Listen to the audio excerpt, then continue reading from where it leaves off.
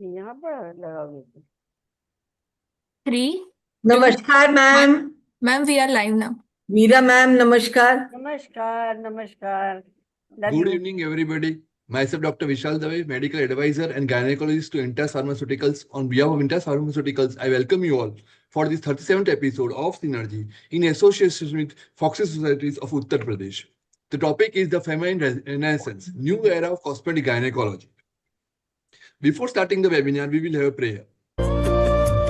शुभं कुरुत्वं कल्याणम् आरोग्यं धनसम्पदः शुभं कुरुत्वं कल्याणम् आरोग्यं धनसम्पदः शत्रुबुद्धिविनाशाय दीपज्योतिर्नमोऽस्तुते दीपज्योतिर्नमोऽस्तुते शुभं कुरुत्वं कल्याणम् आरोग्यं धनसम्पदः.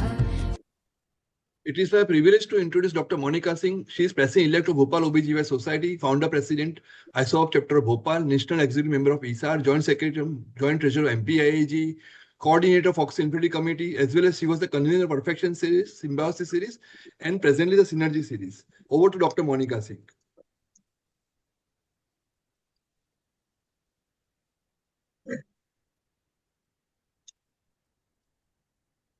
Over to Madam Dr. Monica Singh.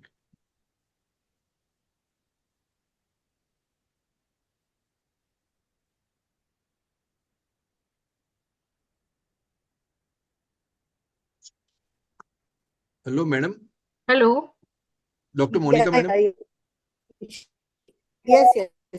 Sorry. Problem with the internet. Yeah. So today we are celebrating our pre-Independence Day. You're not It visible. is very. Ma'am, I'm your not cam. visible? You're not visible. Yeah. Now, madam? Yeah. She said na some internet problem. हाँ Must be हाँ. that. Again, ma'am, ma'am. now? Again, camera is off, ma'am. Okay. Yeah. Something is wrong with the camera. Now it's on. Yes, madam. So we start our program. Just apologies, there's bad weather in this area, so probably the net is doing some problems. I have written a small poem. I've taken help of the net also for this problem, for this poem. And this poem is on our freedom and our 80th Independence Day. So celebrating 15th August tomorrow, 80 years of freedom's light shine from every village to this. I think Monica, आप अपना camera बंद कर लो तो audio बढ़िया आएगा. Your audio is not through. Wisdom. हाँ तो video बंद कराइए ना तो ऑडियो अच्छा होगा. A story written in letters of My voice बहुत ही कम बहुत slow आ रही है. Ma'am, now? नमस्कार Anuradha. Hello, now madam? Yes, better. Yes, madam. So, with courage, wisdom, and dreams untold, a story written in letters of gold. May peace and progress lead our way as we celebrate this glorious day. Salute the heroes known and unknown whose sacrifices made this nation our own. On this 15th August, let our hearts proudly say, Jai Hind, Vande Mataram, happy 80th Independence Day. So wishing everyone a very happy Independence Day today, pre-Independence Day, and humbly seeking blessings of all dignitaries for forthcoming elections which are starting on Sunday. For committee chairs of Foxy, need your blessings and Ashirwad, madams and sirs. And thank you so much for joining today. Vishal? Yeah. So now, is my audio now okay, madam? Yeah. Okay. Yeah. So today we come to the 37th episode of Synergy. Synergy has last half year. We did 4 webinars in all, including 37 episodes of Synergy. Today we are proudly associated with 29 societies of Foxy. These are Agra, Aligarh, Bareilly, Bijnor, Bulandshahr, Faizabad, Firozabad, Ghaziabad, Gorakhpur, Greater Noida, Hapur, Jaunpur, Jhansi, Kanpur, Kora, Makanpur, Lucknow, Mathura, Mao, Meerut, Mirzapur, Muradabad, Muzaffarnagar, Noida, Prayagraj, Saharanpur, Shahjahanpur, Sultanpur, and Varanasi. Today, we are going to talk about the feminine renaissance and the new area of cosmetic gynecology on the 14th of August, Friday, between 5 to 9 p.m. And before welcoming our guests for today, let me just walk you through the scientific program. We have got some fantastic speakers from all over India who will be covering various aspects of cosmetic gynecology. The first lecture is by Dr. Chandni Kharat.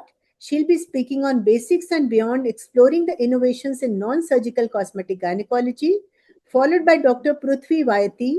He will be speaking on the intravenous therapy and how it has revolutionized the cosmetic therapy in women. Dr. Savar Choktam will be taking mommy makeover. Dr. James D. Silva will be talking on surgical cosmetic gynecology, opening the curtain to modern intimate surgery. And last but not least, we have a lecture on artificial intelligence in cosmetic gynecology by Dr. Vikram Dukle. So now is the pleasant duty and our privilege to welcome amongst us our chief guest for evening, respected Padma Shri awardee Dr. Usha Sharma, Madam, Chief Patron of UPCOG, our mentor, our leader. Madam is right now in a family function. She is not able to join, but she has sent our blessings to us. Madam is the Padma Shri awardee amongst us, the leader and the senior most teacher, respected mentor in the state of Uttar Pradesh, which is one of the greatest states as far as FOXY and medical advancements is concerned. There is hardly any post Madam has not held in the course of her illustrious career. And yesterday we were trying to make out maximum of her pictures are with Gyani Zail Singh, with Indira Gandhi ji, with presidents of India. So Madam is, I think, the most illustrious BC Roy awardee. So Madam is one of the most illustrious figures on the field of Uttar Pradesh, in Uttar Pradesh and all over India. We pay our deepest respect to Madam. Next, we have our chief guest with us, Dr. Meera Agnihotri ma'am.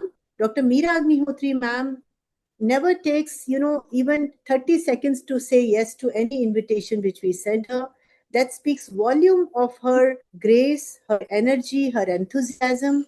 Madam is the chief patron of UPCOG and president of Women's Empowerment Foundation. We welcome Madam amongst us. Can I have her CV? Madam has been the professor and HOD of GSVM Medical College, Kanpur, and also the chairman of ethics and I can't see the slide, Vishal. Madam, it is there. Purva, madam, can you see the slide? Yes, No, I it is can. blurred. It's blurred. Purva, can you read Madam's slide, please? Acha, no, I can see it. Yeah. It is Yeah, there. there was some problem. Yes, Madam. Madam has been the chairman of the Ethics and Research State Medical College, advisor of Women Health Cell, Ministry of Health, Government of India, president of WWW Foundation, that is Women Health for Women Empowerment, represented India as chairperson AIDS 9th International Conference at FIGO in Canada, organized International Women Health and Empowerment Conference, first ever inaugurated by President of India and Union Health Minister, successfully has led 13 organizations to Ministry of Health, Government of India for COVID vaccination, has received numerous awards, including Lifetime Service Award from 14th President of India, Shri Kovind ji, Sampurna Award, Mentor of Millennium Award, Living Legend Award, First ISAR Fellow and Lifetime Achievement Awardee, ISAR Dronacharya Award, Legend of FOXY Award, Women Empowerment Award, WWW NatCon Conference Awardee, Shiromani Lifetime Samman by President of India, Shri Kovind ji, Lifetime Achievement Award by Vidhan Sabha Adhyaksh, and Lifetime Service Award and Silver Plaque by Vidhan Sabha Adhyaksh, Fox President and FOXY Secretary. She has immensely contributed to FOXY and the field of optics and gynecology. We are honored to have you amongst us, Madam, and we would like to have words of wisdom from you, Madam. Hello, Dr. Chandravati is there? Madam, Chandra ji is there or not? Madam Chandra, Okay, no, No. ma'am, Chandravati ma'am has not joined. Yes, all, ma'am. all right. It's really a great honor for me to be a part of such an important, meeting where Usha ji and Chandravati ji would have been by my side. It's a great dais for me. With due regards to our past presidents, Dr. Madhuri Patel, Dr. M.C. Patel, and past presidents Narendra and Jaideep. I can't see Jaideep. Narendra, I had a talk, and I've gone through a talk yesterday, which we have attended very nicely. Our special guest, Anuradha Khanna, Dr. Verma, Ritu Khanna, Rachna, and I especially extend my heartfelt gratitude not only to Monica, but better half or whatever half you call, Randhir, for making this event a gorgeous event. I will not take much time, except that I can recognize many of my friends whom I just want to take name, like Saroj Singh, Dr. Ranjana Khanna, Dr. Kiran Pandey, Dr. Kanchan Sharma, Dr. Niharika Malhotra, Seema Pandey, Priyanka Agar, and so many friends whom I really want to call on, but I will not take because Monica will be annoyed that I am taking so much time from such an important webinar. Monica, I really loved to join every meeting. I just want to, but maybe that I'm not able to, comment everywhere and be present everywhere. So, in spite of all these things, although Chandraji and Ushaji is not on my right and left, from the center I can, say that it is going to be a wonderful conference. Why? Because it is the need of hour and demand of time. And people of my age group also want to, understand what cosmetics is, which we have not been using earlier. We only knew a few things, this and that. So this conference is going to benefit us personally also. So it was just a lighter part of it, but I tell you that cosmetic gynecology is one of the important subjects which is gaining momentum.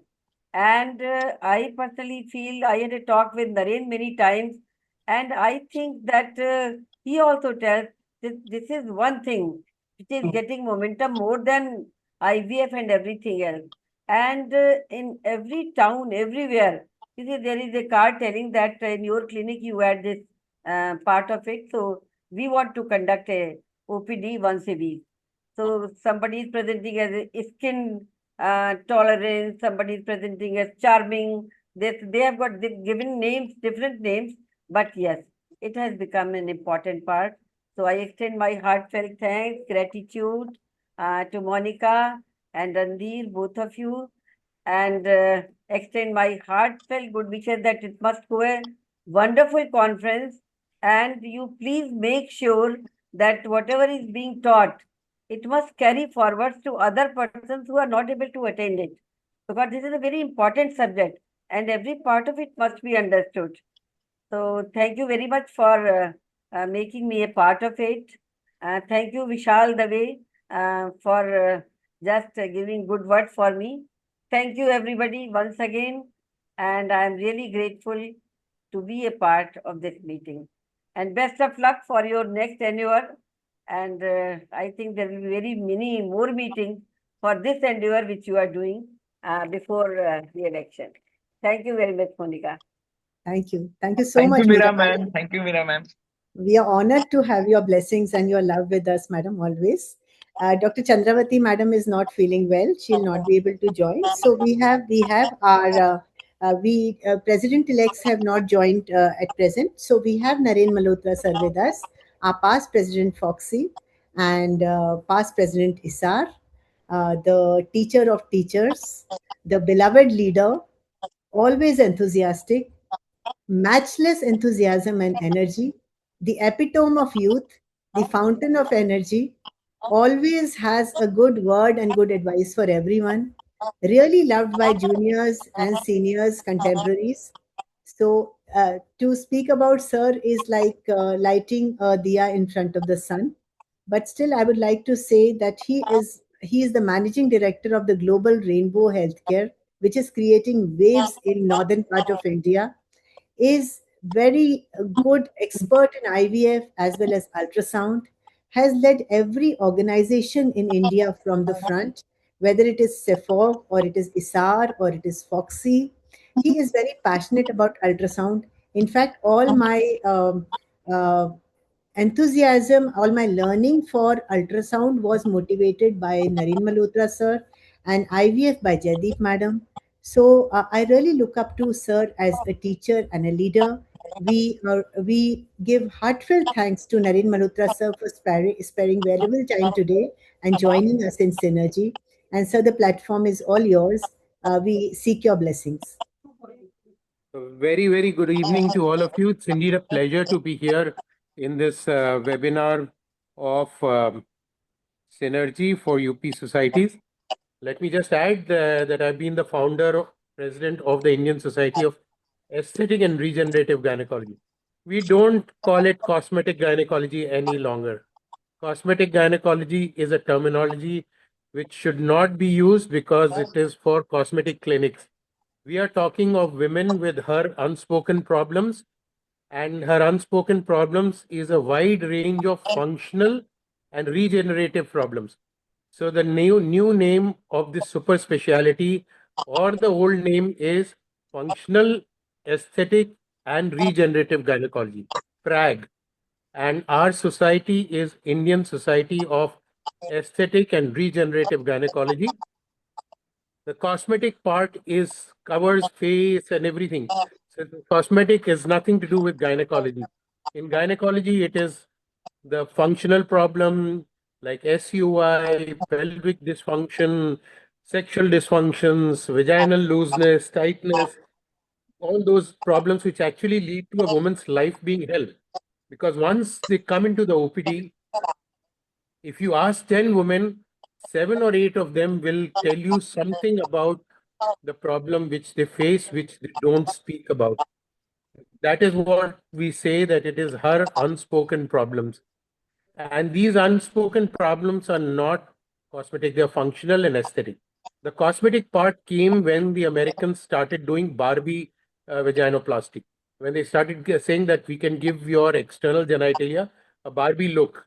And it came for women who had big vulva, protruding mons pubis, and they could not take part in the fashion shows wearing bikinis or wearing tight see-through clothes because the vulva fold used to shine through them. So that is where the cosmetic part comes. But mostly it is, again, even that is functional because that interferes with it. So the experts are here on talking on all the topics which the aesthetic regenerative gynecology covers. And I'm sure this deliberation is going to be very, very eye-opener. We from our association have already published a textbook by Alzheimer's, me and Dr. Preeti Jindal. Then we published a manual on aesthetic and regenerative gynecology by Dr. Jaideep and Dr. Ragini. Dr. Jaideep is the current president of the Indian Society of Aesthetic Regenerative Gynecology, and Dr. Ragini will be the incoming president of this association. So we have the guidelines, we have the how to do and how to diagnose and what all can be done, because cutting a normal external genitalia just for cosmetic may come under genital mutilation. And WHO has said that any normal anatomy, female anatomy, which is cut, if it is normal, then of course it will be genital mutilation, and that is punishable. So it's a very thin line, and that you have to have the woman telling you that it is my functional problem and not just for cosmetic. So that is what we have to keep. Otherwise, there are lots of energy-based devices now, the lasers, the RF, which can be used. There are lots of regenerative procedures like PRP, exosomes, stem cells, which are we using, Botox, which we are using, threads, which we are using in the vagina. for vaginismus, for multiple problems which a woman may have related to the genitalia. So let's embrace this new super specialty. Let's give it the correct name and let's give it do real service to women for functional and aesthetic and regenerative, and not just cosmetic. Thank you for inviting me here as the chief guest or the guest of honor, and to letting me speak some of what I feel is very important for an audience like this. Thank you very much. Yeah. Sir, you absolutely opened our eyes, at least my eyes, they've been opened. Though I always knew that it is aesthetic gynecology, but I did not know so much of thought went behind functionality, regeneration, cosmetic and non-cosmetic procedures, and the punishable part of it. So, Malhotra sir, hats off to you for having a word on literally every subject. So So, Dr. Jaideep is not well today. That's why yes, she ma'am. is unable to join. And I bring you greetings from her as the president of the Indian Society of Aesthetic Regenerative Gynecology. We'll be doing a live workshop on 13th of September in Gurgaon. And we are doing a live workshop in Indore with Dr. Vidya Pancholi on, I think, 23rd of August. And we'll have our annual conference also coming up in December, January. So all of you, plus, please join this society so that we can make people aware of what this new super specialty is all about. So I send you greetings from Dr. Jaideep as she is unable to join because of some pain in the knee joint and also that she's not been able to concentrate. Thank you very much for inviting her also. Thank you, sir. Thank you, and wish Madam good health and fast recovery. Niharika has given good suggestion. Vishal, can you mute everyone except the speaker? Dr. Vishal, there is a lot of disturbance in the background. Yes. So Yeah, so you support can team, please mute everyone except the speaker. accept the speaker. Someone has got two devices on in their room. Yeah, That there is is why a this sort echo of is coming. constant, there is a buzzing sort of in the background. So now we come to our inviting and honoring our guests of honor today evening. Vishal, can we have the slides? Our guests of honor for today evening are Dr. Anuradha Khanna ma'am, Dr. Sadhna Gupta ma'am, and Dr. Preeti Kumar ma'am. Dr. Anuradha Khanna is a mentor and leader par excellence. Madam is the past president of UPCOG and professor of the विशाल अभी भी mute नहीं हुआ है पीछे. Yes. Support team, please mute all other Everyone participants except the speaker. except the Support team. speaker. Yeah, they have to be a little proactive, the support team. Yeah, it's better now. Anuradha Khanna ma'am, we welcome you with all our heart. Madam is the Professor, Institute of Medical Sciences at BHU, practices clinical care and surgeries at Sir Sundarlal Hospital, along with her private consultations near Rajendra Vihar Colony, Sundarpur. She specializes in high-risk pregnancy, infertility management, power Doppler sonography, general gynecological care, and she is a beloved leader and mentor to one and all. I personally share a very, very loving and affectionate bond with Dr. Anuradha Khanna ma'am. As of today, also, she has taught me so many things about life and living, which I will not learn in the next 10 years. So, madam, pranam to you. And we are blessed to have you amongst us, madam. We'd like to have words from you, ma'am, for blessing us. Thank you very much, Dr. Monica. You are also my beloved. And one thing, at present, I'm retired. I'm not head in the institution, retired in 2018, but I'm patron of Peter Society of Uttar Pradesh. And there are many more things that should not be mentioned. Only thing, I'm so much grateful to you and to our one of mentors, Dr. Meera ma'am. She has spoken so much about us. And also Dr. Naren Malhotra, for whom I'm very fond of him, because he is the person who is always very innovative, writing the books, keeping the conferences, and going far ahead of your thinking before. And he initiated this aesthetics gynecology in India, and he has spoken so nice about it that everyone should presume it that this is not cosmetic gynecology. This is actually aesthetic. Means you are taking care of the woman, as he said, unspoken things. That those that don't comment, especially in the villages, and our whole sari is telling us, covering us, and not allowing the woman to say her problems. So there are so many things in aesthetic gynecology, and now there are so many speakers. So we all will like to listen them, and a lot of best wishes to you, dear Monica, for your chairmanship. Thank you so much. Thank you. Thank you so much, Anuradha ma'am. Thank you for joining us, for blessing us, and for encouraging us, madam. Dr. Sadhna Gupta ma'am and Dr. Preeti Kumar ma'am recently had a friend who is not well. So she has gone to meet her. So we take blessings from Sadhna ma'am and Preeti ma'am. Their blessings are always with us. And now we would like to invite the dignitaries amongst us. Our dignitaries are Dr. Kiran Pandey ma'am, again a very, very dear teacher and leader amongst us. Madam is the president of UPCOG at present, and we congratulate Madam for taking over one of the biggest conglomeration of societies, Foxy societies in India, in the state of Uttar Pradesh. Madam has been the chairperson of the Medical Education Committee of Foxy, professor and HOD, former HOD of the Department of OBGY at GSVM Medical College, Kanpur, Professor GMC Jalao, UP, ICOG Governing Council member from 21 to 23, peer reviewer of the Indian Journal of Obs and Gynae since 2021, Jogi, President of Kanpur Menopause Society, President of UP State Chapter EGOI 24 to 26, and past President of Kanpur OBGY Society and IMA. With almost 4 decades of teaching experience, active participant of all Foxy activities, wonderful organizer of conferences, workshops, and seminars, and foremost amongst them being NatCon 2023 and National Conference Basic to Recent 2015. Madam has edited and written several books, including The Evidence Based Practices for Management of High Risk Pregnancy, which is very popular amongst postgraduates.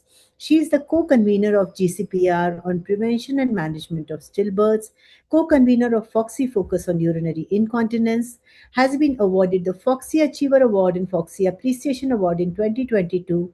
The Usha Soraya Oration was awarded to her first time in North in 2021. We welcome ma'am amongst us. And madam, the stage is all yours. Thank you, Dr. Monica. Am I audible clearly? Yes, ma'am. Yeah, Yes. thank you very much for very, very kind words. I don't know how much I deserve but among all this. You have so many dignitaries and really sharing dice with such eminent personalities like mentor of mentor, Dr. Meera Agnihotri, Dr. Naren Mehrotra, who's a not only national but internationally known figure, and he has headed so many societies.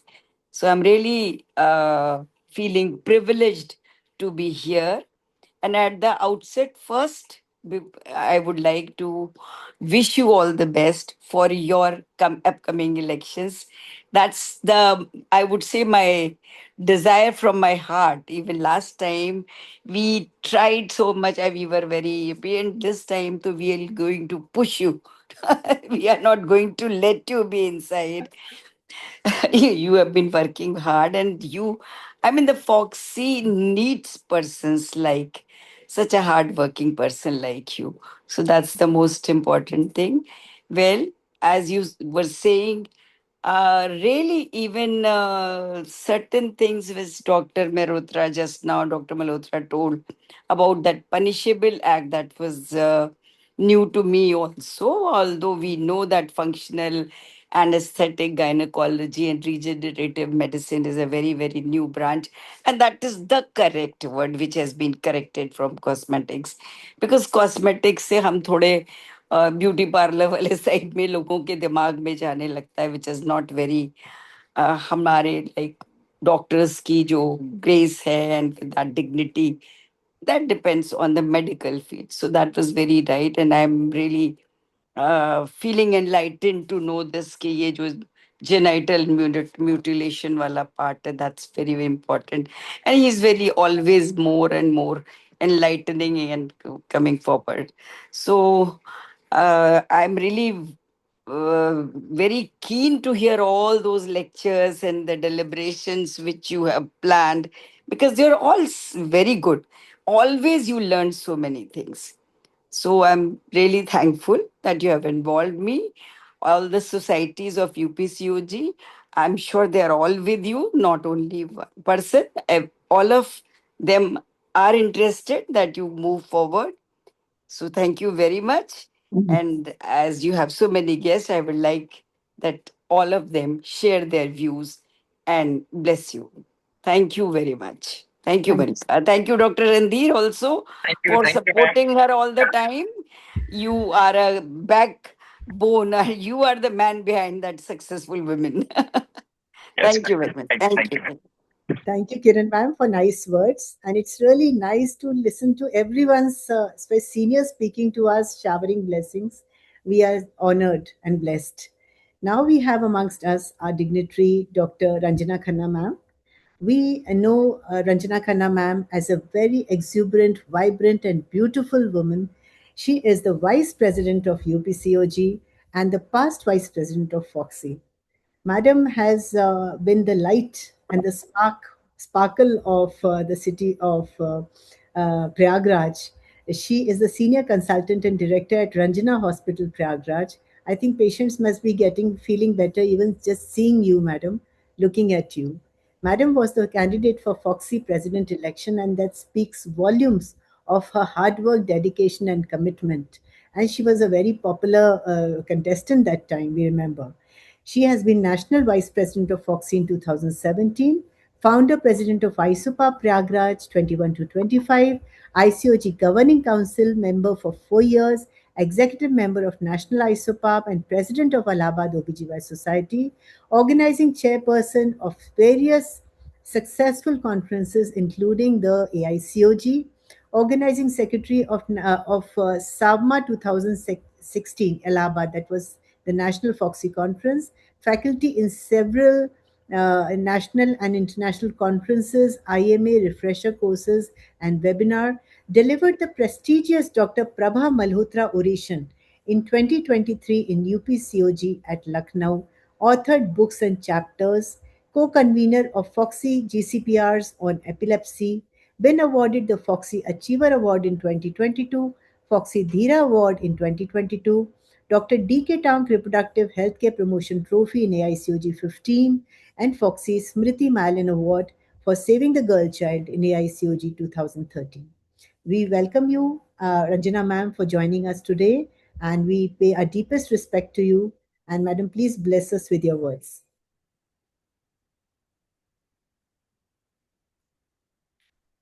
Ranjana ma'am has left. Purva?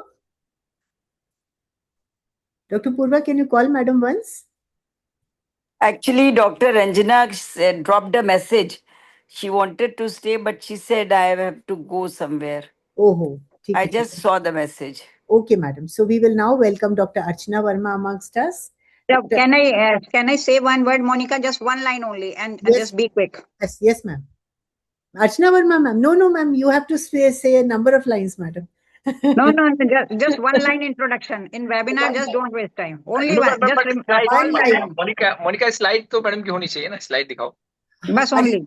Yes, That's madam. all. So Archana Verma, ma'am, is our leader, mentor, and teacher. She is the past VP of Foxy, very beloved gynecologist from the city of Ghaziabad. And whenever I have any problem or any doubt about Foxy or about my work, she is the first person I call, and I call her early in the morning. Madam, namaskar, and welcome to the program, madam. The stage is all yours, ma'am. One thing I just want to say, Monica, you have chosen a very good subject. And my namaskar and salutes to all the chief guest of honor, all the eminent faculties, stalwarts, and much has already been said.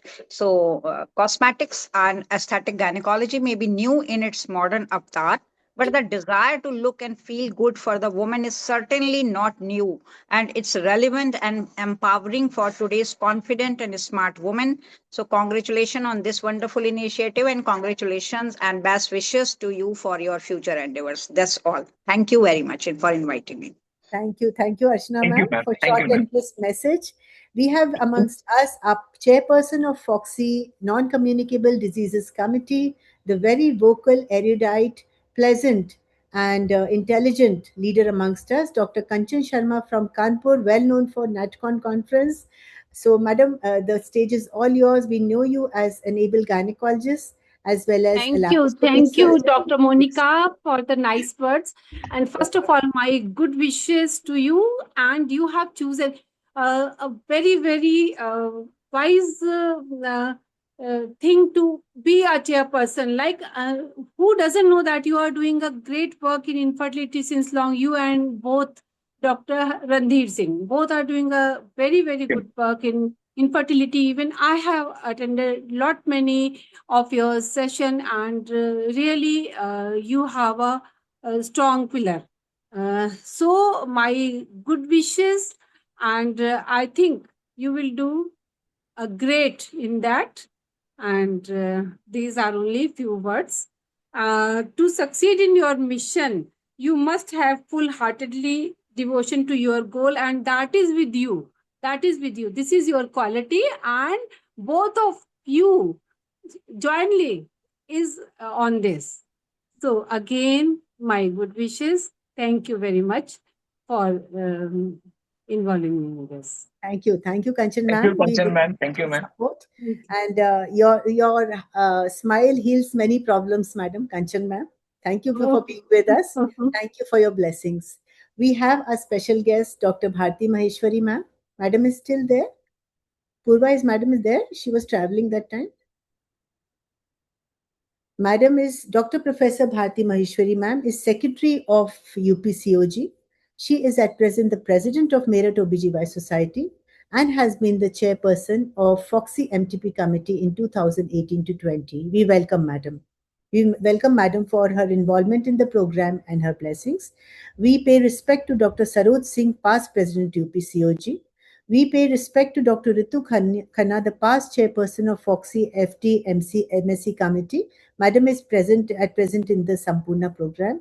And we have amongst us Dr. Rachna Dubey, Director Health IEC, State Nodal Officer for Preventive Gynec, Oncology and Infertility in the city of Bhopal.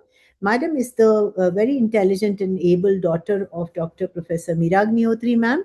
And we welcome Rachna ma'am to speak a few words in front of us. Rachna ma'am, are you there? Good evening, ma'am. Hello, ma'am. Hi, Monica. Thank you very much, first of all, for the warm introduction. And it's been long. I've been hearing such eminent speakers, and it's like you said कि सूरज को दिया दिखाने वाली बात है. So I am a very small person in front of all of them. और जब ये यूपी के लोग सामने बैठे हुए हैं, it's something like coming back home. It's like a mecca to me. All the faces are so familiar to me. And I would not take much time, Monica. I just want to congratulate you for such wonderful synergy series which you have been doing. And in fact, I was talking to Monica. ऐसा कोई सा topic नहीं है which she has not covered in this whole series. And this cosmetic gynecology definitely is very close to my heart because that's the first center we opened in the government setup in Madhya Pradesh. And all the very, very best to you, Monica, for your upcoming endeavors, elections, and I'm sure you're going to rock. And when somebody said Randhir is just behind like a strong backbone to her, that's true. That's absolutely true because I keep seeing it every day in and day out when I'm in Bhopal. All the best to both of you and all the best for the series. Thank you very much. Thank you, Rachna ma'am. Thank you, Rachna ma'am. Just 30-second, Monica. Rachna ma'am, last 40 years I am in Bhopal. I am missing my Allahabad and UP. और आपको सुनकर madam लगा वाकई में when we see the UP, you will always there, man. Yes. And second point, ma'am, I think I don't know about the whole India, but you are the first government setup you have set in the Bhopal for this cosmetic and aesthetic. Thank you. Thank you. All the best to both of you. Thank you. Thank you, Rachna ma'am. One of the most hardworking government officials in the city of Madhya Pradesh, with the government of Madhya Pradesh, working hand in hand with the health sector and making Bhopal shine in the health field for women. Thank you. Thank Thank you, you, Hi, madam. Monica. Monica. Hi, Monica. Hi, Ritu ma'am. Hi. Welcome, Hi, Ritu madam. ma'am. Hi, Ritu ma'am. So Hi, nice you joined, madam. Monica.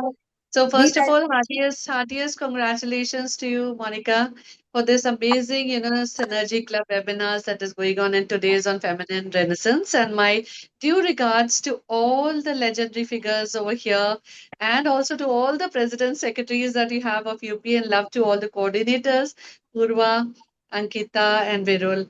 And I must say, Monica and Randir, hats off to you, both of you, very, very dear friends to me. It's an endless dedication. I think you must have put in so much of tireless efforts for paving the way for this event. And I'm so thrilled to be here. Beyond, I think, Monica, beyond your achievements and hard work of so many years, I must say, Dr. Monica, really a brilliant mind and a remarkable human being. So, wishing you all the best for all your future endeavors. Thank you. Thank Thank you you. so much, Thank you, Ritu Ritu ma'am. ma'am. Thank you, ma'am. Ritu ma'am herself has been the past chairperson of the Foxy FD MSc committee, a very vibrant leader in IFS, a good orator. In fact, I really appreciate your oration skills, Ritu ma'am. A very cool-headed person. Your conferences, like, they are so busy, but you are always so cool and composed and calm. So there's a lot to learn from you, Ritu ma'am. You're going to go, miles ahead in IFS as well as in Foxy. So congratulations to you, madam. Thank you so much, and wish you all the best. And Randir, hi once again to you. Thank you so much. All the best. Bye. Thank you, madam. Thank you for being here. And now I have the sweet duty of mentioning and welcoming our young star from UP. So I had actually 3 stars, but Niharika is the solo star today. So Niharika, the apt chairperson, past chairperson of the Young Talent Promotion Committee of Foxy, the lifestyle guru. Being so young, also, she gives such good tips about practice and life and living and diet, exercise, everything. I'm just amazed at the wealth of knowledge she has. At this young age, she is, director of Rainbow IVF, has been active in almost all organizations related to gynecologists in India, affiliated to them with several contributions, and she has got a terrific lineage, like daughter of Naren Malhotra and Jaideep Malhotra, ma'am. But at the same time, she has forged a path which is totally her own. She has a trajectory which is totally unique. So, Niharika, welcome to Synergy again. Thank you so much, ma'am. Overwhelmed today. Pranam to all my seniors. Meera madam is here, Ritu ma'am, madam, Anuradha ma'am, and everyone here who's present. Truly delighted to be on Synergy platform. ऐसा लग रहा है सारी UP की family आज यहाँ दिख रही है, and it's really heartwarming to see all of you all over from here. Such gatherings are not just about lectures, it's also about sharing experiences, exchanging ideas, and we are creating collaborations to move together, take our state ahead. And especially on this Independence Day, it is so meaningful that we are together to celebrate and empower our women through advances in healthcare. So hats off to Monica ma'am, Randhir sir for doing such amazing hard work and for giving us so much academics, which is truly meaningful. So thank you ma'am for having me, and love you all. Thank you. Thank you. Thank you, Niharika. Thank you so much for being here. We have Lakshmi ma'am, past chairperson ICOG, and a country representative to AFOG. So, madam, the stage is all yours. Thank you, Monica. Thank you for your love and affection. And my respect and regards to all the dignitaries and your special guest and chief guest from Uttar Pradesh, and love to all the young stars, Neadesh. And सही में ऐसा लग रहा है उत्तर प्रदेश के सारे चांद सितारे आज तुम्हारे वेबिनार में आ गए हैं, along with the presidents and secretaries of the whole Uttar Pradesh, and only you can collect all the stars under one banner. That's what I have told you, I mean, previously also, and I am telling you again. Because Niharika, I always said synergy is Monica's energy. So, भर के मोनिका की energy है उसमें, and supported by Randhir and Monica, दिल से wish you all the very, very best, not only for this webinar, not only for your election, but for all the endeavors in your life. So I'm always with you, and thank you for having me here for this special UP episode of your Synergy. Thank you. Thank you. Thank you, Lakshmi ma'am. Thank you, And ma'am. Thank you, ma'am. always look up to you for your advice, guidance at every step of our, journey in Foxy as well as in life. So now I pay my thanks and respect to my co-convener, Dr. Randhir Singh, and we move on to our societies. From Agra Society, we would like to pay our deepest gratitude to the presidents and secretaries of all the societies of UP who are listed here in alphabetical order. No big, no small. Every society for us is important. Vishal, can you mute everyone except speaker? Vishal? Support team, please mute everyone except speaker. Yeah, otherwise the names will not be heard. From Agra Society, we have got President Dr. Rajni Pachauri and Secretary Dr. Meenal Jain. Aligarh Society, Dr. Tamkin Khan and Dr. Sumbul Naeem.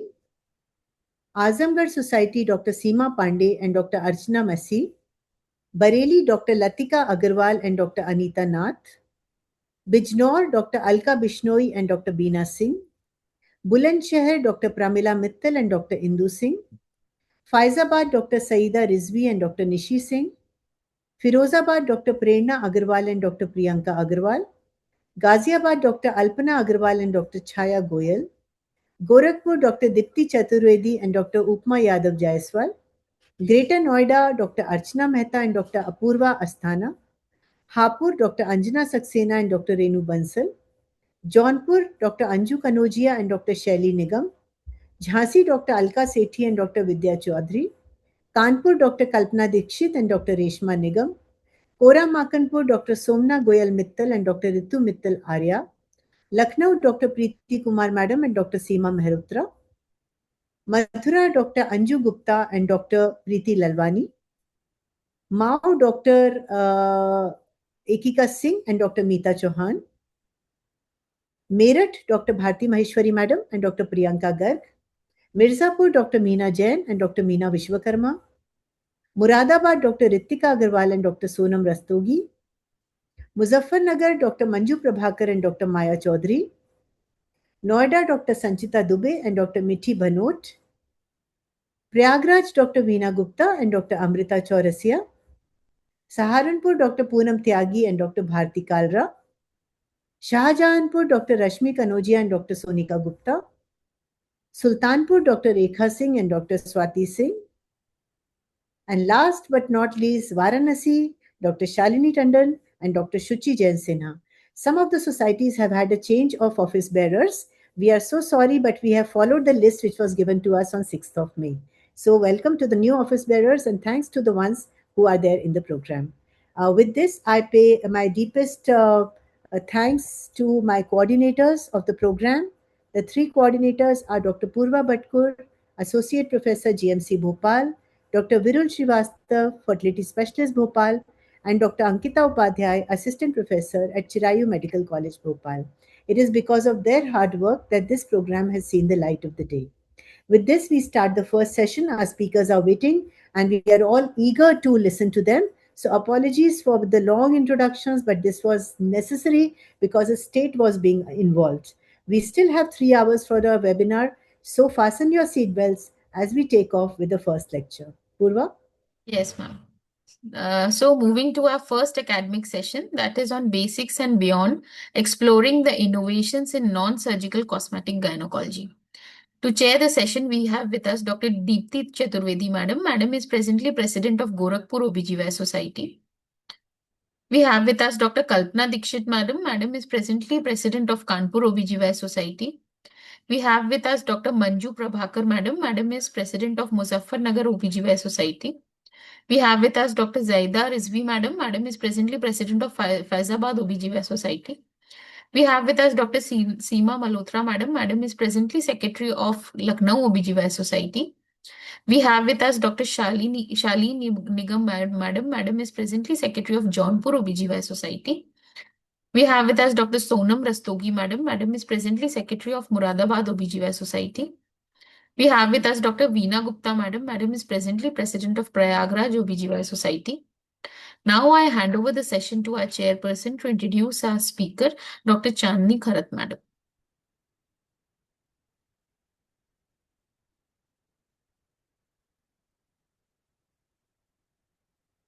Monica, ma'am, can you introduce, ma'am?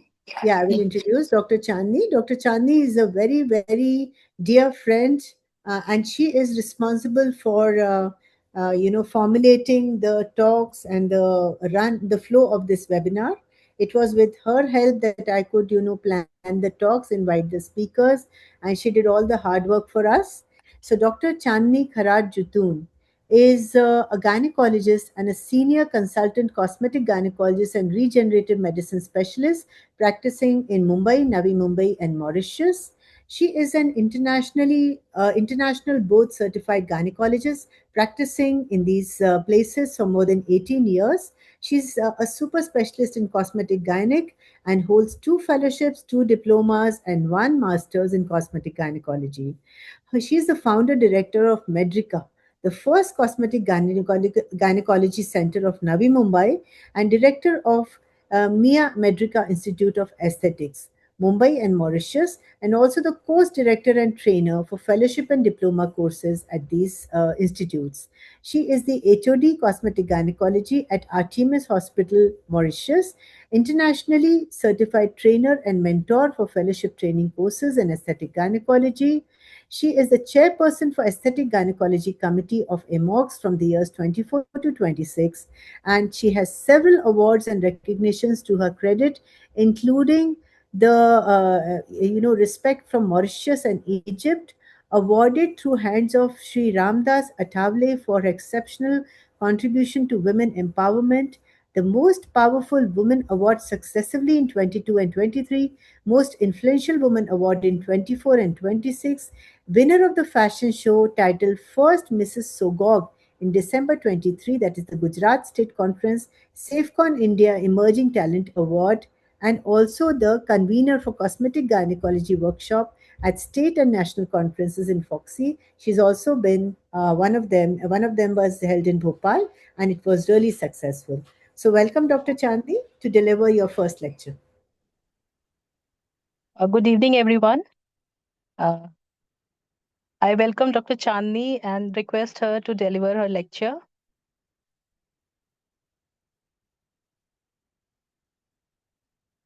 Ma'am, your mic is off.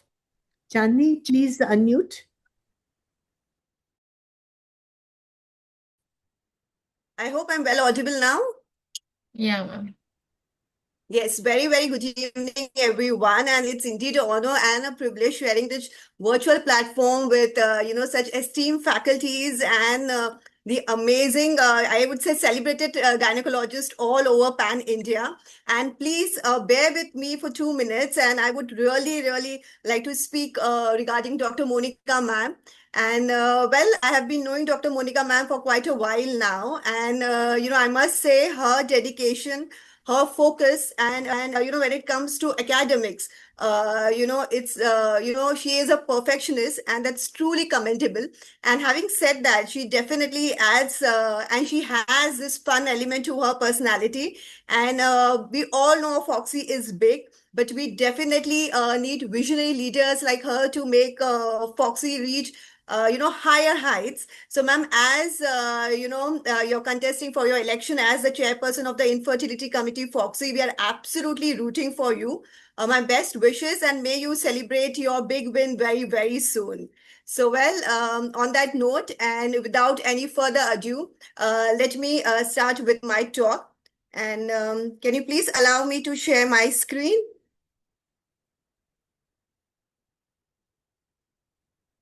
Hello, am I well audible?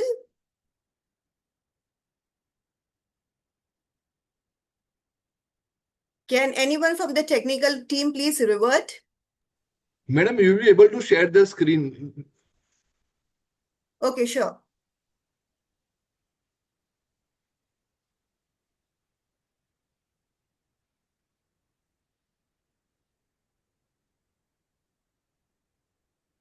Now we can see your screen, ma'am.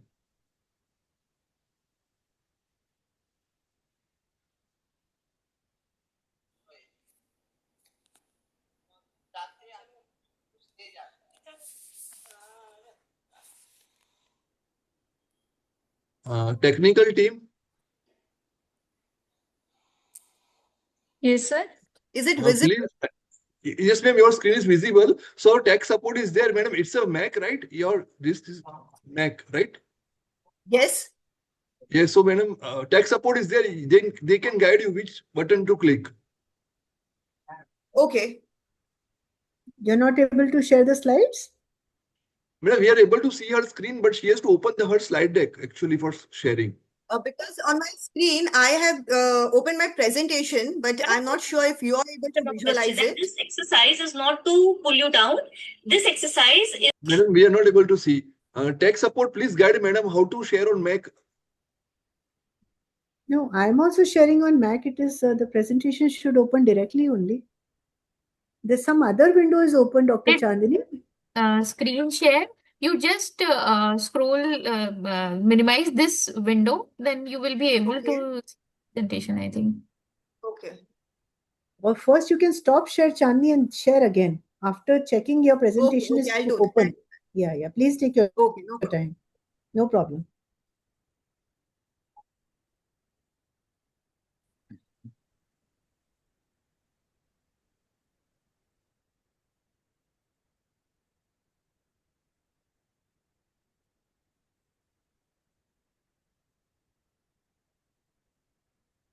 Till Dr. Chandni Ma'am, is if you joining. want, I can share the presentation with the technical team. And if you want, we can go ahead with Dr. De Silva's talk.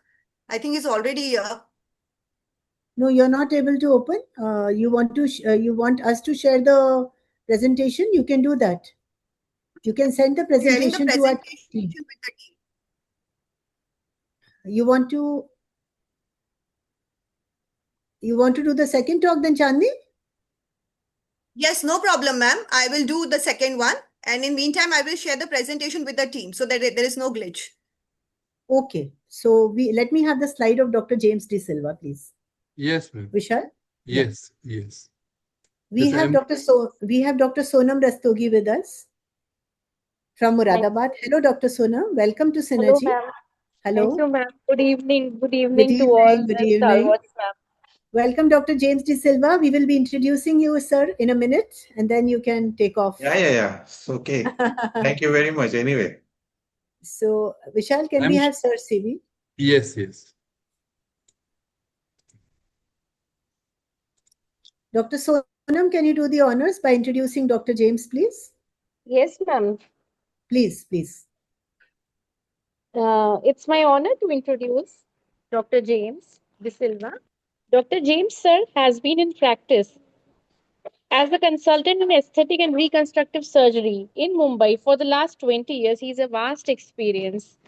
He practices the full scope of cosmetic surgery, ranging from cosmetic genital surgeries, nose surgeries, face rejuvenation, male and female breast, and all types of body contouring, including lifts and weight loss programs. He is part of the teaching faculty at multiple centers with notable contribution in the field of surgical cosmetic gynecology. Course run by Dr. Chandni Kara.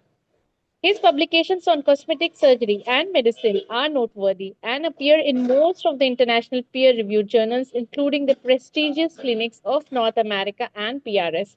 He is also the editor of a 6-volume manual of cosmetic surgery and medicine published by Springer, with the 6th volume dedicated solely to cosmetic gynecology. It's my honor to welcome you, sir.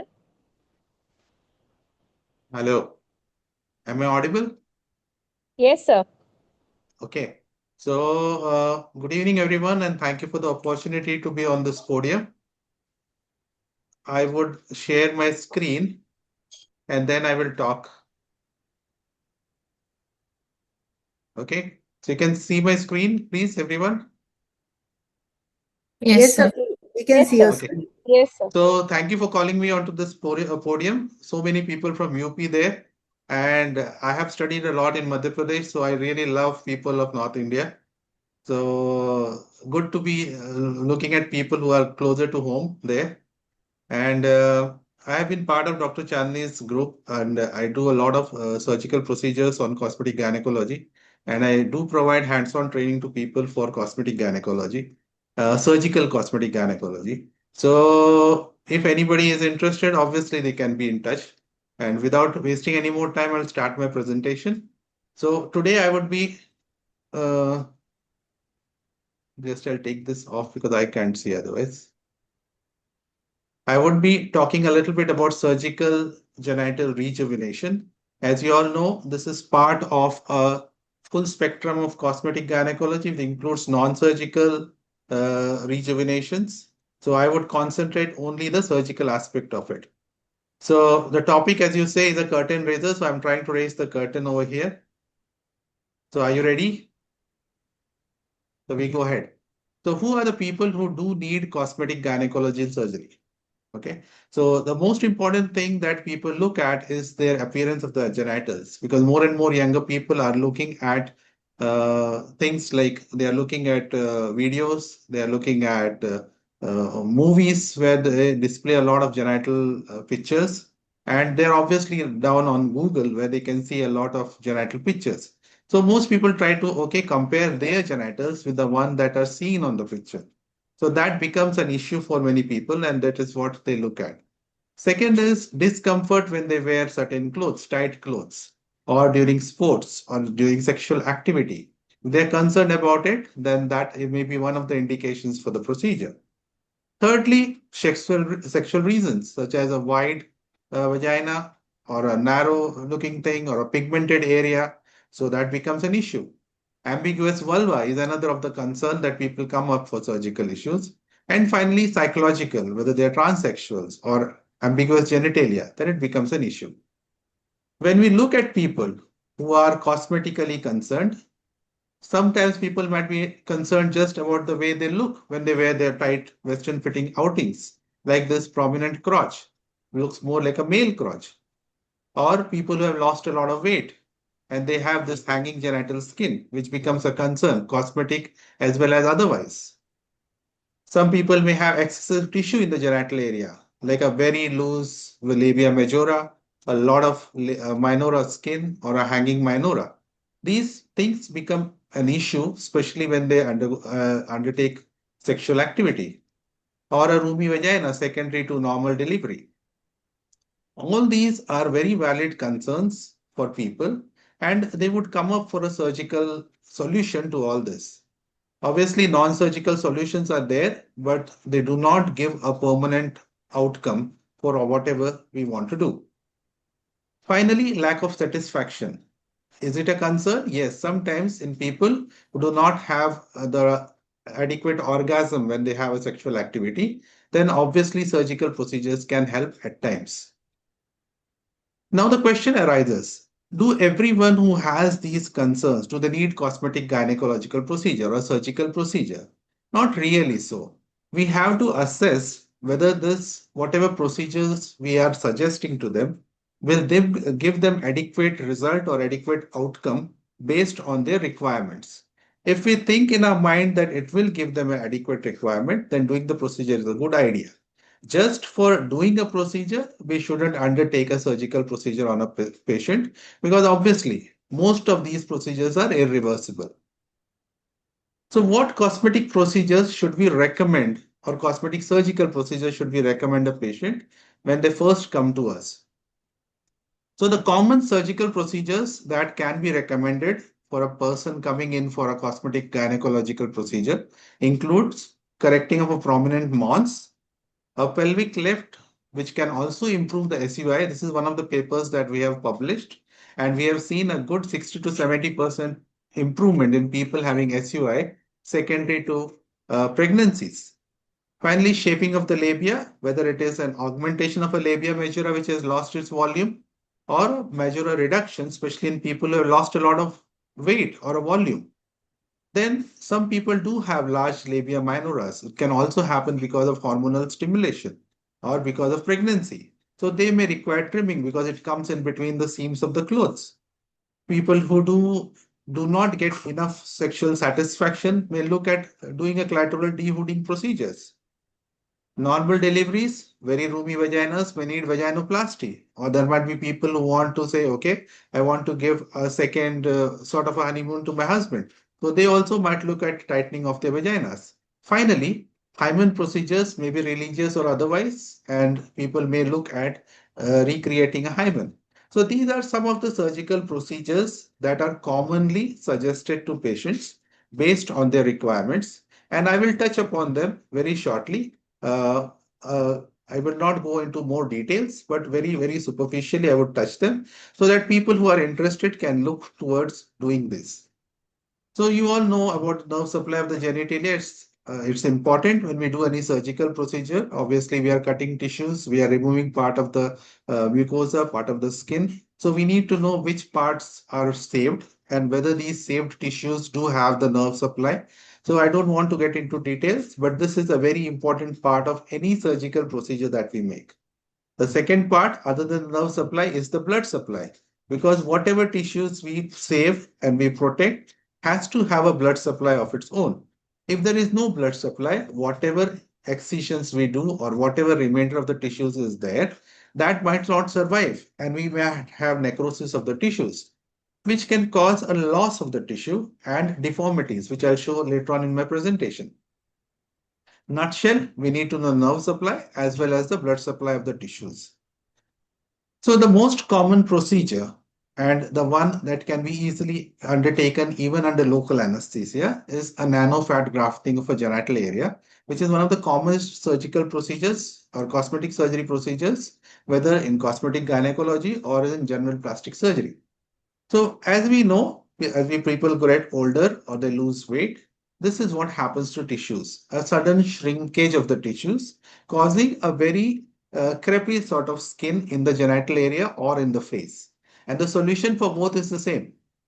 So importance of labial rejuvenation, what does it do? It improves the color, it improves the texture, it improves the fullness, gives them a youthful look, which is more confidence and thus sexual satisfaction, more like a face. So you see fullness, you see color, and you see texture. What is seen on the face, exactly that's what is seen in the genital area. So the overview about fat grafting is one of the most popular procedures, whether done on the face, on the hands, or in the genital area. And it represents more than 10% of all the surgical aesthetic procedures undertaken, mostly because it's a minimalistic procedure and it can be easily done under local anesthesia. The Coleman technique is a standard technique which uses tumescent anesthesia to harvest fat and the preferred method for harvesting and processing of the fat.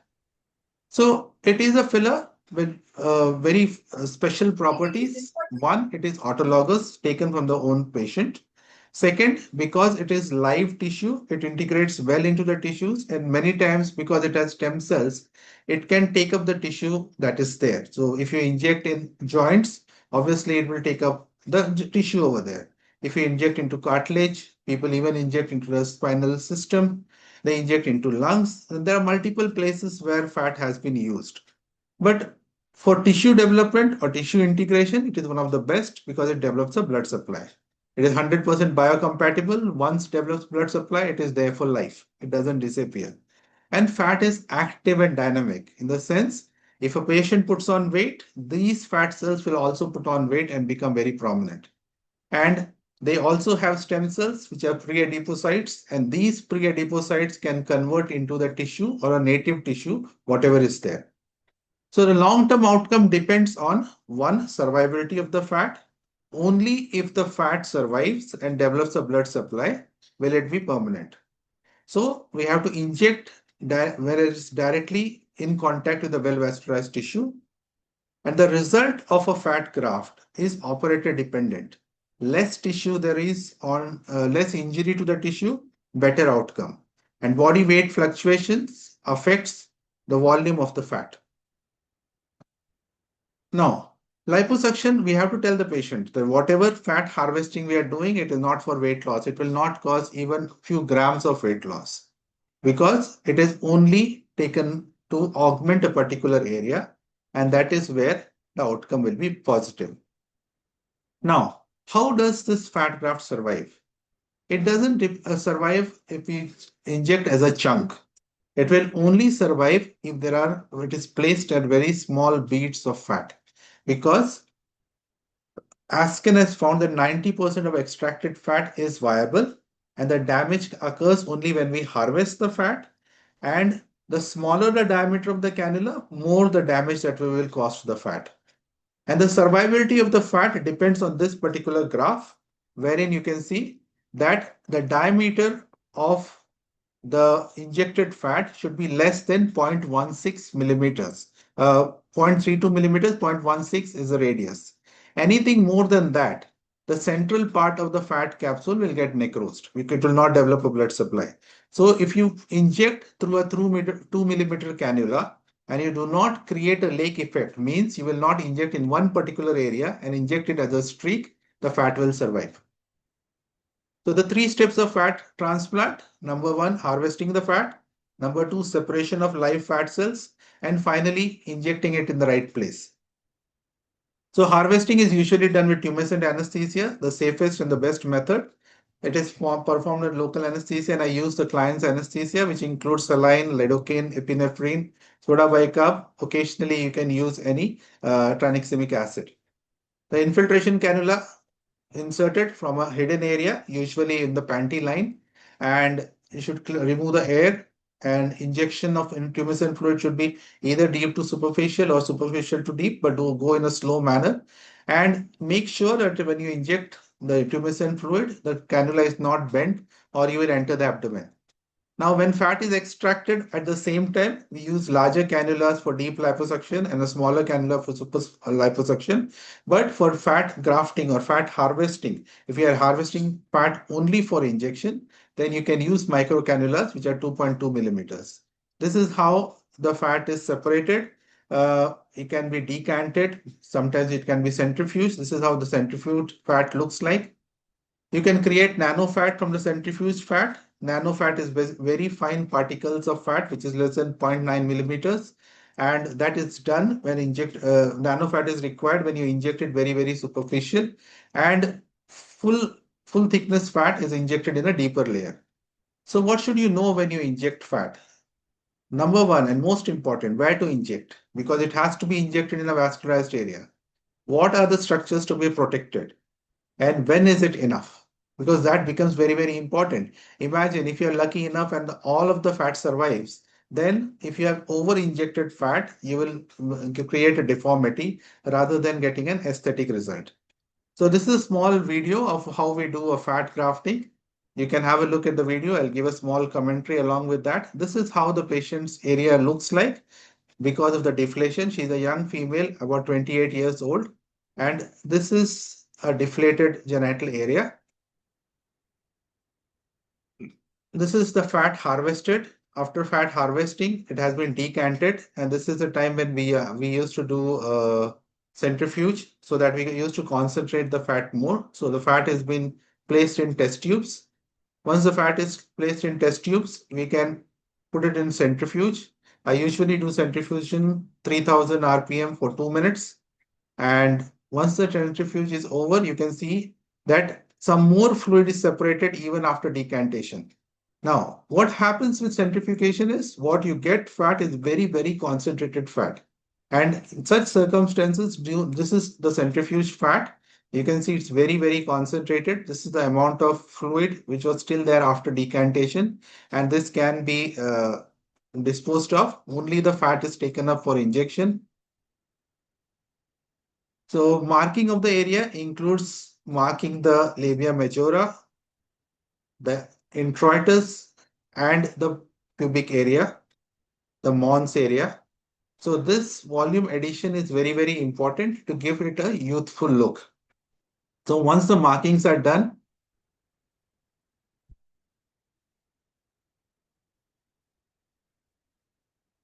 you can use an access point through using a needle, from where you will place the fat in the labia majora as well as in the mons. So once the needle is placed, a tract is placed, the fat is placed when you are doing a retrograde injection. So injection is done when you are withdrawing your needle, not when you're going forward. And the injection is done. This is a 1 cc syringe or lower lock syringe, which is used for the injection. So every track where I come out will only be injecting 1 cc. So it's not like we have to put a lot of fat at one go. You have to go very slowly, 1 cc at a time. And you can see the fat being injected into the majora.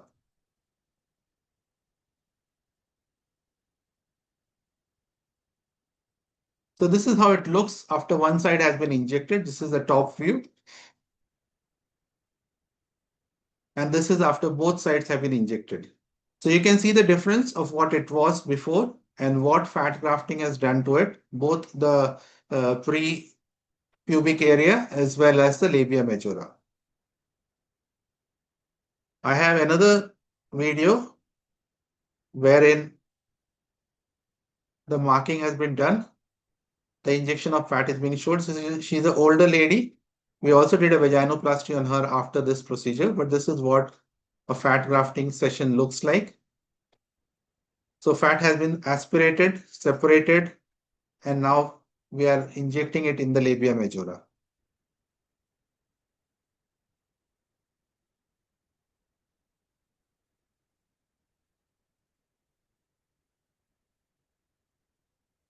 So this is what it looks like post fat grafting.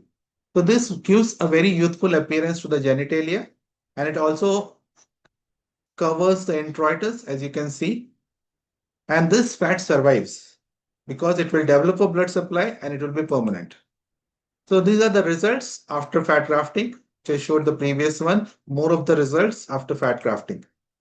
So the complications of fat transfer, which is very, very important that we know that, it includes bleeding and hematoma, injury to the vessels, injury to the nerve or muscle over there, deeper muscles, intravascular embolization. If we, by sheer misfortune, we inject into the veins, infection, use only blunt cannulas that can take care or prevent any intravascular embolization, and sharp needles has to be discouraged. Late complications can include resorption of fat, which may require touch-up grafting, usually done 3 months after the procedure. Sometimes if we inject fat in one particular area, it can cause a lake effect, can also cause a cyst, which may have to be removed later. Coming to the next topic, which is a prominent mons. It looks like a female crotch. The fat pad over here becomes very, very prominent due to weight gain. It can be genetic. And mostly I have seen in people who have undergone a good liposuction of the abdomen, but the genital area has not been addressed. In such cases, any weight gain can cause a prominence in the mons area. So this is the estrochion, that is the prominence of the mons. You mark the mons, which is the upper triangle, upper end with the pubic hair, and the groin are the lateral walls of the triangle. So the classification include grade 1, which is a soft tissue bulge. You only need liposuction. If grade 2, moderate bulge with partial covering, you need liposuction assisted with removal of skin. Grade 3 is marked bulging with complete covering of the external genitalia. You might need a complete panniculectomy with facial suspension of the mons area, which is a real pelvic lift. And grade 4, if there is no bulging, there is only loose skin, in which case you don't need liposuction. You only have to remove skin and lift it up. So the anatomy of the mons includes a lot of areolar adipose tissue, which is upper layer, a lamellar adipose tissue, and a pubic symphysis, which is marked. The fat that is removed is from the areolar adipose tissue level, so that the skin shrinks and you don't see a deformity in the suprapubic area. So when we do a mons reduction, first part is marking. Usually marking is done in the standing position, followed it up in the supine position. Once the marking has been done, we infiltrate the area. So these are the access points. These access points can be used to infiltrate the abdomen and the genital area both. Once the infiltration is done, the tissue over here becomes engorged, and you can very easily suck out the fat cells. So once you start sucking out, the fat cells are pulled into the system because of the vacuum, and you can get a flatter look. This is what it is. One side is looking prominent, the other side, which has been reduced, has reduced the bulge, the fatty bulge over there. And this is a prominent Mons pre-surgery, and this is on the table immediately after liposuction. Obviously, other areas of the body were also liposucked, but this is the Mons reduction, what happens. Very prominent Mons in this girl, you can see from the side view, and this is the flatter look that you get post-operative. This is another picture, very prominent Mons, a flatter Mons post-lipocontouring. The second part of the Mons surgery is a pelvic lift, especially seen in people who have lost a lot of weight and post-pregnancy. So this is more after weight loss, after bariatric surgery. More and more patients are coming with these issues. Younger females who do have a sort of a curtain of the genital area in front of the genital area, becomes very difficult to clean themselves up, and a lot of fungal infection. So in this such scenarios, an abdominoplasty along with a pelvic lift is a good idea. So when I do a pelvic lift, I'm explaining just for a pelvic lift, you make a Pfannenstein sort of incision, and once you make the incision, you dissect below the flap, look at the suspensory ligaments. This is how you raise the flap. If you have prominent fat, you can directly excise the fat from the flap. Suspend where you need suspension, or you need a pelvic lift because of SUI. You can suspend these tissues using suture to the rectus sheath, take off the extra skin, and then it can be closed. Now, SUI to an extent can be improved because of the change in angle of the urethra. Initially used to use the tapes to suspend the bladder neck, but here without touching the bladder neck, by using a pelvic lift, 60 to 70% improvement can be achieved in SUI. So this is the bladder neck. This is a change in the angle of the bladder neck that causes improvement in the SUI. A complete abdominoplasty along with liposuction of the Mons and a vertical reduction. You can see this is the scar of the vertical reduction in my arrow, and a good result achieved by reduction.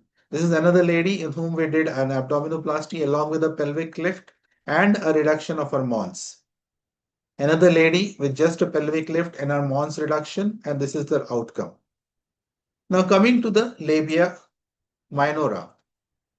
Labia minora is basically a double layer tissue which looks more like a bat wing in people who have very, very prominent labia minora. We need to know their blood vessels. It is an anastomosis of the anterior labial vessels and the branches of the internal pudendal artery from the posterior aspect. It has two layers of tissue, the outer skin, inner, more of a mucosa skin. And that's why it has two levels of blood vessel. One is at the outer edge and one is on the inner aspect. Because of this multiple dual layer blood vessels, you can have so many varieties of repair for a labia minora. And if you are careful and create a good outcome, you can get a good outcome if you create a good plan for the treatment. Again, there is a classification of the prominence of labia. Class 1 is modest, less than 2 centimeter protrusion beyond the labia majora. Class 2 is more than 2 centimeter protrusion of labia minora beyond the foreshead. Class 3, protruding tissue above the clitoris. Class 4, along with extra tags on the vagina perineum or on the anus. So this is the traditional way of reducing the labia minora. It's a straight line edge resection. The only problem with the straight line edge resection, as you see, you excise the tissue and you close it in a continuous layer. The problem is the most sensitive part of the labia minora is its edge. By doing a straight line closure, we are taking out the edge completely, and we are taking out all the sensate nerve endings from the edge. So the erogenous sensation from the labia minora is lost. That is where more and more people are staying away from the straight line closure. But sometimes you do have, that's the only way to reduce it, specifically for people who have massive amounts of labia minora tissue. Otherwise, flap reduction in very different ways is the best way to address it. These are some of the results of a direct or a straight line excision of the labia minora. Now, this is the only technique that can give you something called a Barbie labia, or a Barbie genital area, where they don't want any of the tissues to be seen. So what my technique is, or our technique is, using a wedge resection. Now the wedge depends on where the excess tissue is. It can be in the anterior third, it can be in the middle third, or it can be in the posterior third. based on the amount of excess tissue in the area of the labia minora is the wedge marked.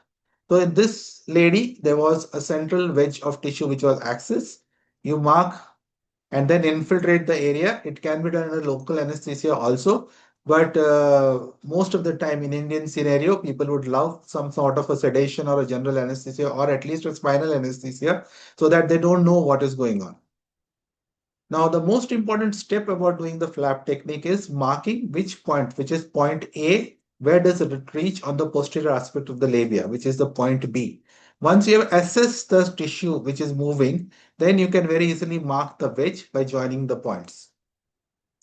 This can be excised with a blade, it can be excised with the radio frequency, it can be excised with a laser or just by a cautery.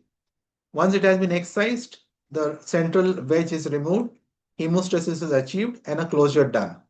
So this is a very simple technique of a wedge resection of a labia minora, and it gives very good results with a good sensate edge along with a color match, so that there is no sudden demarcation between the lighter inner aspect of the labia minora and the darker outer aspect of the labia minora.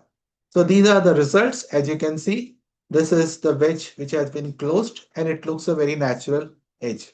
Now, what are the complications that can happen with this procedure? Infection, as you know, is part and parcel of all surgical procedures. There can be breakdown of the suture line causing notching. There can be necrosis of the labial flap, which is, once lost, can be very prominently cause asymmetry of the labia.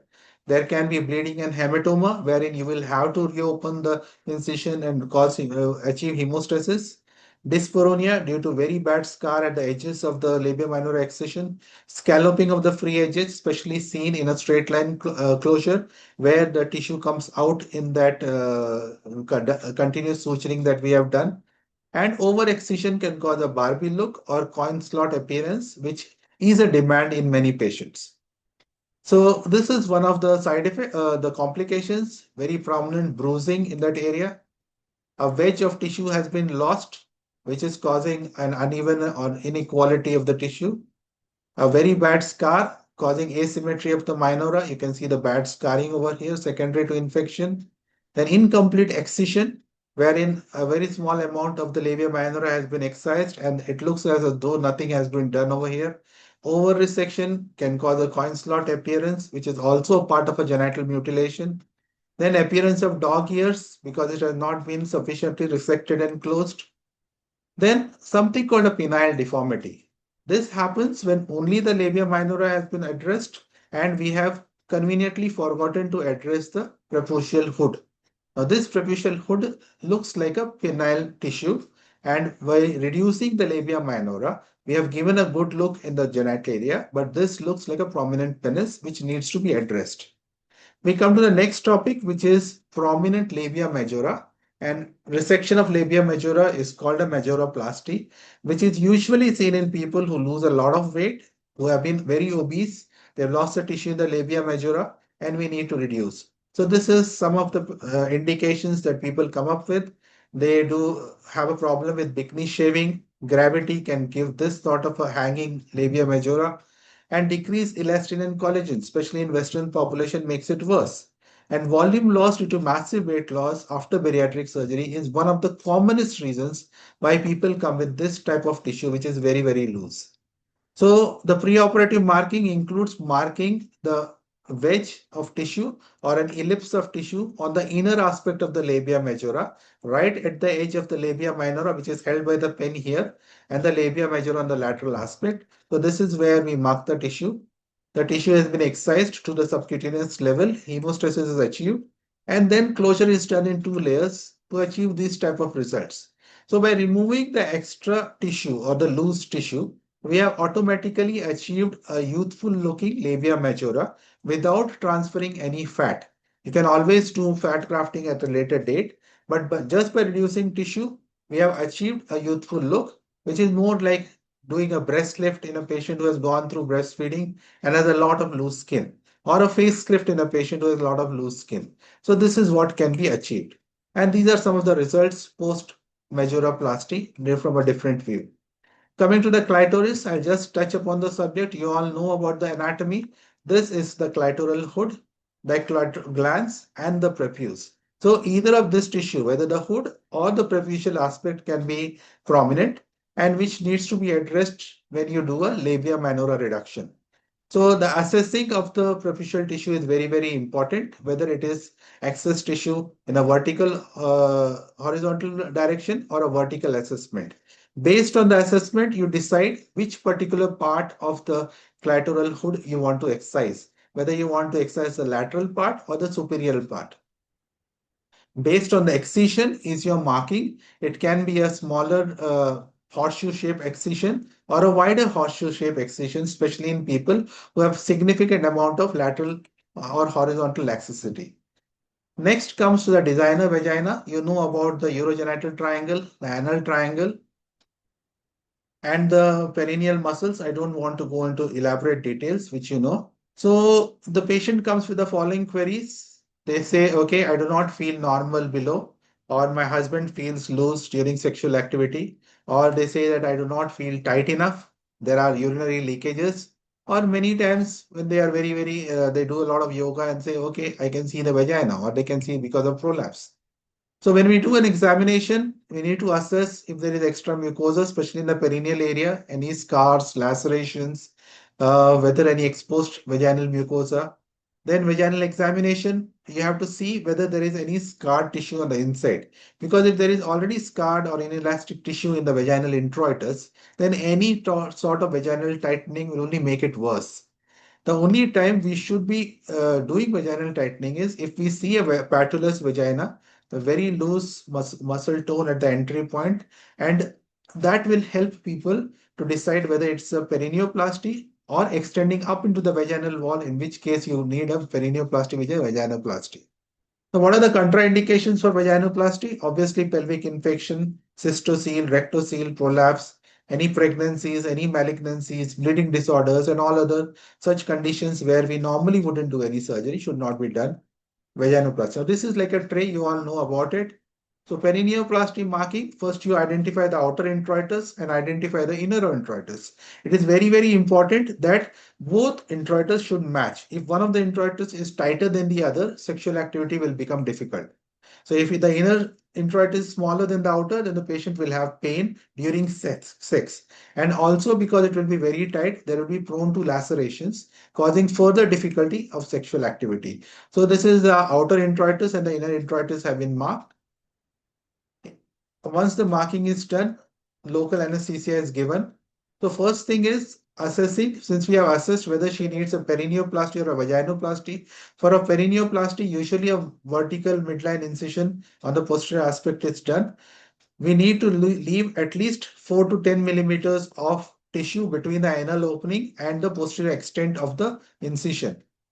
Once the incision is done, you need to assess the amount of tissue that needs to be tightened by bringing together the edges of the labia and the vaginal opening. Once that is done, you open up the perineum, assess the bulbospongiosus muscle and the bulbocavernosus. And these are the results that can be achieved after perineoplasty. I think I do have a video about it. So this is a gaping perineum. This is the levator ani muscle that needs to be scarred and tightened. This is the anal opening.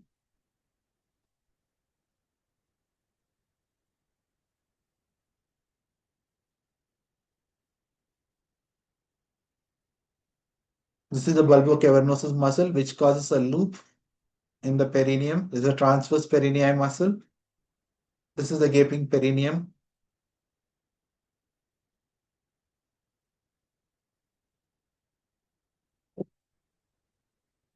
Okay, so this is a small video of the procedure.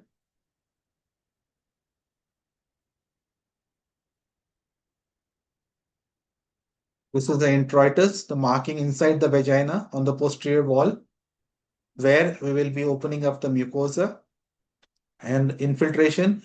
Mind you, the vaginal mucosa is very, very vascular.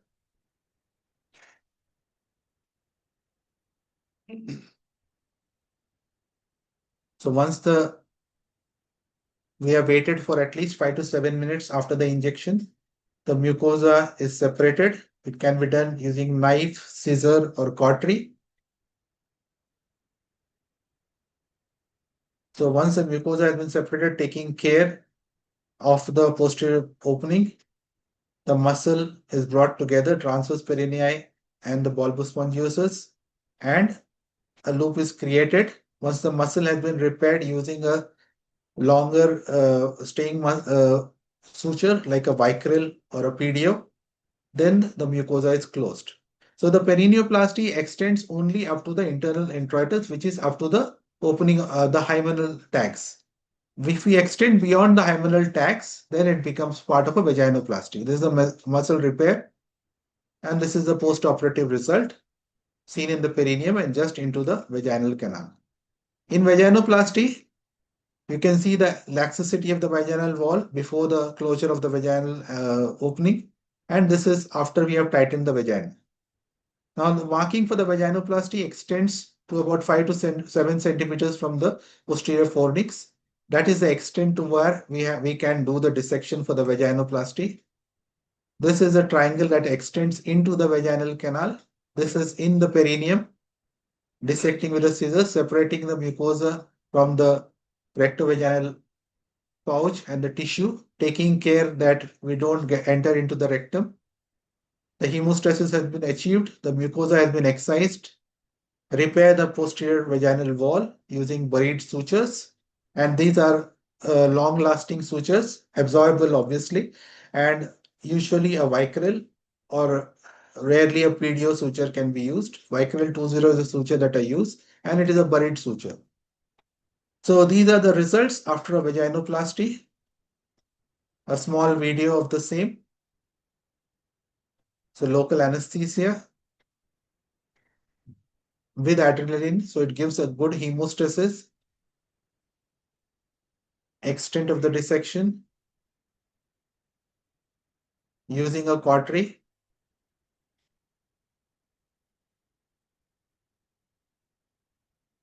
So the mucosal layer has been separated. Hemostasis is achieved, and the muscle is repaired using Vicryl 20 suture.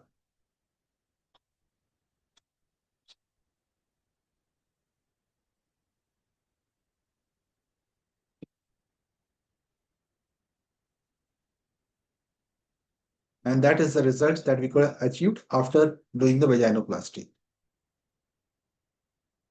So the risks of the procedure include potential surgical risks of vaginoplasty, as with any other surgical procedure: bleeding, hematoma, infection, wound dehiscence, and urinary retention. The biggest issue is injury to the bowel that can cause a fistula, and scarring, stenosis, and dyspareunia. These are very, very complex abnormalities or risks that are associated with this procedure. So we have to be careful about it. Hymenal restoration, you all know about the indications. It can be injured because of athletic or sporting activities, tampons, sexual intercourse, premarital, masturbation, speculum examination, and trauma. Since it is related to some religion indications where they do need hymen before marriage, so there may be indications for us to get into this. Sometimes people who had a divorce would want to start a new life and they will come for it. Other times people might consider it as a revirgination gift on a particular anniversary. So when examining a hymen, it is advisable not to put an instrument, as itself can cause hymen rupture. You all know that. So I will go into the procedures that can be done. Very common procedure is hymenoplasty by approximation, wherein the edges of the hymen are made raw and sutured using chromic catgut. 50 or 60 chromic catgut is used. The other technique is by using an encirclage method for hymenoplasty, wherein multiple tags are there. You put in an encirclage of chromic, and this should be done just before the wedding. Another technique, which is very infrequently used but published, is called a luminal reduction, wherein major tags, hymenal tags, are made raw and they are overlapped and sutured. Now, this is the technique that I commonly use for people.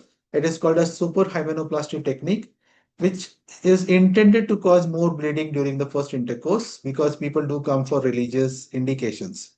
So what is done is, along with the hymenal tag repair, a small posterior vaginal wall flap is also taken out, which creates a little tightening effect on the vaginal wall as well as makes the area raw.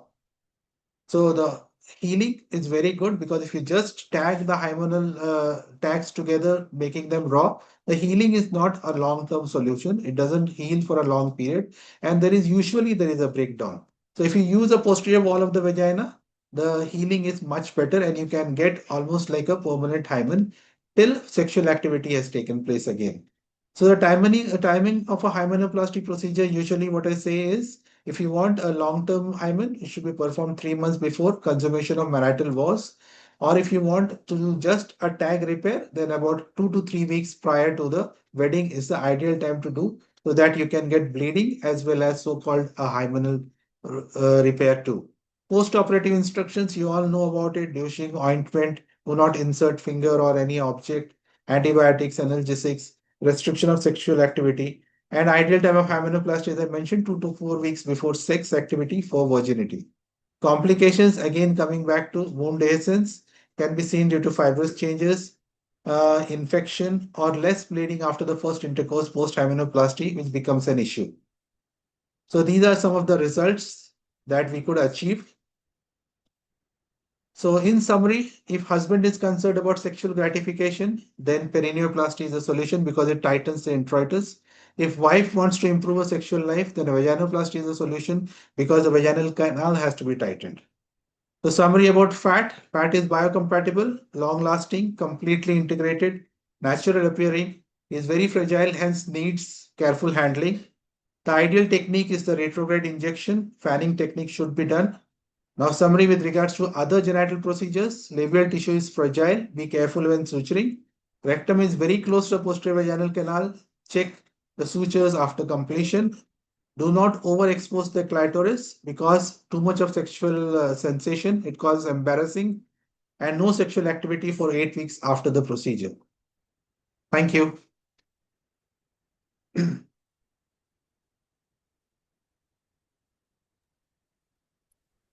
Thank you so much, sir, for your wonderful session, sir.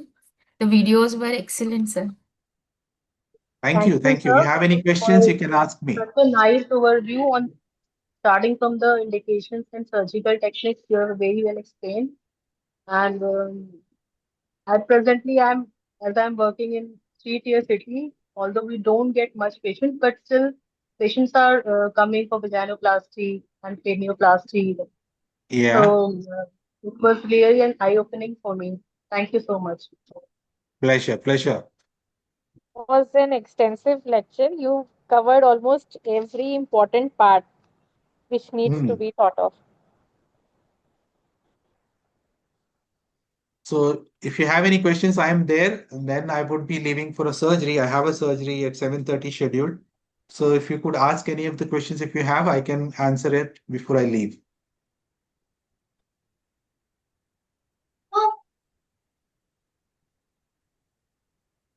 I think everything was very well explained. Our audience don't have any query. All questions Okay. already answered. Thank you, sir. Thank you so much. Thank you. Thank you very much for having me here on the podium. And Thank you, we do sir. have hands-on workshops. If you're interested, Dr. Chandni will talk about it. And Dr. Chandni, a big hi to you. Yes, thank you. Uh, Thank you very much, thank- sir, for thank yes, you. it was very insightful, and thank you so much for gracing this visual platform. Really. Thank you. Thank you very much. So you can talk to them about our workshops. And if Yes, they're certainly. interested in hands-on, we can do that, help them out. Yes. Yes, Okay. and just one line for sir that he's an excellent trainer. But having said that, we work very closely together for all the cosmetic surgeries, and he's an excellent surgeon as well. So thank you, Thank you sir. very much. Thank you. Lovely Thank you. having See you. Thank Yes, you, sir. everyone. See you. I'll log out because I'll be moving on. Yes, If you have absolutely, any sir. queries, my number, you can take it down or you can WhatsApp me. Thank you. You Thank have you, Dr. on WhatsApp. James, Yeah. for wonderful talk. Thank you so much. Sorry, I was a little held up, but I did see the wonderful videos. Yeah. I could see you talking on the phone. Yes, I was continuously talking, so I'm so sorry. Yeah, I understand. Gynecologists, children can come at any time. So So, sir, but You can share your number on the chat box so that people may connect. I think in the group, my WhatsApp number is there. I'll mention in the chat box also here. No Yeah, problem. Shelly, all the consultants who are there today in our program, Dr. Chandni is coordinating. She will be sharing all the numbers and emails so you can get in touch for training and whatever you want. Yeah, definitely. Because I'm sure Thank you. these are procedures where training is highly recommended and we have the best of the best with us. So please do get in touch with me whenever. Sir, you was excellent. He's doing excellent work. Thank you. Thank you. Okay. Bye. See you all.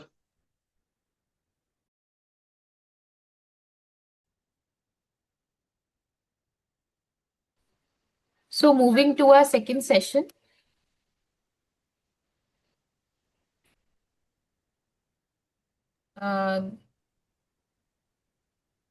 The topic is basics and beyond, exploring the innovations in non-surgical cosmetic gynecology. To chair the session, we have with us Dr. Alpana Agarwal, Madam. Madam is presently President of Ghaziabad OBGYN Society.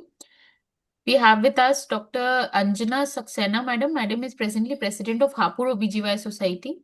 We have with us Dr. Apurva Asthana, Madam. Madam is presently Secretary of Greater Noida OBGYN Society.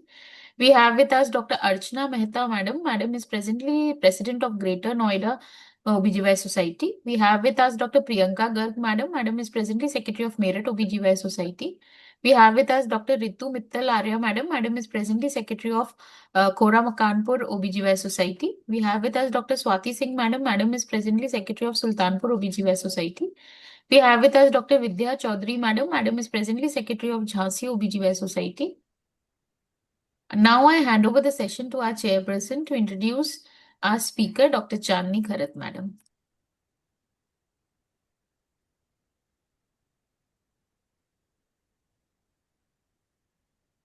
Shelly, ma'am, are you there? Can you introduce our speaker for today, ma'am?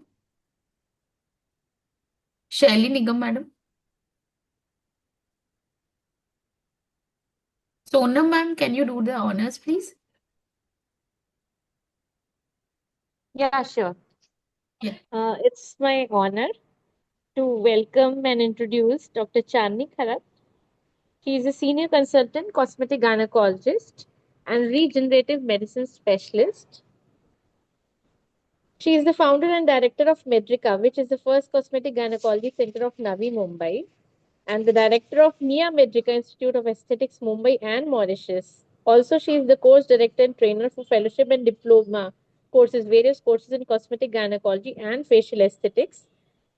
She is the international certified trainer and mentor for fellowship training courses in cosmetic gynecology, and she is the chairperson for Aesthetic Gynecology Committee amongst 2024 to 26. She has various recognitions and awards to her name. She is the first cosmetic gynecologist from India to pioneer cosmetic gynecology in Mauritius and Egypt, and she is awarded with various awards. Done. Welcome, Dr. Chandni. Thank you so much for that lovely introduction. And I extend my warm regards to one and all. And yes, without any further ado, I will take a dive directly in my topic. I think we just paused on when we were just about to start. So let's start with my presentation.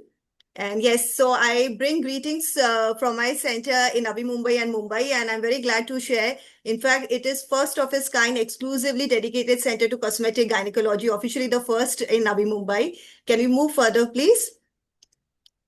I'm extremely happy to share with you all that, now first in the country, in Mauritius, we have a dedicated center dedicated to complete aesthetics and, of course, cosmetic gynecology. And the next slide, please.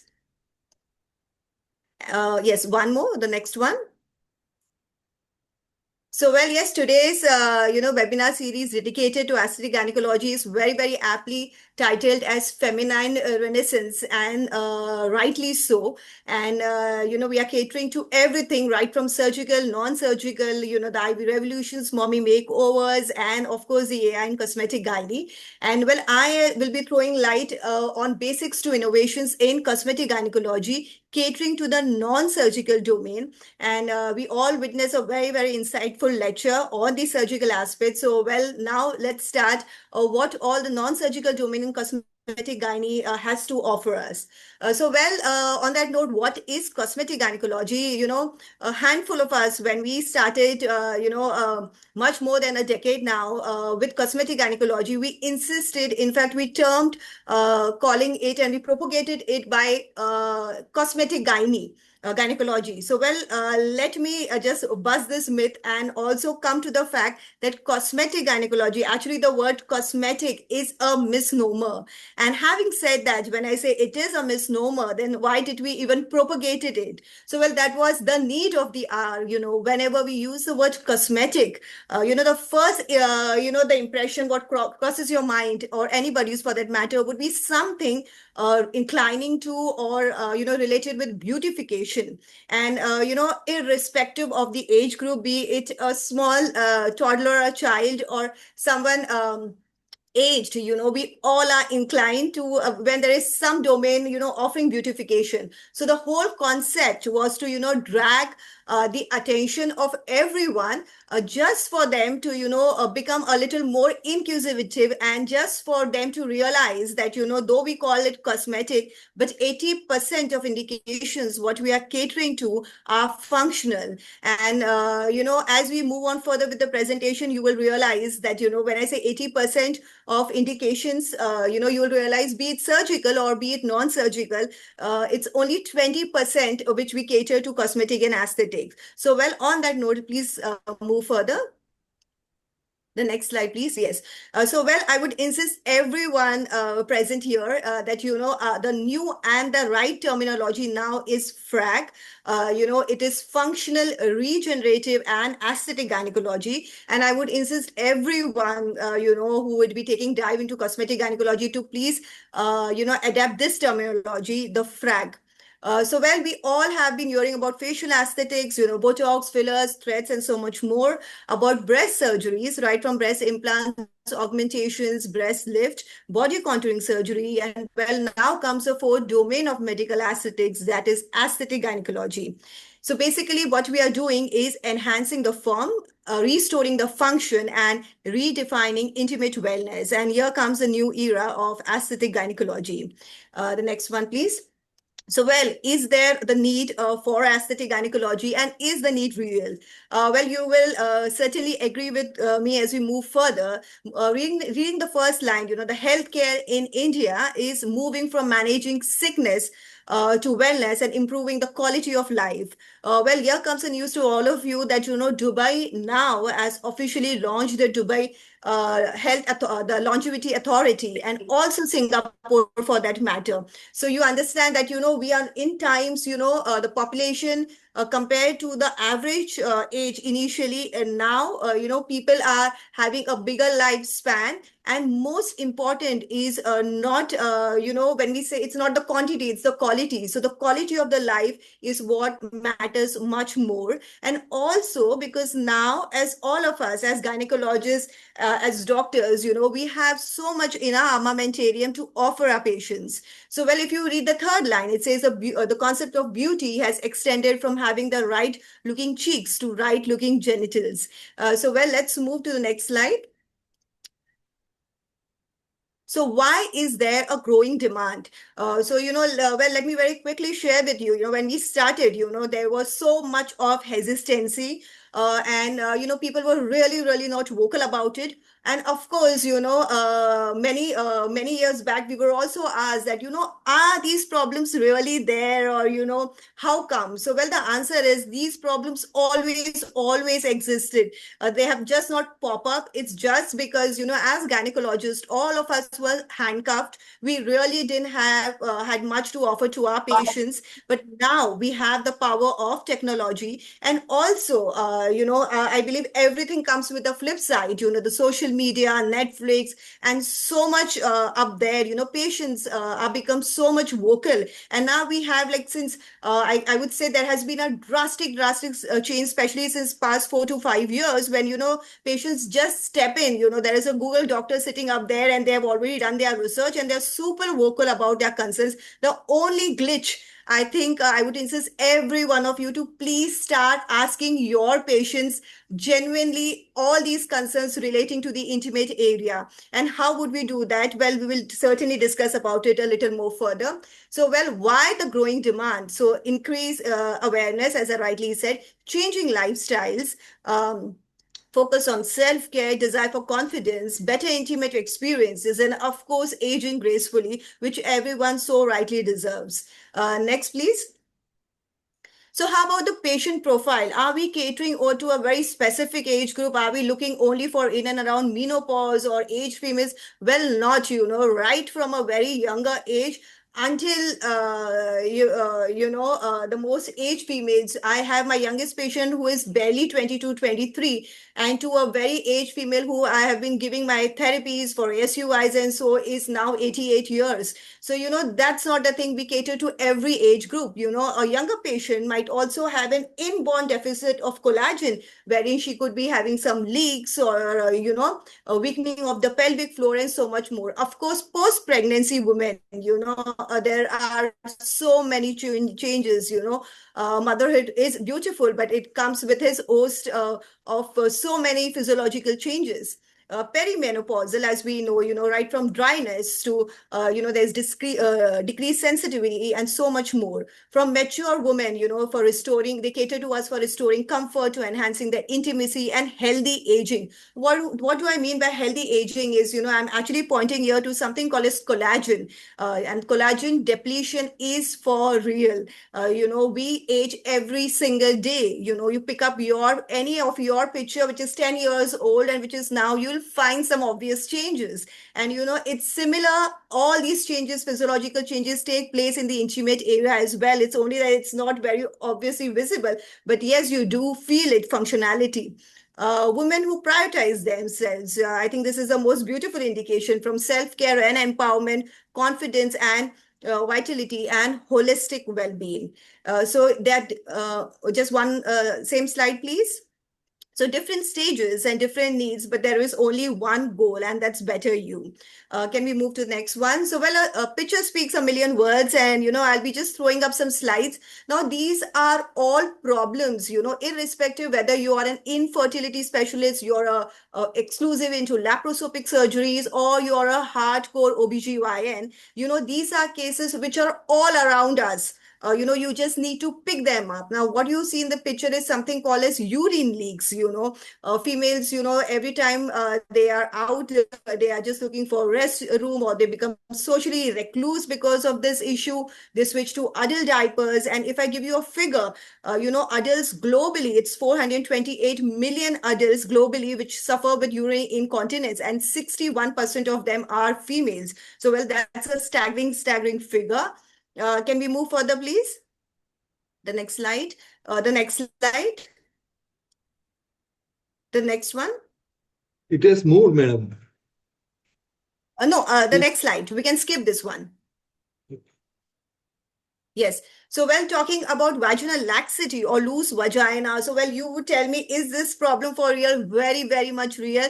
And people have started talking about it. Please understand that, there are physiological changes. It is not only post-deliveries or only post-vaginal deliveries. There are so many concerns. Of course, following instrumental deliveries, this problem is a little more severe. But, this is also, it's not about loose vagina, but a major cause of marital, disharmony as well. So, yes, let's move further. We can skip the slide. Yes, vaginal dryness, if, in last 4-5 years, there has been like so much, very, very increasing footfall of patients with these indications, very, very sadly, because, with all the rising cases coming to cancers and, chemotherapeutic agents, they come with a flip side. And, a lot of patients, because initially we used to cater only in and around the menopausal age group. But now, even young patients, it's sadly so. And when we say vaginal dryness, believe me, one who suffers with it really feels a very hard pinch, because, it's all dried up, all itchy. And now, whatever these three things I mentioned, right from urine leaks to lax vagina to vaginal dryness, and of course, more what we'll be discussing, these are issues which are very much present all through in our OPT, in our consultations. So let's start picking them up. And of course, the genital urinary syndrome of menopause, it comes with a host of concerns and issues and problems, right from vaginal and vulval dryness to urinary incontinence, to painful urination, to decreased lubrication during sexual activity, to discomfort and pain during sexual intercourse, decreased elasticity, thinning of labias, and so much more. The next one, please. Well, this is super, super common. I think everyone, we have encountered this. We keep encountering this every single day regarding a recurrent vaginal infections. Now, please understand, however best of medications you have given, or however well religiously the patient has taken the medication, but still they come back to you saying, I was pretty good for 2-3 months and now it has bounced back. Please understand the treatment, the management for vaginal infection doesn't lie in medication. It will be never treated. It requires something called as a resurfacing of the vaginal mucosa, and that is possible only and only by energy-based devices. And when I say energy-based devices, I'll be just showing with you along with pictures what do I mean by that. And those are our tools, not the magical ones, but those are amazing technology which are backed by evidence, backed by science, and those have really come to our rescue. So the next one, please. So, well, these are all the indications what we have discussed now. And of course, the last one is sexual dysfunction. And these are just a glimpse, I try to mention the most commonest one. So because irrespective of our area of, super speciality, this is something which all of us encounter. So I wanted to talk and focus primarily first on that. The next one, please.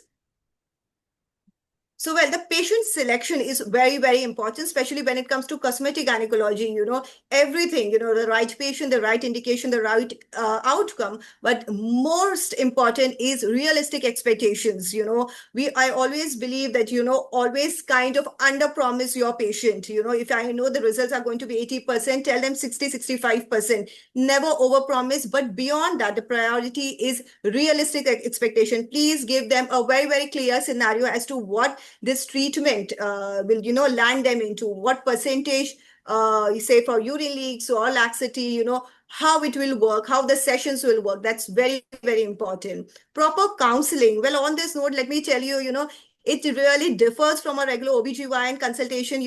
We at times, sit with one patient for even minimum 1 hour to 1.5 hours. That's very routine, because understand it's new for the patient also. But once you give them that dedicated time, you give them that space, you're non-judgmental, you respect the privacy, you will not believe they have like a Pandora box to open in front of you. And the best part is we have solutions so why not upgrade ourselves and in turn benefit our patients. So, well, case selection, as we mentioned, and so that's very important, that every woman is unique and so she should be cared. So let's move further on that. So scope of non-surgical treatments, where we, under this umbrella, under this domain of non-surgical, we have so much to offer to our patients. And what all treatments are there? I'll be throwing light on that. We can move further. The next slide, please. Yes. So this is what we had been discussing about the laxity, about pigmentation and darkening. When I'll be talking about the chemical area intimate peels, I'll be mentioning about this again. The dryness and discomfort, urinary incontinence, as I just mentioned, loss of sensitivity and satisfaction, and of course, post-delivery rejuvenation. These are very, very common what we cater to. The next one, please. The next slide, please. Yeah, so this is just like a gist, the previous one, of the various problems what we cater to. The previous slide. Yeah, right from pelvic organ prolapse to urinary incontinence to, what I mentioned about vaginal laxity syndrome, vulvodynia, saggy breast, stretch marks. Well, let me mention over here that when it comes to urinary incontinence, it is super, super amazing. There are so many studies, so many evidences. It really works wonder. Talking about prolapse, let me be very, very frank with you that we don't have very definitive studies for prolapse. It definitely works very well when I talk about cases of mild prolapse. But, for moderate and high degrees of prolapse, well, I would not ask you to resort for energy-based devices. But definitely for urine leakages, recurrent vulvovaginal infections, laxities, GSM, amazing. It has superb results. Let's move further, please. So what are the non-surgical treatments? Well, let me tell you, this is just a small gist out of so much what we cater to. So basically, when I talk about how do we cater to all these issues, there's something called as vulvovaginal rejuvenations, which we can be doing using EBDs. Well, EBD stands for energy-based devices. PRP stands for platelet-rich plasma. Fillers, fat grafting, vulval resurfacing. We have something called as a genital bleach, the carboxy therapy, and laser hair reduction also. So let's move further. Next one, please. Yes, so very briefly, let me just not get into too much insight as this is a curtain raiser and so much to cover. But, as I mentioned, the aging is for real. And just the last part, female patients not only correct aesthetics of their exposed body parts, including the face, cleavage, hands, or the whole body, but frequently visit aesthetic gynecology in order to correct aesthetics of their intimate area and primarily to improve the functionality of the genital area. The next one, please. I think we can just skip this slide. Yes, then you can move further. One more slide further. Yes, so the surgical domain, of course, has been very brilliantly covered by Sir. But as I mentioned in the beginning of my talk, that 80% of indications what we are catering to is functional. So just I will mention very shortly about labiaplasty, because labiaplasty is basically trimming of the labia. The inner lips, labia minora is what we work on. Well, you would actually feel that it is just to have the symmetry of both the lips. So well, let me tell you, when one labia is lengthened, it literally rubs onto your undergarment, causing very severe pain while walking, while doing any physical activities, and it literally causes chafing of the labia minora, and when ignored in a long term also invites urinary tract infection, also complicated UTI. So well, let me tell you, this is one of the commonest surgeries what I do in a week. If you ask me, pick one surgery in cosmetic gynae which you have maximum footfall for, well, undoubtedly labiaplasty. And let me tell you, the indication for it is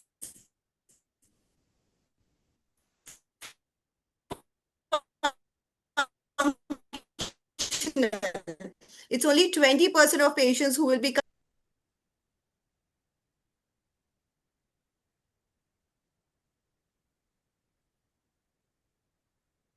Hello. Yeah, can we have the next slide, please? Yes, madam, your voice is breaking in between. Okay, is it? Okay, we can skip this one. Can we skip this one? Yes. Also this one. We have already been talking about the surgical. So yes, the next one, energy-based devices where, yes, please move further. Yeah, okay, the next slide, please. Yeah, you can skip these 2-3 slides. I'll tell you where to pause. The next slide, please. Okay, we can, okay. No, you can go 2 slides, 2 previous slides when we are talking about the mechanism of action. Yes, perfect. Okay. So, well, there's a lot of confusion when we talk about energy-based devices or EBDs. Let me just simplify it, globally all over, we have 3 types of energy-based devices, something called as lasers, then radio frequency and HIFU.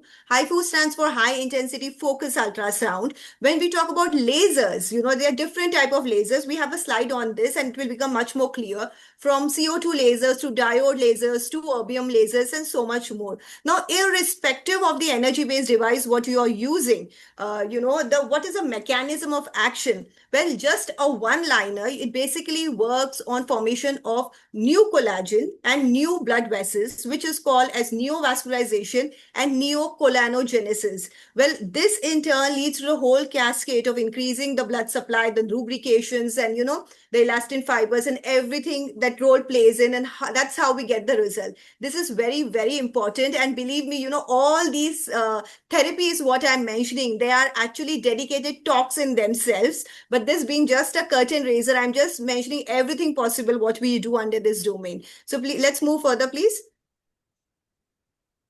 Yes, the next slide. Yeah, so I will be very quickly, there are some pictures. These are right from our dedicated center in Mumbai. And these are various energy-based devices, what we have been using. In fact, we, since much more than a decade now, we have one of the pioneers in cosmetic gynae training courses, and all these devices are at a center, and we actually take all our candidates through hands-on on real-time patient with these devices so that you get a feel of all technologies. Well, right now what you see on your screen is a monopolar radio frequency. Please move next. I understand, a lot of people are experiencing this talk for the first time, but you can just go through the technologies and gradually you'll get well versed through.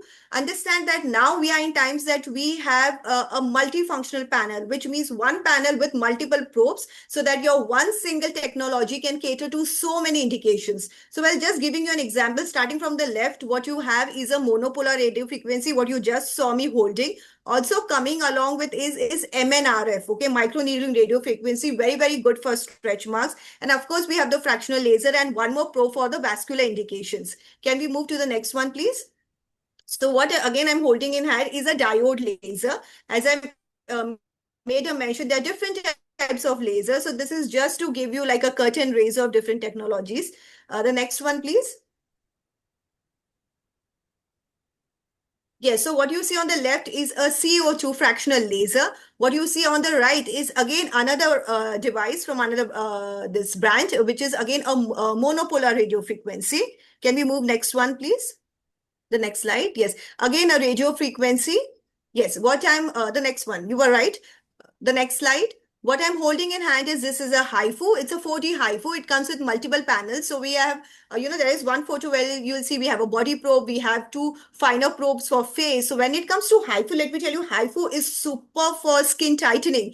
If you're looking for a well chiseled jawline, double chin reduction, tightening of your saggy abdomen, everything, abdominal skin, HIFU really, really works beautifully well for skin tightening. So this is what I'm holding is a vaginal probe. The next one, please. If you can just play the video, it's barely of any seconds. Can you play the video?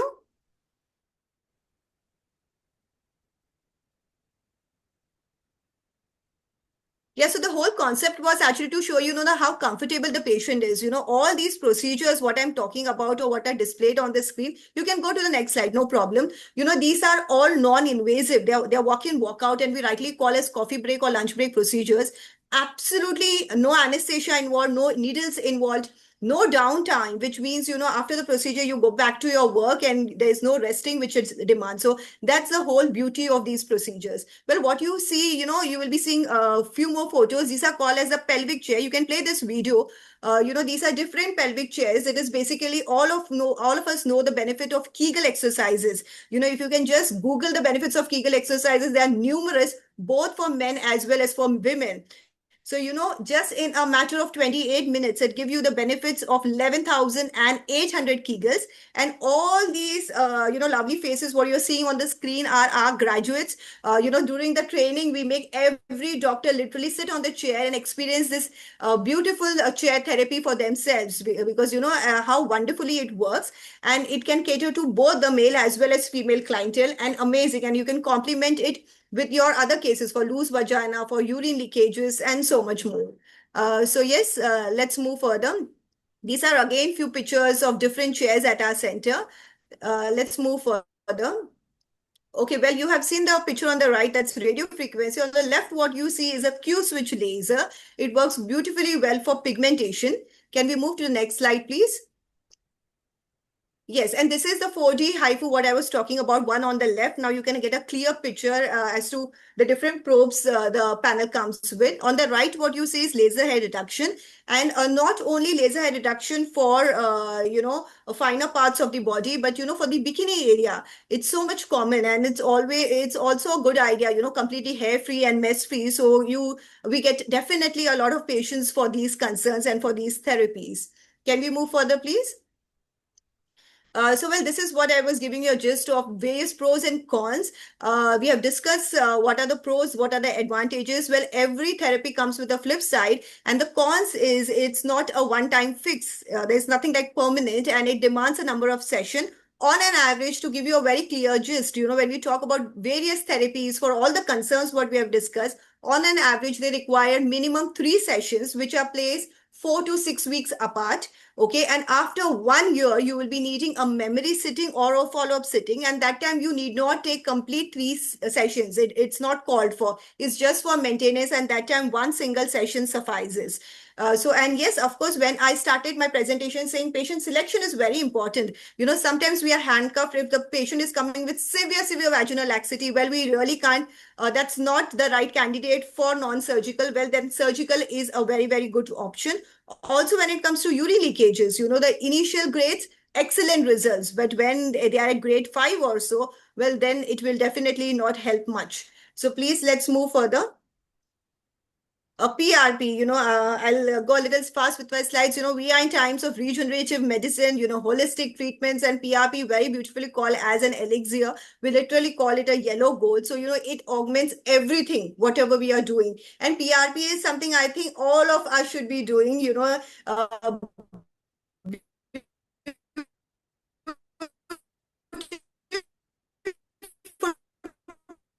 Madam, your voice is breaking.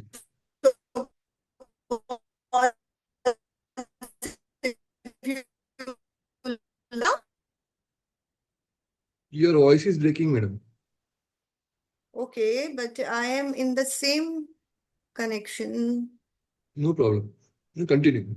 Okay, it's okay. Just let me know, or just give me an indication when my voice breaks.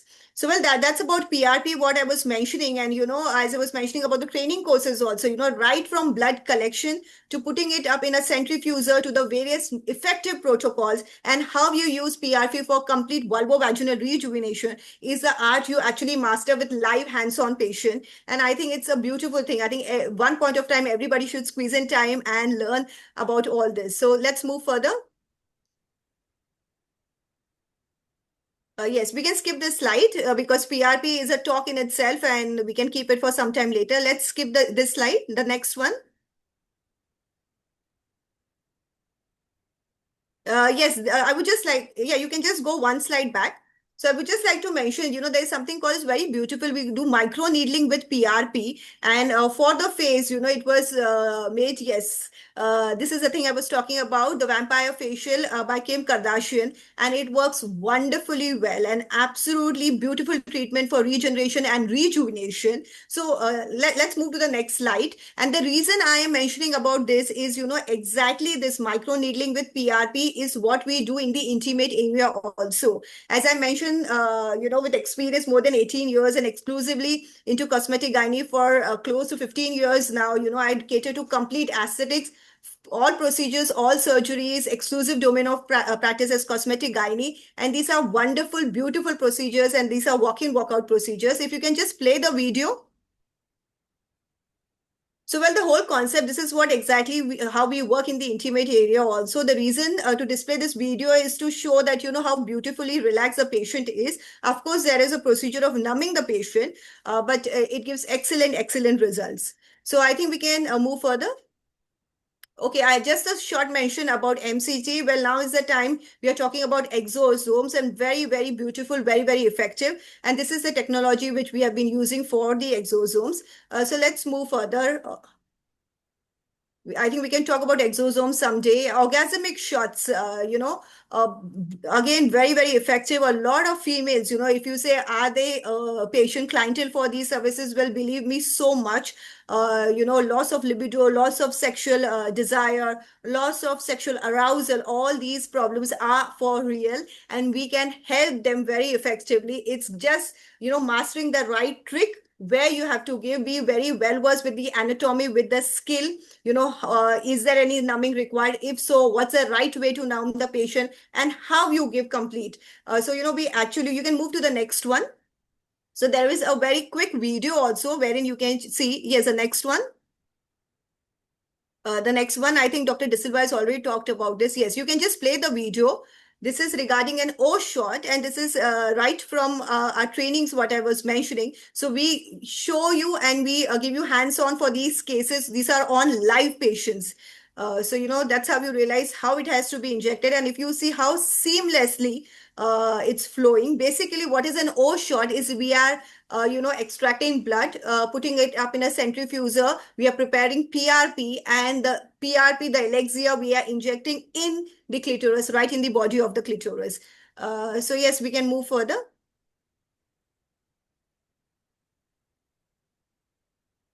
And it is really, really effective. I have been getting a lot of clientele from far and wide who come only for these procedures. We can stop the video and we can move to the next one. Yes, G shot. I think orgasmic shots, again, they are a topic in themselves and we can talk later. But it is basically, it's we always call as a G spot. It's again a misnomer. It's actually a G zone. It's the most sensitive area in the anterior vaginal wall, and it is not like a fixed spot. So when we inject PRP there, we call it as a G shot. So yes, P shot, this is for males, and something very beautiful, to skill up with a lot of patients for erectile dysfunctions. And we do have cases for P shot during our trainings also, and a lot of footfall from the male clientele for these services because they are really, really effective. Can we move further, please? Labial puff, fillers. These are basically fillers for the labia, the labia majora. Okay, for the flattened labia majora, very, very common post-aging as well. Let's move further. I'll be just mentioning so that, yes, we can skip on this. So basically, I am a big fan of fat fillers, because and even for that matter, even patients these days are demanding a lot for fat fillers, especially with Ozempic. There's something called as Ozempic vulva, which is for real. So we basically do the liposuction and then we centrifuge the fat and we inject in the labia majora, and very, very gratifying results, beautiful results. Intimate area chemical peels. We all have heard about chemical peels for the face. Now we are in times where the trends are changing. We are in times of, monokinis, bikinis, and, every females want to look perfect in and out. And so we have so much to offer them. And let's move to the next slide. And also on this note, I would like to tell we are absolutely not here changing any beauty standards. Every female in herself is beautiful. But, if you're having any concerns, if it's pulling down your confidence or you're not comfortable, we definitely have options to offer you. Well, this is just a quick glimpse of a pre-op and a post-op procedure. Let's move to the next one. Yeah, we can move to the next one.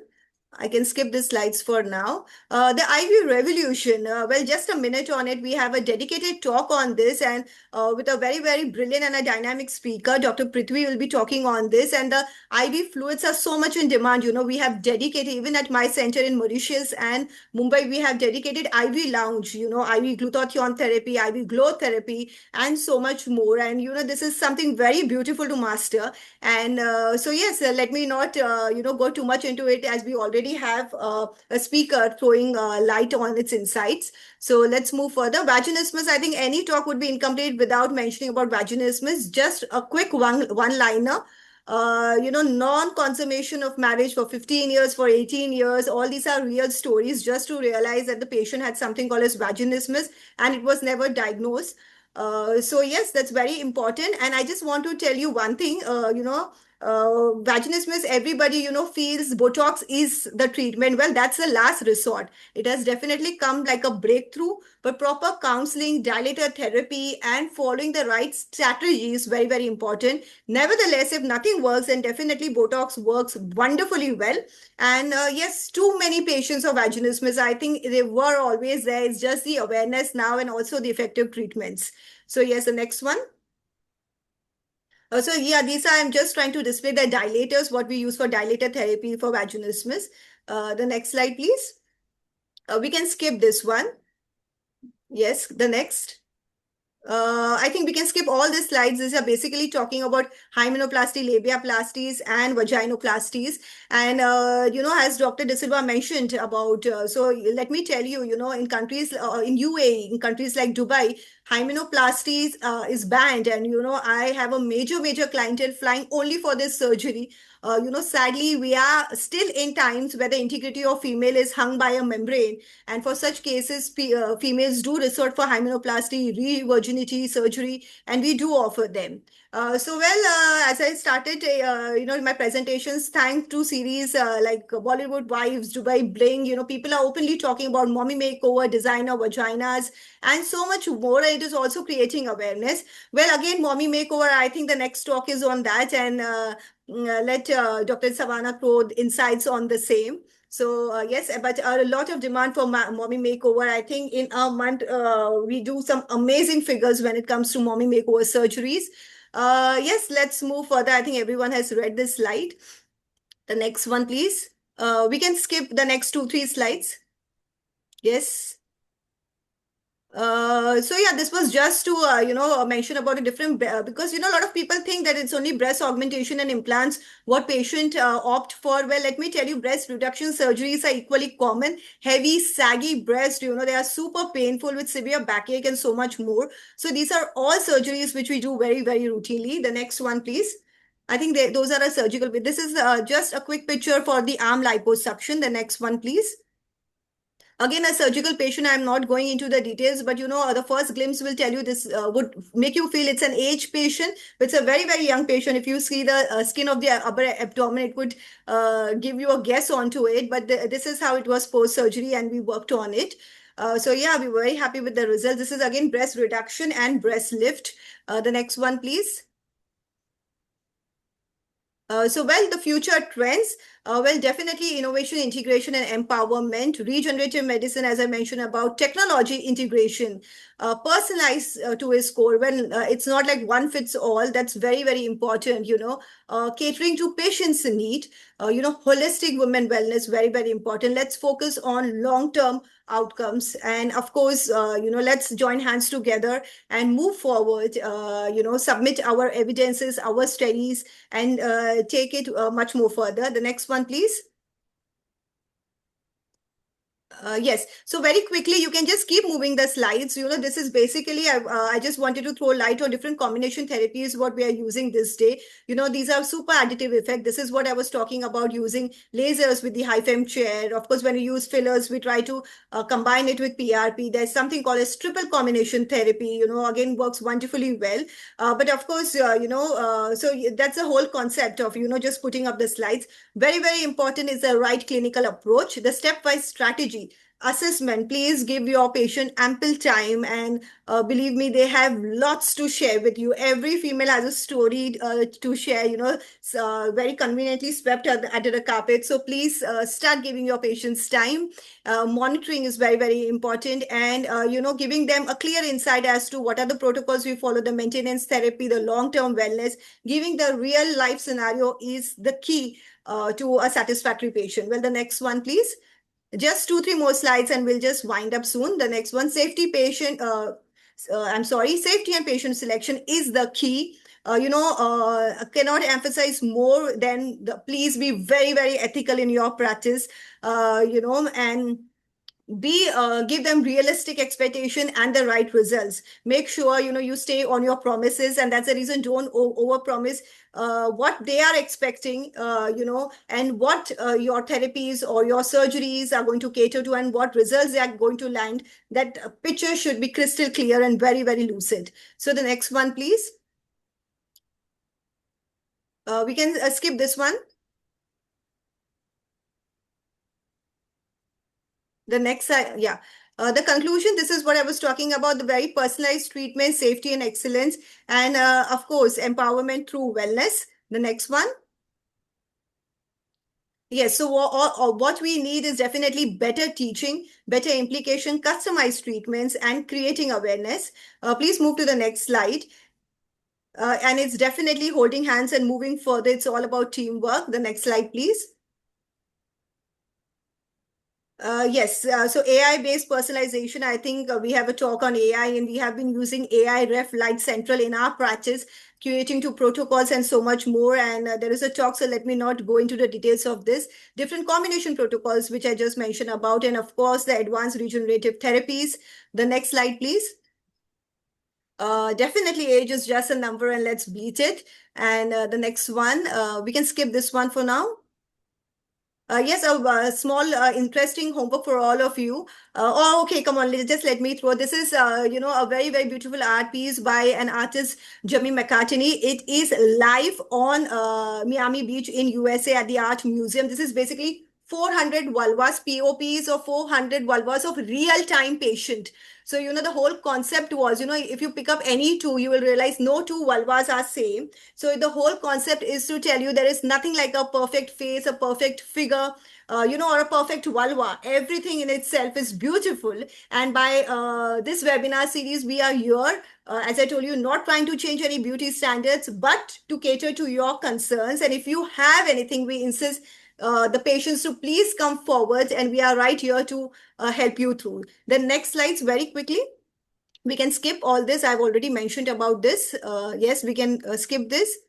Yeah, you can keep moving the slides. You can keep, you can keep moving all these slides. So these are basically all the photos from our dedicated fellowship trainings in cosmetic gynecology. And I'm really, really glad and also proud to tell you that, hands-on, complete hands-on is our forte. We are the only institute which gives you guaranteed cases, the surgical, non-surgical, vaginoplasty, hymenoplasty, liposuction, labiaplasties, the non-surgical, tightening, chemical peels, everything, whatever is mentioned, you get complete hands-on. And this comes with a 2-year mentorship inclusive program. And, you have already met with one of our faculties also. So that's our core faculty of MCH, plastic surgeon, cosmetic gynecologist, of course, myself, regenerative medicine specialist, cosmetologist, and, you get complete insights. It's like complete hands-on when you come to us. And these are the various social media channels, handles where you can find me. I would love to connect with you. May you just want to know about something, inquire about something, discuss about the patient, or you're looking for trainings or otherwise, please feel free to connect. The next slide, please. This is again mentioning about the various handles where we can connect. The next one. So Mumbai, Mauritius, anywhere, all of you are more than welcome. And these are the different places where we can connect one-on-one as well. The next one, please. Chandni, we can have a holiday in Mauritius with you. You're more than welcome, ma'am. I don't think you need an invitation. Yes. And lastly, please freeze your days. If you can squeeze in time, is 2nd, 3rd, and 4th of October. And we would love to have you, love to welcome you to Mumbai. And believe me, be rest assured, you have a great time. And when I say hands-on, we mean it. Live operatives, everything. The next one, please. And last but not the least, and yes, this is something very interesting. If you're looking only for a specific module, only non-surgical or only surgical, you're welcome for that as well. You can opt only for that, but definitely the most recommended is complete fellowship. Everything comes with modules on cosmetology and regenerative medicine and a 2-year mentorship program. And the last slide is the next one. We also run dedicated master class, complete hands-on master trainings with certification in IV fluids. Very, very interesting. You can go to our social media handles and read the testimonials as well. And the next one, yes. And I just leave you finally on this note that in every subtle touch, a story is renewed, not to change her, but to unveil her truth. Timeless, confident, unapologetically her, because real aesthetics doesn't create beauty, it reveals it. And thank you so much for being such a patient audience. And thank you for having me. Thank you so much, Chandni. That was such a beautiful lecture. And I must again thank you thoroughly for arranging and organizing such a beautiful, means the surgical lecture was too good, your non-surgical was too good, and we can't wait for the IV and the AI. So it's getting better and better. And I'm sure the young audience must be thoroughly excited. As well as Lakshmi ma'am is still there, Kiran ma'am is there, MC sir has joined. So I thank you so much, Chandni, for being with us, and Yes, we'll keep in touch. And yes. we are surely going to come to Mauritius, stay at your house, and do the training. Yes, please be my guest, and thank you so much, ma'am. It's always an honor and a privilege to be around you and among all the esteemed faculties. Thank you very much. Thank you so much. Thank you so much. So now I have the extreme privilege. I think MC Patel sir is there. Sir, are you there? I am there. Thank you. Sir, please. Yes, sir. Yes. So, ladies and gentlemen, please put your hands together for the winner of the presidential election 2026 for President 2028, Dr. M.C. Patel, sir, from Ahmedabad. Congratulations, sir. Thank you. Thank you. You So, all were my pillars. I will not, Savannah, yes. sir, I will not. Everybody has helped me. Sir, I will not speak for Cindy. I will tell everyone about you are the epitome of hard work. You are the epitome of dedication. You are the epitome what perseverance and simplicity can do. What every voter said was, sir connected with us so simply, so beautifully, one phone call. Lakshmi Madam is sitting, aspiring president. Sir, you are inspiration to everyone. And Yes. Namaskar, sir. Welcome to Synergy as President-elect 2028. Thank you. मैं एक ही वाक्य में कहता हूं कि पूरे हिंदुस्तान ने मुझे भरपूर प्रेम दिया है। During my election campaign, it was good experience to communicate with all of you. But for this webinar, Monica, congratulations for this wonderful webinar under Aegis of Synergy, and all the topics and all the speaker you have selected. They are marvelous speaker in their respective field. I have invited all of them in my series also once, and they have always justified their commitment allotted to them as far as this webinar is concerned. And I also wish all the best, Dr. Monica, for your future endeavor for Foxy chairperson's election. You are also very hardworking person. So all the best for the same. And all the listeners who are here, thank you very much from bottom of my heart for helping me, supporting me, guiding me, and blessing me during my election campaign in this election series. Thank you very much. Sir, only one thing I want to say. If you remember on the phone call, I mentioned to you that your win is our win, and you just proved it right. So thanks to you. So, Chandni, so many people have reacted like this only. You have not won. We have won. Obviously, Yes. sir, So many. undoubtedly. So many. One Modi ji and next MC Patel. Yes, ma'am. Yes, Alka ji. From Gujarat. मैं तो ये ऐसे बोलता था कि common man जीता है। सही बात है Yes, सर, we want बिल्कुल सही to बोले। celebrate the win of Monica ma'am very shortly. Without any much glamour, without any much pharma support, no glamour, nothing, simplicity. So common man can also win election with consistent work and to reach heart of all the Foxians. Yes, you're very much in the heart, sir. Monica has said very correctly, sir, you are epitome of hard work and sincerity. That is the actually your win point is, and we all are very happy for this. Yes. Yes, But you all have showered love to me, I would say. पूरे हिंदुस्तान ने भरपूर प्रेम दिया है। UP तो पूरा आप ही का था। नहीं, यूपी तो था ही, पूरा हिंदुस्तान था। हिंदुस्तान उनका था। Yes. क्योंकि irrespective of any state, any society, I have got all the support, guidance, help from all the society, all the states, I would say. So it was pan-India acceptance. Yes, very true, sir. So very true. thank you very much. Monica, you can proceed accordingly for your further proceeding. Thank you, sir. Pranam sir. Yes, Randhir. Bas sir, pranam sir. Yes. Thank you so much, sir, for blessing us. And you will take definitely Foxy to a new direction. There are very many members who are thinking that Foxy is now beyond the reach of common man. Conferences, expenses, sometimes the making charges, the planning charges. I think we need a visionary who can make it approachable. These webinars are also a step forward. Sir's Happy Learning Series, 5 years. Synergy webinar series, 3.5 years. So these are actually, we are bringing the best of the speakers to the comfort of your home and office. Lakshmi Madam is having a cup of tea. Alka ma'am is sitting nicely. Vishal is sitting in a nicely.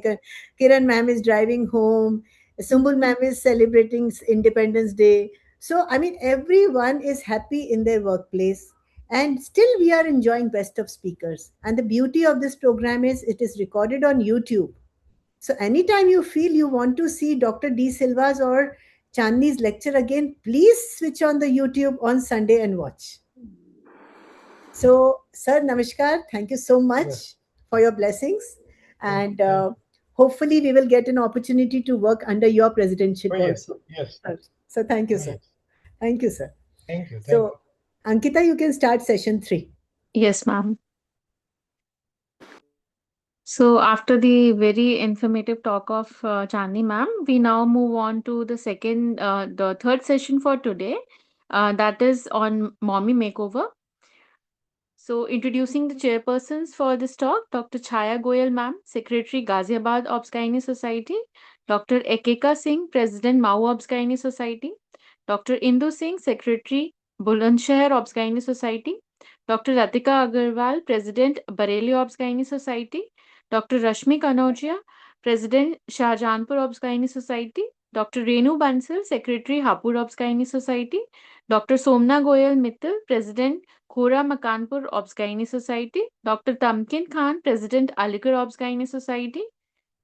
I now hand over the session to the chairpersons to introduce the speaker for today, that is Dr. Savannah ma'am. I would request Dr. Neeta Agarwal is there? Yes, ma'am. She's there. Dr. Neeta Agarwal, are you there?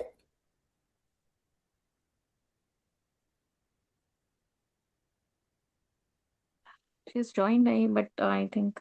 Doesn't matter. I will do the honors. Yes, Anyway, ma'am. Savannah ma'am is very, very near and dear to me. And we have interacted so many times, but now it is a pleasure to invite her in Synergy. Dr. Savannah Chongtham, Dean SSMIRA, Savannah's She Matters Institute of Regenerative and Aesthetics, founder and president of AAFA, Asian Academy of Feminine Aesthetics, cosmetic gynecologist and feminine aesthetics surgeon at Imphal, Manipur, India, and she is widely recognized for her work in aesthetic and functional gynecology, helping women address intimate wellness, postpartum physical changes, and related healthcare needs. She is looking after a big sector of population in our north, in our east, in our northeast. And I think the Manipur women are some of the most beautiful women in the world. Savannah ma'am, am I right? Yes, I I had a agree few. with you. I am there. I You see me. Of course, we see you. And I had a few classmates. My batchmates were from Manipur. There's Government of India students. Very, very beautiful girls. So, madam, the I stage is agree. all yours. Whenever anybody compliments, I take it. Yes, ma'am. So, Savannah ma'am, the stage is all yours. We are sitting and enjoying your lecture. I need to share the screen. Okay. Can you see me? Can you see the screen? Yes, ma'am. Okay, continue to share. Okay. So thank you so much. Starting, I will not waste much time. I don't believe in very long CV also. So thank you so much for giving me the chance to be a part of such an event. Dr. Chandni, Dr. Monica, all the best for your endeavors. I wish you well. So I think one line should be enough. You know what is there in my heart. Okay. So now, Mommy Makeover. Where is that? Mommy Makeover. Mommy Makeover, I trademarked the work Mommy Makeover, both class 41 and class 44. That is for both training and for procedures. What happened is, why I'm sharing this? When we started many years ago, I'd been practicing this cosmetic gynecology for quite a long time. So I think this is Bhubaneswara AICOG, everyone knows 2016 and 17. In Foxy Friends, I had posted, dear friends, this one will be sharing my views on Mommy Makeover. Please attend. So there was so much backlash. There was so much negative comments. There was a huge online fight. Then even I was trying to justify myself, but at end, few of these doctors who had given such negative comments had come to me for training. Then I realized we have arrived. So this is my center, a very humble center. So since Imphal is a remote place, where it is unable to get the help of any company. So I myself, I buy all the machines myself, all the branded machines, everything I buy and keep. And it's also one of the centers where we do maximum number hands-on in each and every this one training. We give around 70 to 80 number hands-on. Groundmaking and innovative CMETS protocols, lichen planus sclerosis. So, Dr. Narendra Malhotra sir had said that it's more, we are working lots on functional issues and regenerative issues. Yes, lichen planus, I'm getting this one fantastic results. Post hysterectomy of world prolapse with stress urinary incontinence. Yes, I said it right. Post hysterectomy word prolapse is one of the most difficult case to treat, as all senior gynecologists know. Neurovascular preservation in clitoral hood reduction. So clitoral hood surgeries, there is a basic difference between female genital mutilation and female genital cosmetic surgery. If we remove all the neurovascular plexus, then we will be doing more of the female genital mutilation. So I do something called neurovascular preservation and clitoral hood reduction and retraction, double chin reduction and face contouring with only PRP. Yes, you heard it right, with only PRP. Deep acne scar treatment with only PRP. Abdominal stress marks with PRP. Third degree pelvic organ prolapse. Dr. Santini, when you were talking, you said we are not getting results. I mean, we are not using this our energy-based devices or cosmetic gynecology procedures for second and third degree. I used to say this 10 years before, around 7, 8, even up to 7 to 8. One of the protocols which I usually taught my students are, if there is more than second degree prolapse, do not insert any energy-based devices in the vagina. But now I'm getting very good results. I will show you some of the results for this one. Second and third degree, up to presidency, I'm getting results. We have SMIRA, Savannah's CMETS Institute of Regenerative and Aesthetics, Asian Academy of Feminine Aesthetics, many branches in the franchises. I have many academic outlets, educational endeavors, affiliation to Lincoln University College, Malaysia. Yes, whatever the course I conducted, especially the 1-year course, is affiliated to Lincoln University College, Malaysia. 6 months aesthetic assistant courses certified from Lincoln University College, Malaysia. I'm running because I know each and everyone who started the cosmetic gynae clinic needs a very good and a well-trained staff. We run 6 months diet and nutrition courses. This is the final exam of my 1-year fellowship. Dr. Madhuri ma'am had kindly consented. She had come down, flew down to Imphal to be the examiner, theory exams, and this is the graduation ceremony, and this is some of the some of the recent badges. Yes, I think the focus is shifting from, I am not saying anything, Dr. Monica, I know, IVF, so many IVF specialists, so many well-known IVF specialists, they are coming for the cosmetic gynae procedures. Maybe they just wanted to know something about the cosmetic gynecology, but I think cosmetic gynecology is also picking up, like how IVF was picking up 10 years ago. Then, before we started, there were empty halls. Trainings were very, very costly. Abroad only we had to go. We had to spend nearly 30 lakhs for the training. Inability to accept from doctors' community. So they used to say, oh, Dr. Savna is doing cosmetic gynecology. I don't think she is getting any patients, any obstetric patients or gynecology patients. Machines were very costly. Believe me, the first machine I bought costed me 67 lakhs. 360 solutions. I am one of those few who are doing facial aesthetics also. Yes, it was unheard of, and many senior gynecologists will tell me, Savannah, you are a gynecologist. Why are you doing face botox? So now what I want to say is, yes, I am a gynecologist, but the MD gynecology I control. The gynecology degree is not going to pull me down, and the gynecology degree is not going to become my liability. An MBBS doctor with proper training is allowed to do facial aesthetics. Yes, whenever I want to do facial aesthetics, I take my MD gynae degree, keep it locked because I control it when I take it out whenever I want to use it. Now is the golden era of aesthetics and functional gynecology. As we can see, we are such having a big webinar with so many distinguished persons follow MP, UP.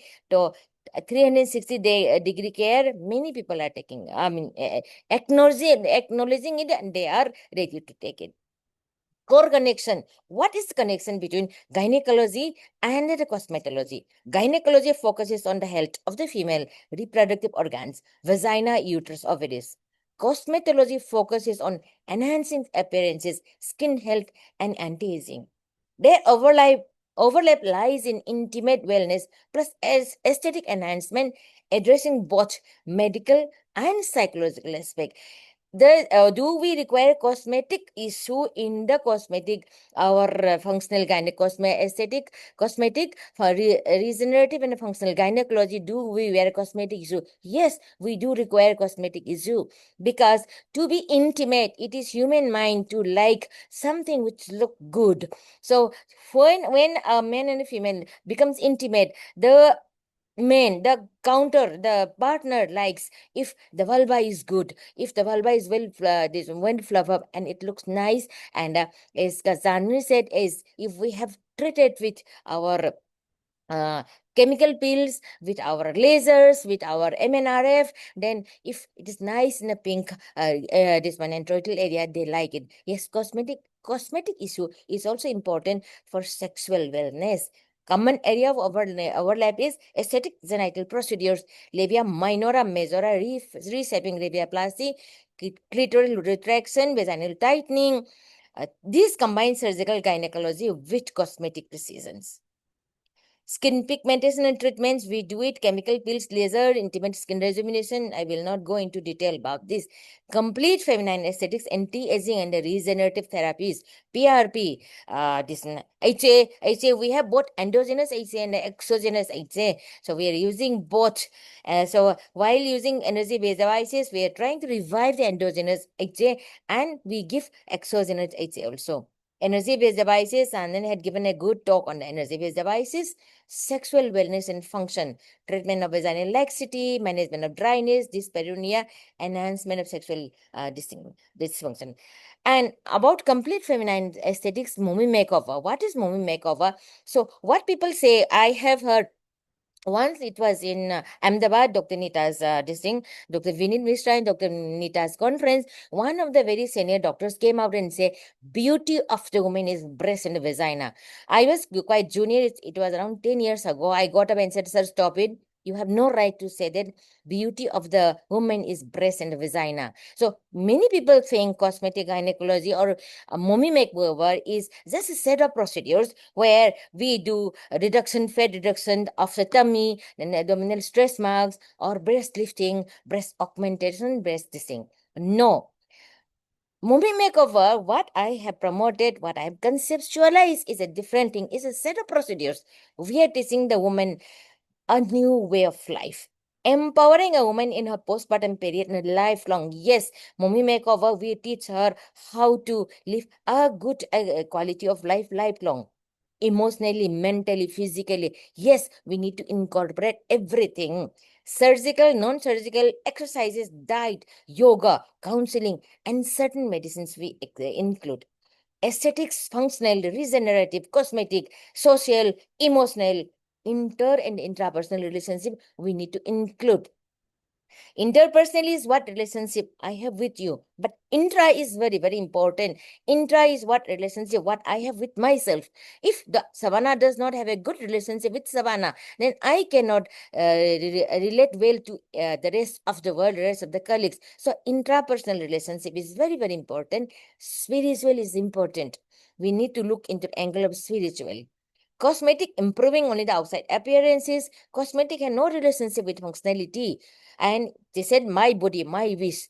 But it's human nature to like beautiful things. Visual pleasing in female sexual dysfunction. Social changes after marriage, childbirth, especially in smaller places like Manipur. Though there is lots of changes, drastic changes after marriage, especially after childbirth. A young girl is usually unable to accept all the changes and also the responsibility of the child. So there are so many cases of postpartum psychosis. When we are giving Mommy makeover, we are trying to save those ladies from going to postpartum psychosis. Family responsibilities in our place, attire, you need to change the whole dresses, the attire, dresses, every attitude you need to change. We were before marriage, you were the this one princess of the house, but after marriage, you usually become the head Naukarani. I mean, attitude is like that, especially in India. Workplace, we need to balancing career and personal. So we need to prime the young girls how to this one tackle all this and responsibility as a mother. Relationship, as I said, intra-social, spiritual. Yes, spiritual is very, very important. Yoga is important. Meditation is important. Kundalini. Once you activate Kundalini, then you can do almost everything. So even if we do not go up to the level of activating Kundalini, but we need to know something about meditation. Tantric. When I talk about tantric sexuality, people will say, Savannah, tantric. Tantricity means weaving together. So we can use tantric this one methods not only for sexual but to have a good this one success in life. And ikigai, we need to understand the meaning of ikigai. These are the practical components of our mommy makeover. These are the distinct energies-based devices. I am not going to go into detail. Mechanism of radio frequency therapy. Electrical current conducted by the tissue increases iron collagen. We are playing with the water dipole H2NO. So we massage. We massage. So H2NO flips. Because of the flip, so I will not go into detail about the mechanism of action of the radio frequency, but this one, what energy we use depends on so many things. This is the monopolar radio frequency. The machine with sunlights on the this one monopolar radio frequency. But for radio frequency laser, so whether the patient is having the amount of water the patient is the lady is having, this one dehydration stage, the electrolyte content usually matters. So the amount of energy, whatever you are giving in the follicular phase must differ from the energy which you are giving on the this one secretory phase, because the water content is more. This is the monopolar radio frequency. This is what Chandini had spoken about our MNRF, and there is something called matrix RF.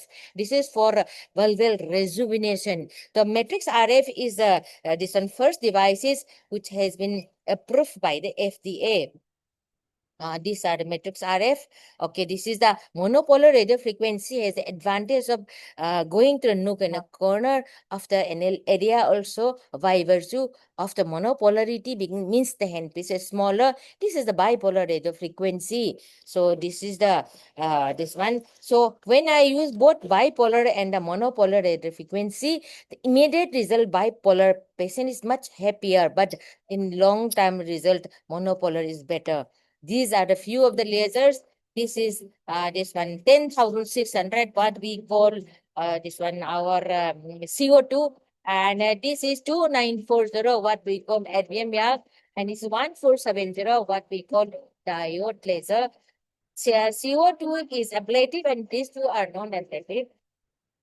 HIFU, the how to work with the HIFU is very, very easy. You just need to insert it, use a condom and insert it, and then you just rotate it. But what is more important is the parameter, is the permutation and combinations. You need to know. If you know how to use HIFU, you can do wonders. So many people come up on the stage and say you cannot insert HIFU in the vaginal canal.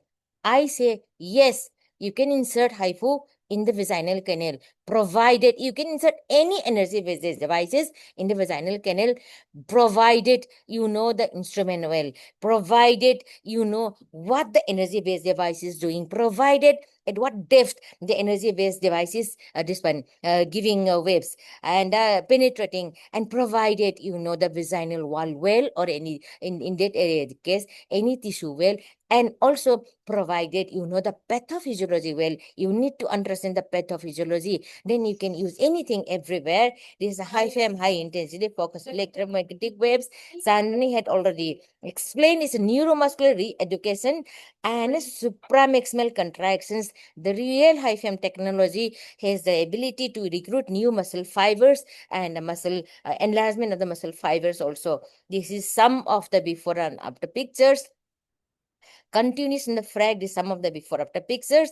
And yes, we do liposuction with a diode is 1470 nm diode.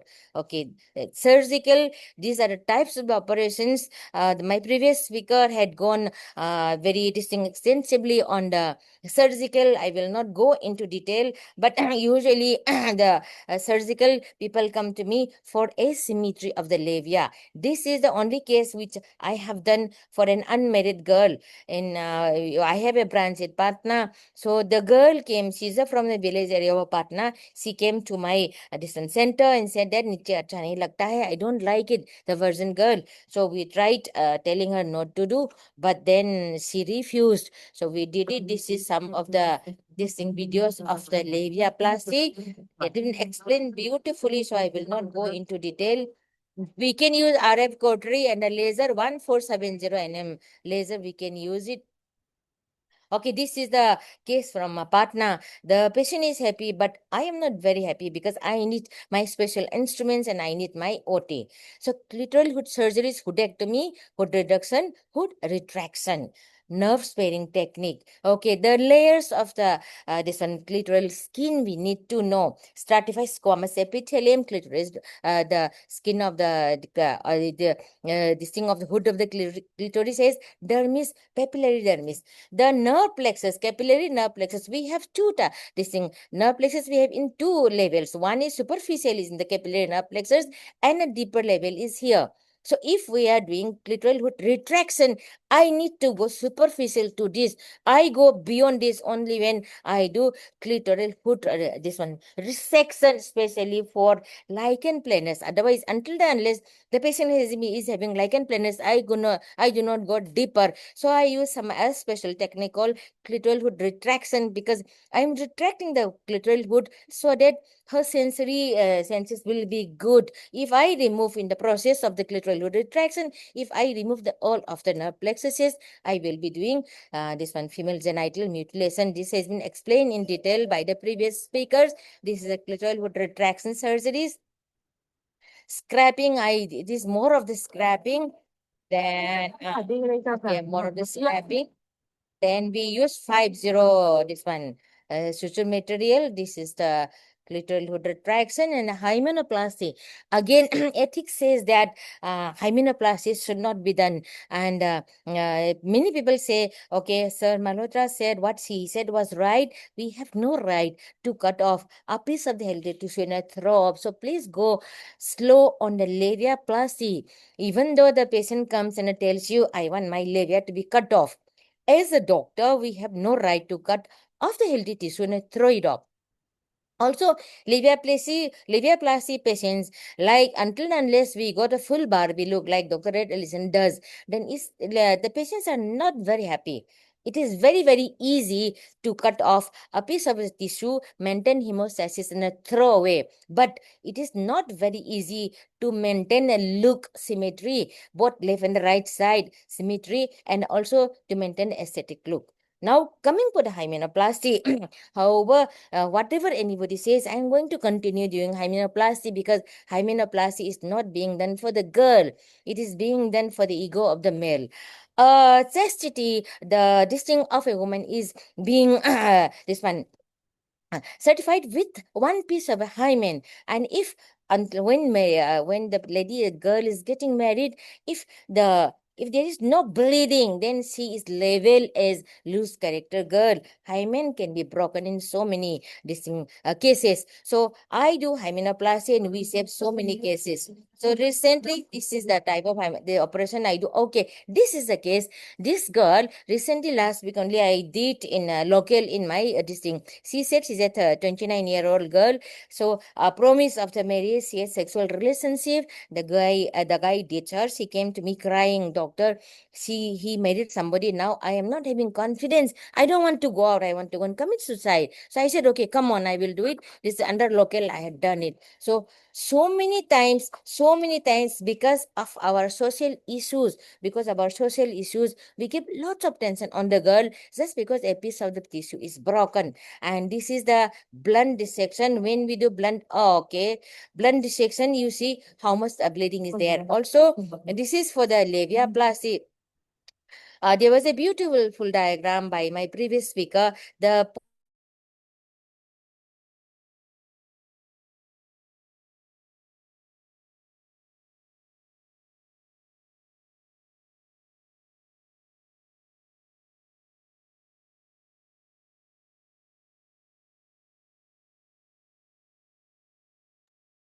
Hello. Thank you. Savannah ma'am has finished the lecture. What's No, ma'am, the? it got cut off in the middle. Yeah. I also thought you. Ankita, can you call madam once? Please Yes, call ma'am. her up. Yeah. Right.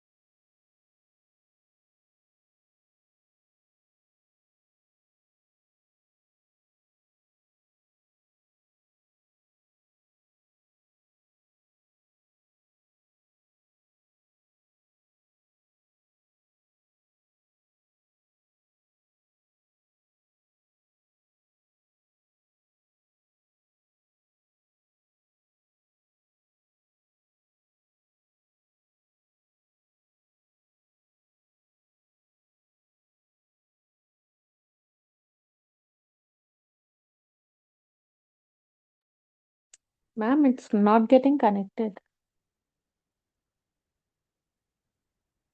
Vishal sir? Yes, Sir, are madam. you there? Sir, can you Yes, try calling? I think I'm not unable to connect with her. yes.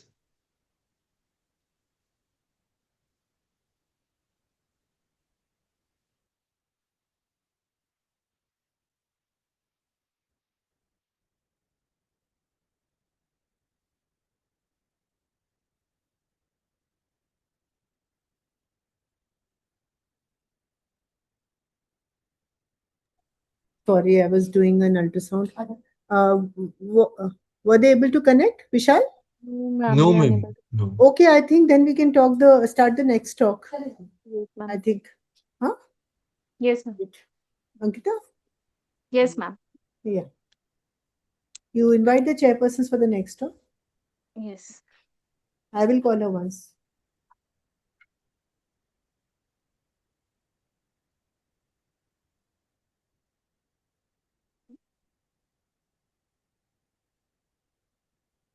So moving on to the next session for today.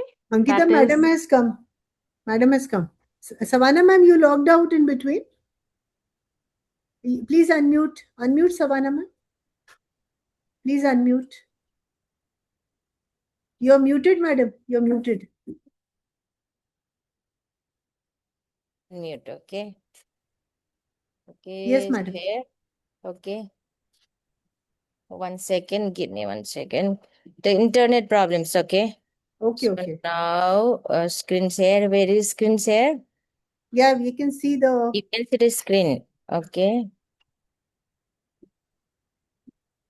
Okay, now where did I come up to this? Yes. Up to Yes. this. Okay. Yes. So be careful with the this one. I will go fast with the posterior labial artery. Okay. Okay, this is for the labial fillers. I will not go into detail. This labial this thing. Thread. This is for the PR. This one thread, vaginal thread, and also I use all these instruments for labiaplasty and hymenoplasty and clitoral hood retraction. Okay, this is what I was talking about. This lady came to me almost presidencia, and into one sit. It's the first sitting only. It's almost 1.5 years. She is with me and maintain it. This is by using only the energy-based devices. This another one. And also I have another one. Okay, this is recently. This was done when I had a training course last week only. Even I was surprised in one sitting only. Even the candidates were very surprised. I did not think I will get such a good result. This is the pre and this is the post. I wish I hadn't poked you for this. In each and every case, I do poke you. This was a walk-in patient. I had made the mistake of not doing poke you. The labial thread. Okay, lichen planus. Lichen planus, we are getting very good result. I will not go into detail after lichen planus treatment, but first you look for the labial fusion. So many of the cases, they will complain of this intense itching with the fusion. You may not see the leukoplakia, but the labial fusion will be there. So we need to understand the pathophysiology of the lichen planus well.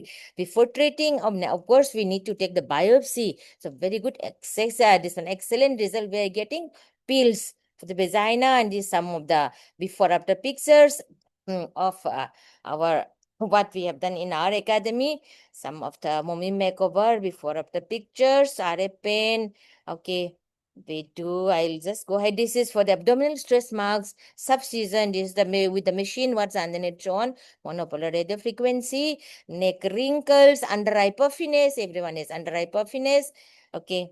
So this is melasma treatment, and this one doubles in reduction. Okay, this some of the candidates. Okay, this is with after 1 week only. This is with PRP only. We do our candidate transformations. Okay, breast lifting. Okay, we do everything. Just few slides. Okay, so now one of the this thing is. So we were talking about this one. Just 2-3 more minutes. Vaginismus, Dr. Zani said vaginismus. Now, just because of the availability of the energy-based devices and because of the availability of the trained cosmetogynecologists, whenever a person is having any painful mixture, this one vaginal intercourse, everyone will rush to give Botox. These are toxins. This case is from one of my distinct centers in this one, Haryana. In Haryana. So now she said, Madam, I have a case of vaginismus. We need to give toxins. I went there. Nobody had taken the trouble to take history, and nobody had taken to have a good look before rushing to toxins. Please, let's go back to our old method. Have a good talk with the patient. Have a good look. Click a photo and see. She was having this one. She was complaining of the painful micturition also. So whenever any painful micturition, anything, we'll send them for scopy. So he has been sent to urologist, some scopy, something, and so more pain. So now when I have taken a simple photograph, I came to know, see, there's a clear cut on the urethral meatus. Husband was doing the sexual activity in the urethral meatus. So I did not give the treatment, but this is an example. This is one of the senior doctors giving testimonials that cosmetic gynecology actually works. So let's not just rush to this one giving cosmetic gynecology treatment. Let's remember our always method also about having good talk with the patient and with the this one a good visual inspection. Some of the training courses we have conducted. Okay. And many branches I have in Patna, in Pune, in Kathmandu, and we conduct surgical trainings.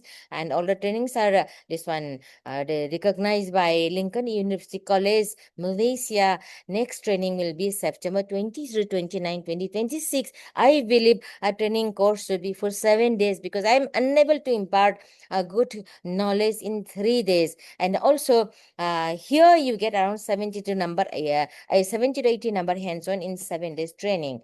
Conclusion, mommy makeover is not just a set of few aesthetic or commercially available procedures. Neither is it limited to losing few pounds of pregnancy fat or removing scar marks. It's more about helping the woman adopt a healthier lifestyle, accepting what is not reversible and reversing whatever is within our limits, and be happy and satisfied with what we are, and ingraining to her that she matters in this one. Accepting what is not reversible is very, very important, because when a woman becomes a mom, certain things changes, which is not reversible. So we need to teach her that you need to accept what is not reversible. So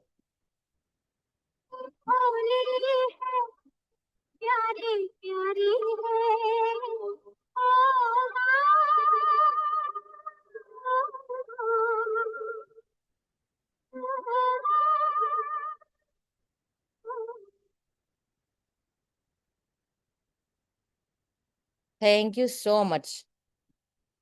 And I'm so sorry for the loss of the connection. Thank you so much, ma'am, for the elaborate talk. And Thank you, Dr. Savannah, for a beautiful talk on Mommy Makeover. And it was a pleasure having you in Synergy. And all the three talks were fantastic. And now we go on to the fourth talk by Dr. Prithvi, who is waiting on IV therapy. Hello, Dr. Prithvi. Welcome to Synergy. Ankita, you can yes, invite the chairpersons and introduce her. moving to the next session for today, that is on the IV revolution from glow to wellness. Now, inviting the chairpersons for the session. We have with us Dr. Anita Nath, ma'am, Secretary, Bareilly Obs-Gynae Society. Dr. Meenal Jain, Secretary, Agra Obs-Gynae Society. Dr. Meena Vishwakarma, Secretary, Mirzapur Obs-Gynae Society. Dr. Preeti Lalwani, Secretary, Mathura Obs-Gynae Society. Dr. Ritu Mittal Arya, Secretary, Khora Makanpur Obs-Gynae Society. Dr. Suchi Jain Sinha, Secretary, Varanasi Obs-Gynae Society. Dr. Sonika Gupta, Secretary, Shahjahanpur Obs-Gynae Society. Dr. Sambal Naim, Secretary, Aligarh Obs-Gynae Society. I now request the chairpersons to introduce our speaker. Ankita, you Dr. can Prithvi introduce. Vaiti, sir. You can introduce, sir. Shalini Tandon, ma'am, are you there? Dr. Shalini Tandon, Dr. Alka Sethi, madam, are you there? Yeah, I am here, Dr. Monica. Ma'am, please do the honors. Ma'am, please do the honors. Please introduce our speaker. Okay.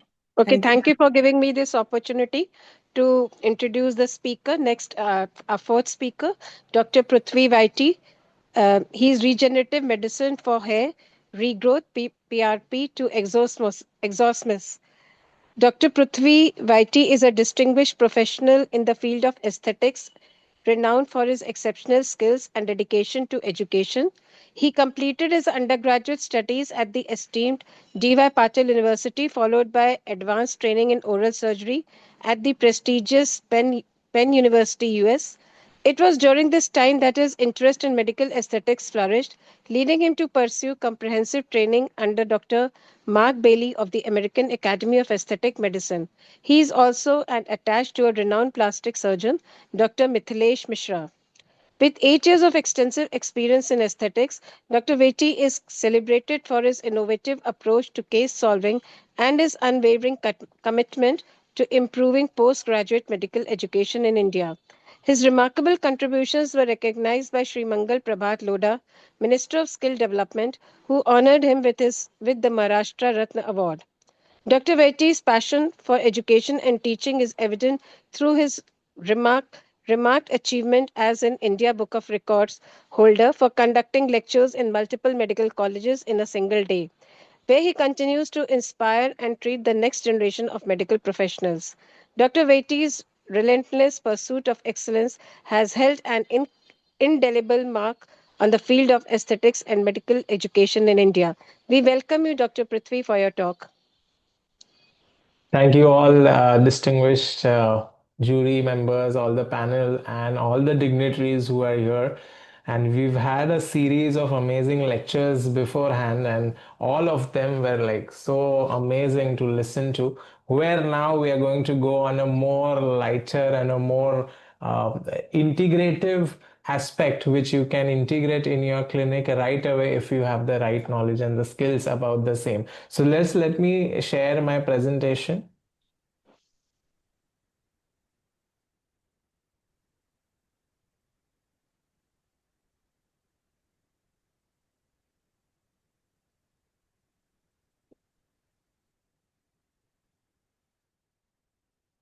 All right. So we are here for the IV revolution. Now, I can see so many of the gynecologists who are here who are managing these women in the toughest metabolic phase of their life. And then now, when you can introduce a clinical tool like IV in your clinical practice, it can help them in all the phases of their life, right from menarche to postpartum to menopausal to any other indication-based aspects, even like the fertility. So we are going to have a deep dive into the IV revolution, which we call it as. But before I begin the presentation on IV revolution, let me tell you, it is not a trend. It is not something which has trending recently. It is a route that demands the right diagnosis, the dose logic, monitoring, documentation to treat the indication. That is the way to look at the IV. The revolution is for a purpose because of the new influx of the molecules which have come through in the IV segment, which we will look into during our presentation. So, one most commonly asked questions from the patient who are coming for the IV intravenous therapies, the new modern IV intravenous therapies, is that is there any clinical trial? Is there any data over it? So it has been happening since a very, very long time. And here is a case paper which I have published on the existing evidence on the data. As you can look at the publication, which talks about the established aspects of the intravenous and IV infusion therapies on what benefits the patients can get. In fact, from 1960s, there has been a cocktail called as the Mayer's IV infusion cocktail, which John F. Mayer had started and which has a lot of long-standing clinical data in conditions like migraines and others. So as you can see, there is a lot of research work which has already been done, and here is a concise narrative review which you can read later on whenever you do get time. But why do we need intravenous therapy? The first important aspect, if I have to give you an understanding, there is a common molecule called as L-carnitine, which is mostly used for weight loss, as most of you all might be knowing, where L-carnitine is available as a capsule form, it's available in the effervescent form, it's available in syrup form, it's available in liquid form. Unfortunately, the names of the formulations which I've taken of the liquid, tablet, capsule, effervescent, none of the bioavailability of any of these route of medication exceeds above 10 to 20%. In fact, in effervescent, it is observed less than 5% bioavailability. Whereas if you take the same molecule intravenously, L-carnitine, you get a bioavailability of 90% and above, which is actually a game changer when you look at a lot of indications.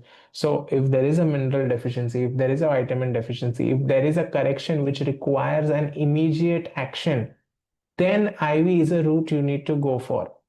Even when you look at most of the indications in gynecological perspective, you get indications related to what? You get indications related to fertility. And the most common thing which a fertility expert or an IVF center prescribes to the couple is an antioxidant. Now imagine that bioavailability of that one antioxidant which has to be given to that couple which is infertile.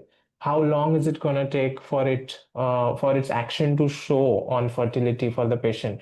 Whereas when you start giving antioxidants in the intravenous route, you get a much quicker response and action. Apart from that, there are so many other indications why the intravenous therapy is picking up so much. So understanding the most important aspect is the bioavailability, where you're going to see the maximum output for the patient in the least possible time frame which is possible.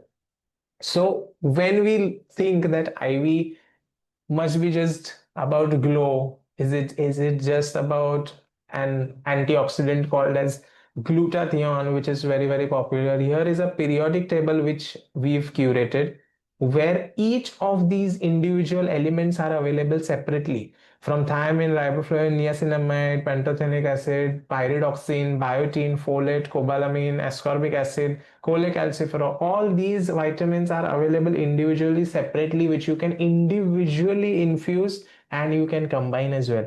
When you look at the minerals and the electrolytes, you have magnesium, zinc, selenium, manganese, copper, calcium, potassium, sodium, individually available, individually having that individual benefits.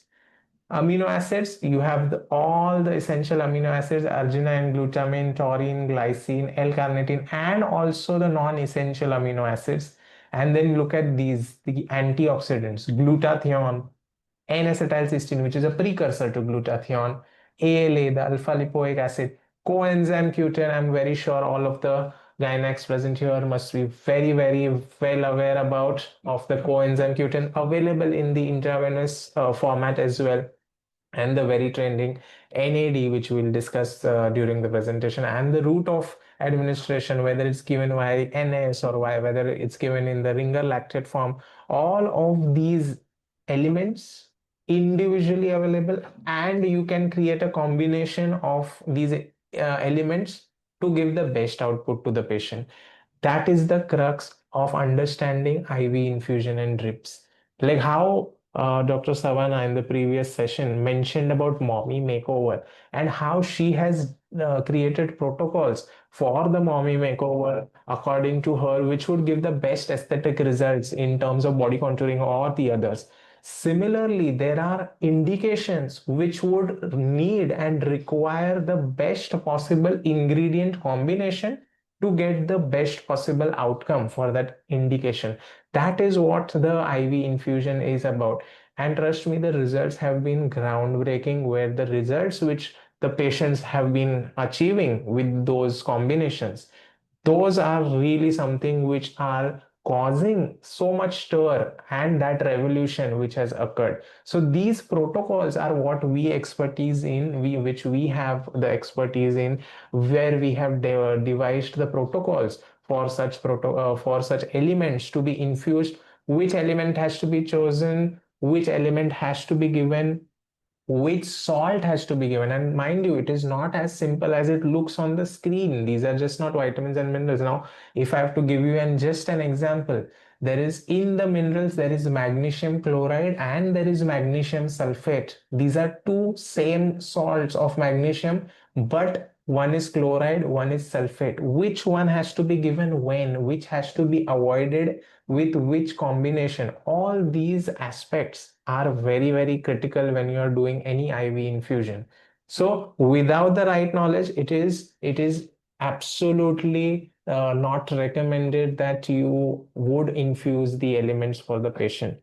So that is what we are here to learn about, so that you at least have a gist and an idea to begin your practice in the IV infusion.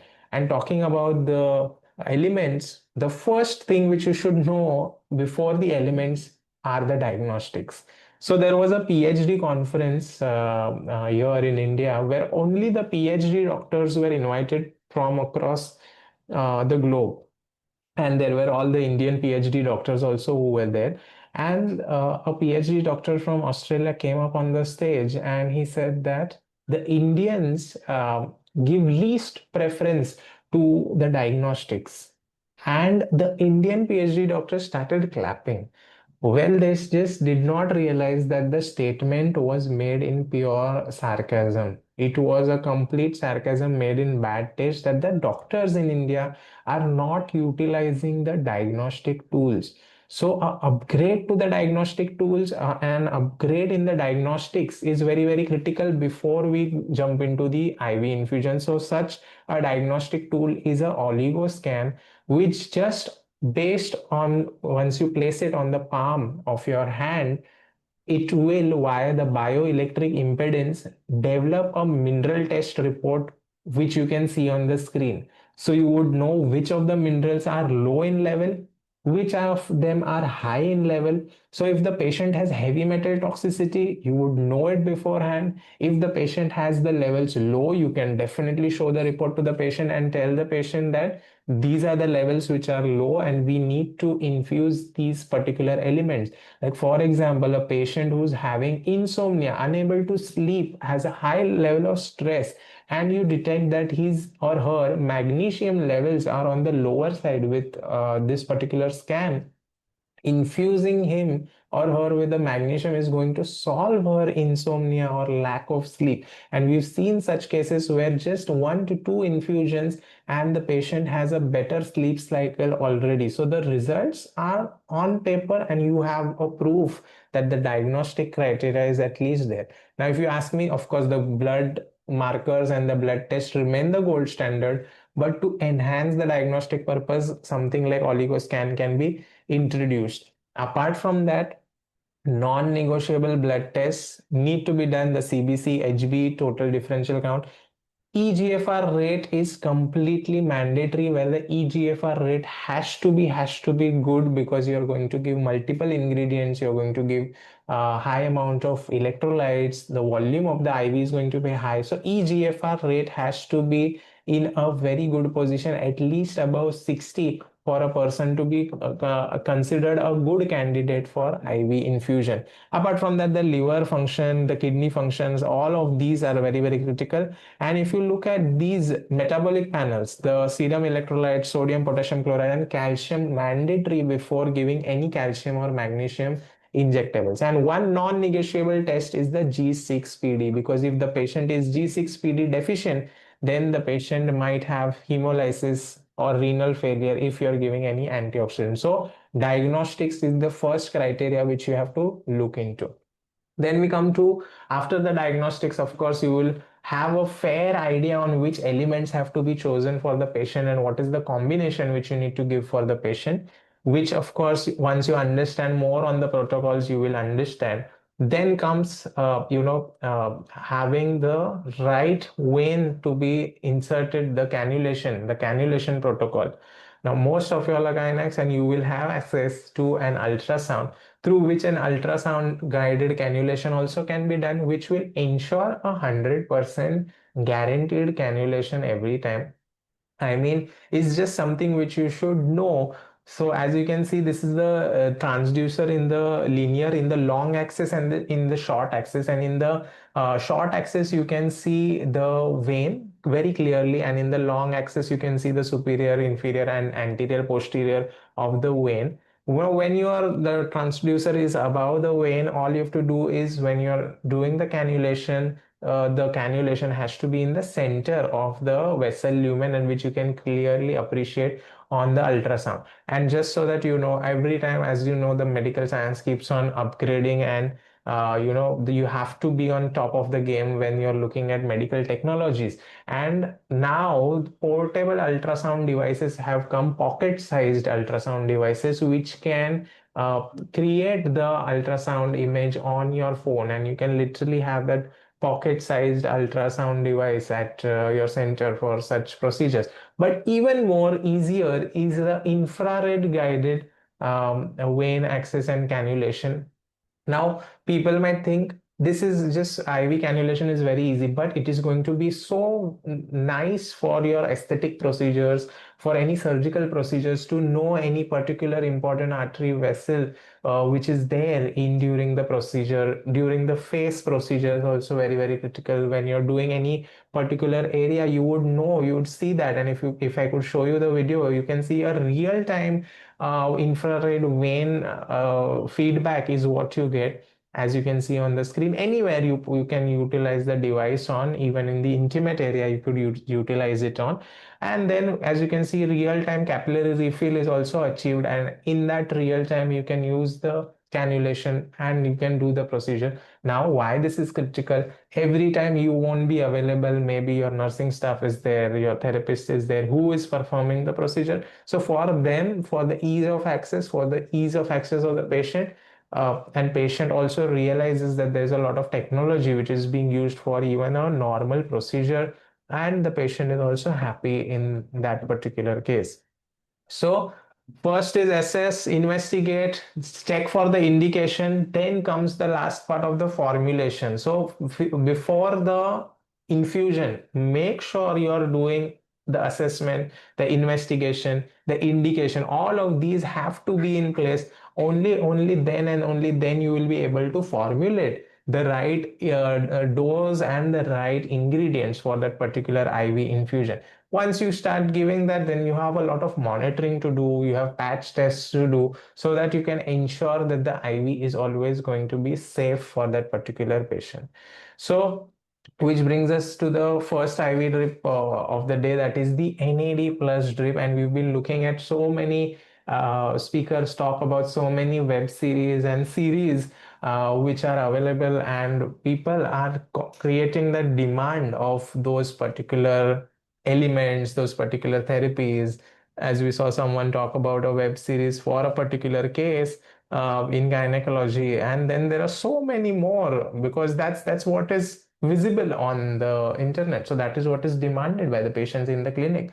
So NAD plus is there, out there in the news, in everywhere, where all the celebrities which the people love are taking, right from the best faces in Bollywood to the best faces in Hollywood, they are taking it. And as you can see, the news articles about the same, where age reversal is the claim which the NAD drip is supposedly giving, and that is what the patients are demanding of as well. So it's not a new molecule. It was discovered in 1936 and was also being used in the World War II. So as you see that it's not anything new, as we started with the same thing, that it is not a trend which has just come. It's been there. It's been having its own data and clinical trials on the same. It's just that we need to find the right indication, and the right assessment has to be there before choosing any molecule. So what was observed is that NAD was being used for patients having addiction, alcohol addiction, smoking addiction, any particular addiction. Why? Because any particular addiction impaired the prefrontal cortex, the hippocampus, and the dopamine pathway. And guess what the NAD did? It reversed, it released dopamine, it caused better focus and mental clarity, it caused person to be in a more focused state to do his work. So he did not require the addiction to feel that focus in his mind, or he did not require the addiction for that dopamine release. What that did, it reduced the cravings, it reduced anxiety, it reduced insomnia, and it increased the mental clarity and energy. So this was what was documented on the use of NAD for the general population. But NAD is nicotinamide adenine dinucleotide, where it is just not restricted to addiction, but it works on all the systems across the body: the brain, liver, vasculature, heart, lymphoid tissue, reproductive organs for fertility, kidney, pancreas, muscle, and adipose tissue. So you can see almost all the aspects are being targeted with the NAD. We talk about longevity, that is living longer. The core molecule which is taking the space in longevity is the NAD, which is nicotinamide adenine dinucleotide. And where have you heard about the NAD? You've heard about the NAD in your medical school, in biochemistry, in the glycolysis, and in the Krebs cycle. And if you remember that, you will remember that NAD plus converts to NADH and ultimately forms the ATP. So NAD is very, very important for ATP production in the body. And guess what happens? As you age, the NAD plus levels decline in the body, which leads to decline in the NADH formations, which leads to decline in ATP levels, which does what? Which leads to decline in the energy levels throughout the body. So NAD molecule, that is why, is very, very essential for energy and organ functioning. And that is why, as you can see, almost all the organs, because ultimately ATP is being released by mitochondria, and all these organs, everywhere that energy surge can be increased and the organ function can be improved. In fact, in our clinics, we've given the NAD plus molecule to a patient who was male patient who was 60 years old, who just wanted it for wellness. He reported improvement in erectile function No P shot was given to him, no shockwave therapy was given to him, no procedure for improving any erectile function was given. Neither the patient was on any sildenafil or any other such vasodilators. Only the therapy of NAD, and the patient reported improved erectile function, which proved one thing, one very important thing: improvement of vasculature, improved neovascularization, that is new vessels. Neovascularization, improved vascularity, which leads to an improvement of the organ function, and that is why it is such an important molecule in anti-aging. So it does repair DNA, immune signaling, energy enzyme, longer telomeres, neurotransmitter, that is better brain health, as we just saw, helps in the focus, mental clarity, dopamine, longevity mechanism. As the patient is going to have better organ function, the patient is going to live longer, and ATP production, that is energy level. So patient who's having a low on energy is also something where you can give the NAD plus drip.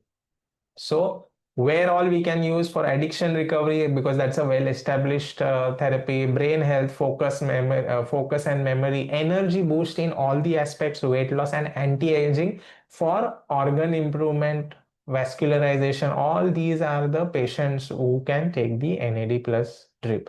So the safe doses of NAD are as such, where you start with a very low dose of even 100 is fine. So as you can see, we have developed such protocols for almost all the ingredients which we initially saw in the table. So as you can see, 250 mg is the dose which you can start off on. See the response. As I'm saying this, let me also tell you that the most common complication of NAD which is reported is the bronchospasm. So make sure you have all the emergency tools in your armamentarium ready. Even the bronchodilator has to be present with you, because there is a surge of ATP so much that then it can cause the bronchospasm. That's why always start with the low dose and also slow dose. Low dose and slow dose are both two things which you have to follow when you're looking at the NAD IV drips. As slow as 3 to 5 hours. You have to give it in minimum 250 ml or 500 ml and minimum 3 to 5 hours. Very slow drip, and start on the low dose, see how the patient is responding, and as per indications, then further you can increase the dose. So as you can see, further there are amino acids which are being used. We just discussed on the amino acids. You have such amino acids vial, then you have thiamine. Now, I was specifically told that about the menstrual health and about the women health is what the agenda is about, and thiamine has a wonderful role in dysmenorrhea, that is painful menstruation. It becomes a drug of choice in the IV infusion combination if a patient is having painful menstruation, because it relieves cramps, improves the blood flow, reduces inflammation, and improves overall well-being. Then you have in weight loss. Now, PMOS is one of the most common indications which you would get in your practice, where the weight of the female patient because of the irregular hormones is one pressing issue, where you want to control the weight, where L-carnitine aspect of the medication can be infused in the IV to give an weight loss for the patient, which helps to convert fat into energy.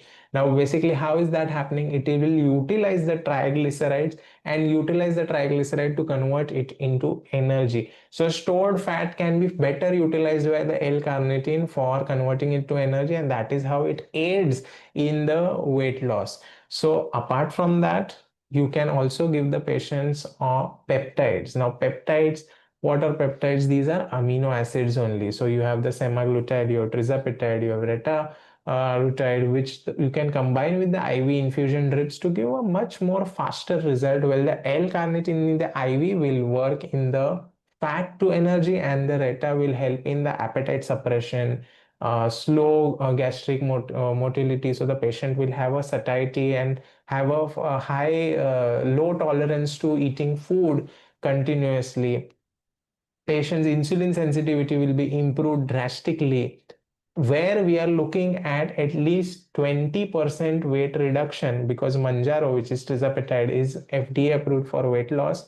we are looking at 20% weight loss in the span of 4 to 6 months, which is very, very massive. And if you are pairing it with the IV infusion of L-carnitine, you get way much better results. And look at these interesting therapies in aesthetics, which you can further do to your patients. PPC injections, which are your fat dissolving injection, which can locally be injected in the fat to dissolve the fat. IV therapy, we were just discussing. Cryotherapy is a new wellness therapy which you can integrate for your patient for weight loss and well-being. Red light therapy is a great new tool for anti-aging. Body contouring treatments. Now you've heard about the Tesla chair, which helps with the pelvic floor. You have the body contouring EMS machines, which helps with the muscle relaxation contraction. So it helps build muscle.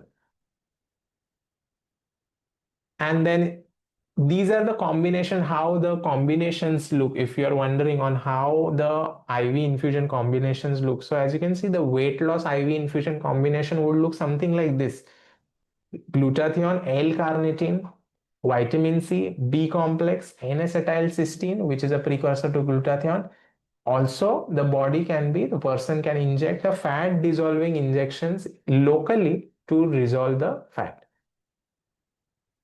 This is how the Glow IV infusion cocktail would look like. Why we call it cocktail? Because it's a combination of multiple elements and ingredients. As you can see, vitamins are there, minerals are there, antioxidants are there. So these combinations are promising the patients to give the maximum impact in that particular indication. Like for example, the Glow, this is how a combination would look like: glutathione, vitamin C, B complex, N-acetylcysteine, zinc chloride, and magnesium chloride. So when you combine these ingredients in the proper way, in a proper protocol, the patient will have much better results. Now, postpartum, we always see the patients develop pigmentation, where such IV drips are going to be very, very useful for the patient to reduce the pigmentation, as glutathione is known to block the tyrosinase enzyme and reduce the overactive melanin production, which will reduce the pigmentation. Also, glutathione is also known to increase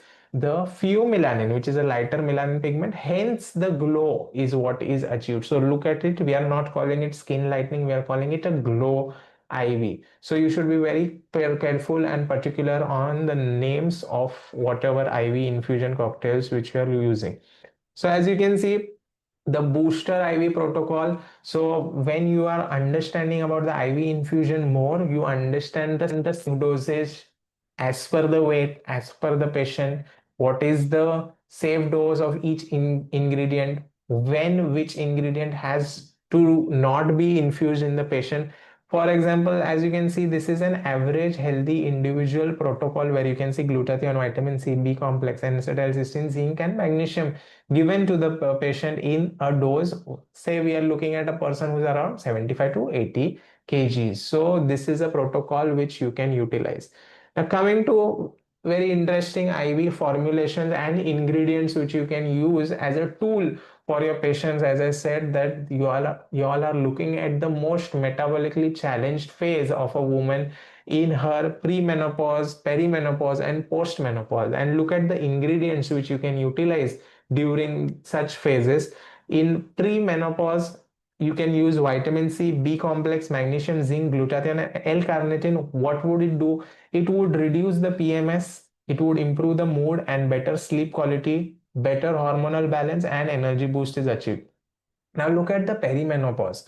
You can give NAD as a molecule, magnesium, vitamin C, glutathione, ALA, which is a alpha lipoic acid, which is again a good chelating agent also, which will help to reduce heavy metal toxicity in the body. Amino acids. What it would do: reduce hot flushes, improve brain function, better sleep, anti-aging support. And postmenopausal is also one big area which is very, very ignored, and very less therapies are there for post-menopausal females, where you can see combination of calcium, magnesium, vitamin D can be given intramuscular, 6 lakh international units once in 3 months. Vitamin C, glutathione, coenzyme Q10, omega support can be done. What it can do: it will support better bone health, better heart and cardiovascular, and anti-aging support can be achieved. Similarly, when we look at the most common aspect in today's era, it is the fertility IV drip. So you look at the conjunction. It is an added tool in your practice. Your practice remains the same. Your practice is going to, whether you're doing an IVF practice or whether you're just doing a gynec practice or whether you're doing a ops practice, either of it adds on to your center as an added tool.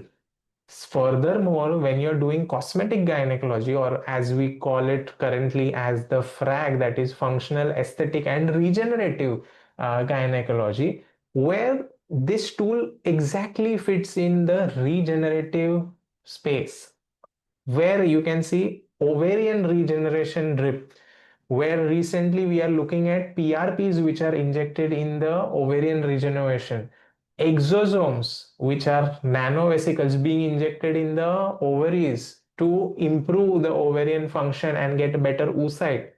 So along with that regeneration, if you also add a tool of ovarian regeneration drip, which will include glutathione as a molecule, NAD maybe as a molecule separately, NMN which is a precursor to NAD, coenzyme Q10, zinc, folate, resveratrol, which can be done as a combination to support the ovarian regeneration. What it would do, improve oocyte quality, enhances mitochondrial energy, and anti-aging ovarian effect can be achieved with this. Most of the times for the IVF, the success rate depends on the sperm quality, that is the motility of the sperm, quality of the sperm, and the egg quality and the oocyte quality. So if you can do the ovarian regeneration, put the female on the ovarian regeneration drip and give the male fertility boost drip and do whatever additional supplements which the patient has to be given in the coming 3 months, definitely there is going to be a better egg quality, better sperm quality, which is going to lead to better fertility for both of them. So it adds as an asset in your existing practice, which you just have to know the right ingredient, the right dose, and the right protocol, and you are going to have a great clinical outcome every time. So as you can see, the male fertility drip which we were talking about, you could add the NAD. As I told you, 60 years old patient had improved erectile function. So furthermore, energy, which is very, very critical and important for the sperm, also definitely is going to see and better improvement and influx in the motility and rest of the parameters of the sperm. So repairs the DNA also. So everyone knows here that the DNA fragmentation index is checked for the sperm sometimes when the fertility is in question for the male. So if that can be improved via IV infusions, I mean, it takes your practice to the very next level. So as you can see, glutathione, coenzyme Q10, which you have been prescribing as the oral supplement, given in the IV form, better bioavailability, better outcomes. Then you have the endometrial support drip, where you can give iron sucrose, folate, zinc, glutathione, which will improve the endometrial thickness and enhance implantation rate. So you can see all of these, which are very, very commonly given as oral supplements, are to be given in IV, and also add on existing like ovarian PRP exosomes, add on the ovarian regeneration drip. Male fertility, give the male fertility booster drip and endometrial support drip further on when the implantation or where the patients have to be asked to have a sexual intercourse during the phase. So that will improve the fertility. So that is the logic of adding the IV tools in your practice. So furthermore, we just looked at the fertility, we just looked at the menopausal and rest of the drips. Furthermore, you have the wellness drip, you have the cleanse drip, you have recovery drip. You have a lot of athletes who come for us at our clinic for recovery, for skin, for better immunity. So as you can see, we do a lot of trainings on the ozone IVs as well, where blood-based ozone is infused in the blood and re-infused in the patient for antioxidant effect. You have saline-based ozone, again for antioxidant effect. So such therapies also exist, which are also very, very promising for the patient. So this is a protocol on how the ozone drip is done for the patients. You have hydration drips for the patients. Then as you can see, hangover drips again, which are very, very popular amongst the patients. So you have the skin, the hair, even postpartum, the hair is a major, major concern for the female patients. And usually the gynecs don't have any resolution to it, rather than supplementing with the multivitamins, biotin, and wait and watch period, but where you can enhance it via the hair tonic. Now, if you might be thinking why this has to be done, the course will correct on its own. I mean, the patient will have a better outcome after some months. The hair will regrow, and it is just a phase of the hormones which has caused the hair fall. Let me tell you, we've been also doing trainings with oncologists who, along with their oncology center, have started an IV infusion center, because most of the patients on the chemo and radiotherapy are reporting poor skin and, of course, hair fall and hair loss. Now they know that the post chemo and radio, it's a common outcome of hair fall and hair loss. Yet they have started with the IV infusion therapies, because post chemo and radio, immediately when the person has lost the hair, the patient starts finding solution everywhere, that who can revive my hair as quickly as possible. So maybe you can integrate it on your own with the right ingredients and the dosage. So that brings us to the end of the topic, which also I would want to announce that we usually do the longevity biohacking and wellness summit. It's going to happen. You can take the details from Dr. Chandni. In fact, we work with Dr. Chandni as well, where we do the IV infusion trainings with her. So you all are invited, and I'm very pleased that I was given this opportunity to talk. I'm also the organizing chairperson for MAS, that is Medical Aesthetics Symposium, and we've been having the 5 successful years of the same, and we do a lot of trainings for the doctors on the same, about the IVs, about aesthetics, regenerative, wellness. These are our core expertise on which we train our doctors, and from all across the globe. In fact, the protocols are being followed, which have been well researched and documented by us. So I invite everyone to connect with me further. Whatever doubts and queries you have, you can ask in the chat. And I thank for this beautiful opportunity, and I hope that I could brief you on the IV revolution which is occurring, and hopefully help you propagate towards adding this important clinical tool of IV infusion in your practice. I thank you, everyone. I thank all the dignitaries and all the delegates for the patient hearing.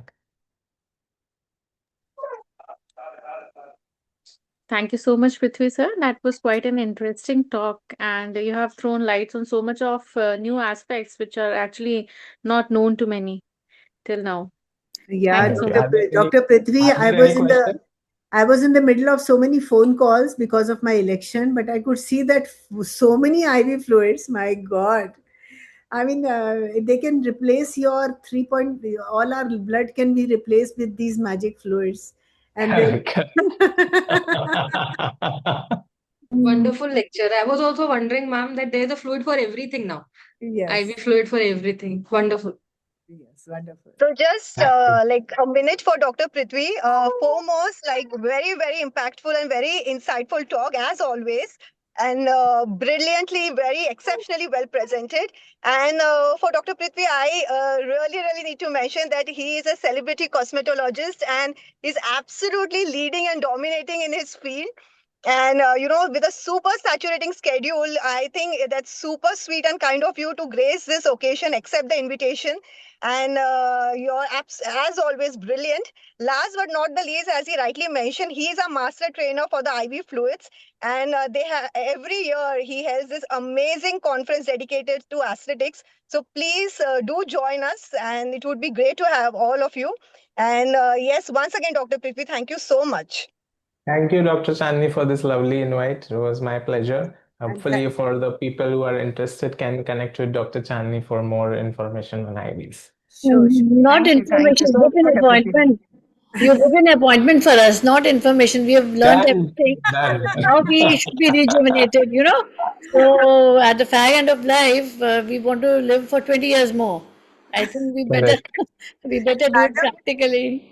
Trust me, doctor. I am getting females who are 50 years old. They've said that, we've spent our life, for our kids, working ourselves, and now we want to do something for ourselves, and they want to start with the IV. Yes, yes. After 70s, there is scope, no? Yes, there is definitely. Alka ma'am, you have to put a century there, huh? Yes, yes, yes. 100 We'll plus make 100. sure. Yeah, every gynecologist should live for at least 100 years. Yes. We are so much aware. We are studying. We are looking after ourselves. We've got good families, good knowledge. We should all live at least 100 years. Definitely. Fully agree with you. Thanks to Dr. Prithvi, our longevity and Chandni will keep us beautiful. Perfect. So thank you so much. And Thank you. My Thank pleasure. you, Dr. Monica. All the best. Sure to win. Thank you, Alka ma'am. Thank you so much. And Ankita, let's start the next talk. Yes, ma'am. Moving to another interesting session for today and the last talk for today.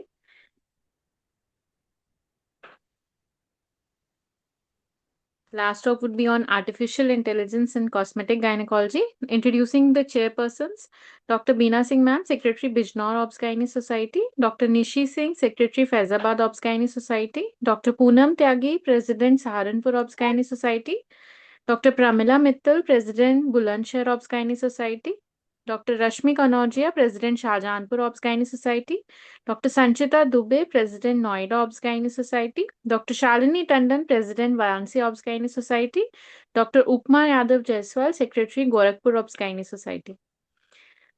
I request Dr. Apurva is sitting there, very, very attentively watching. Dr. Apurva, Yes, would you ma'am. like to do the honors? Or I Yeah. think Ankita, you would like to introduce because he's your speaker. Sure. Yeah. It's okay, ma'am.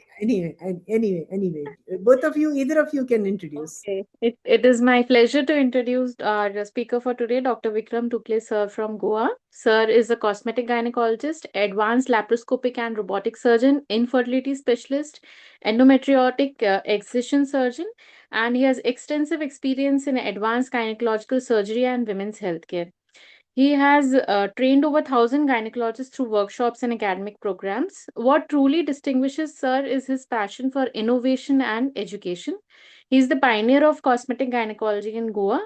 He is also the founder of Gynovate AI, reflecting his vision for integrating technology and artificial intelligence into modern gynecological practice. It's a privilege to have you with us, Sir, today. We warmly welcome you and look forward for an insightful session. Thank you so much. It's an absolute pleasure to be here. Am I audible? Yes, sir, you are audible. Okay. So just share my screen.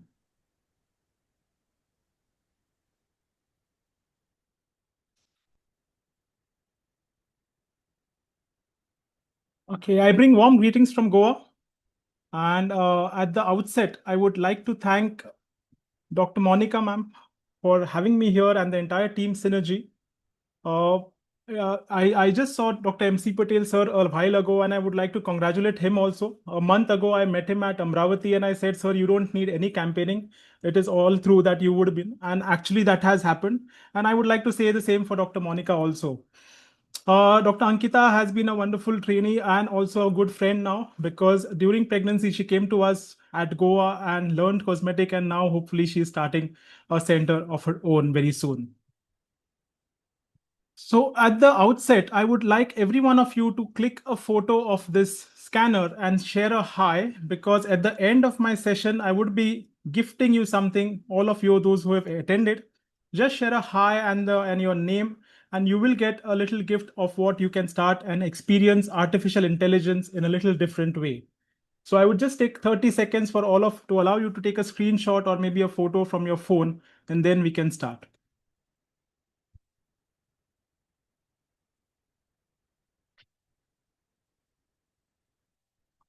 Center high. Yes.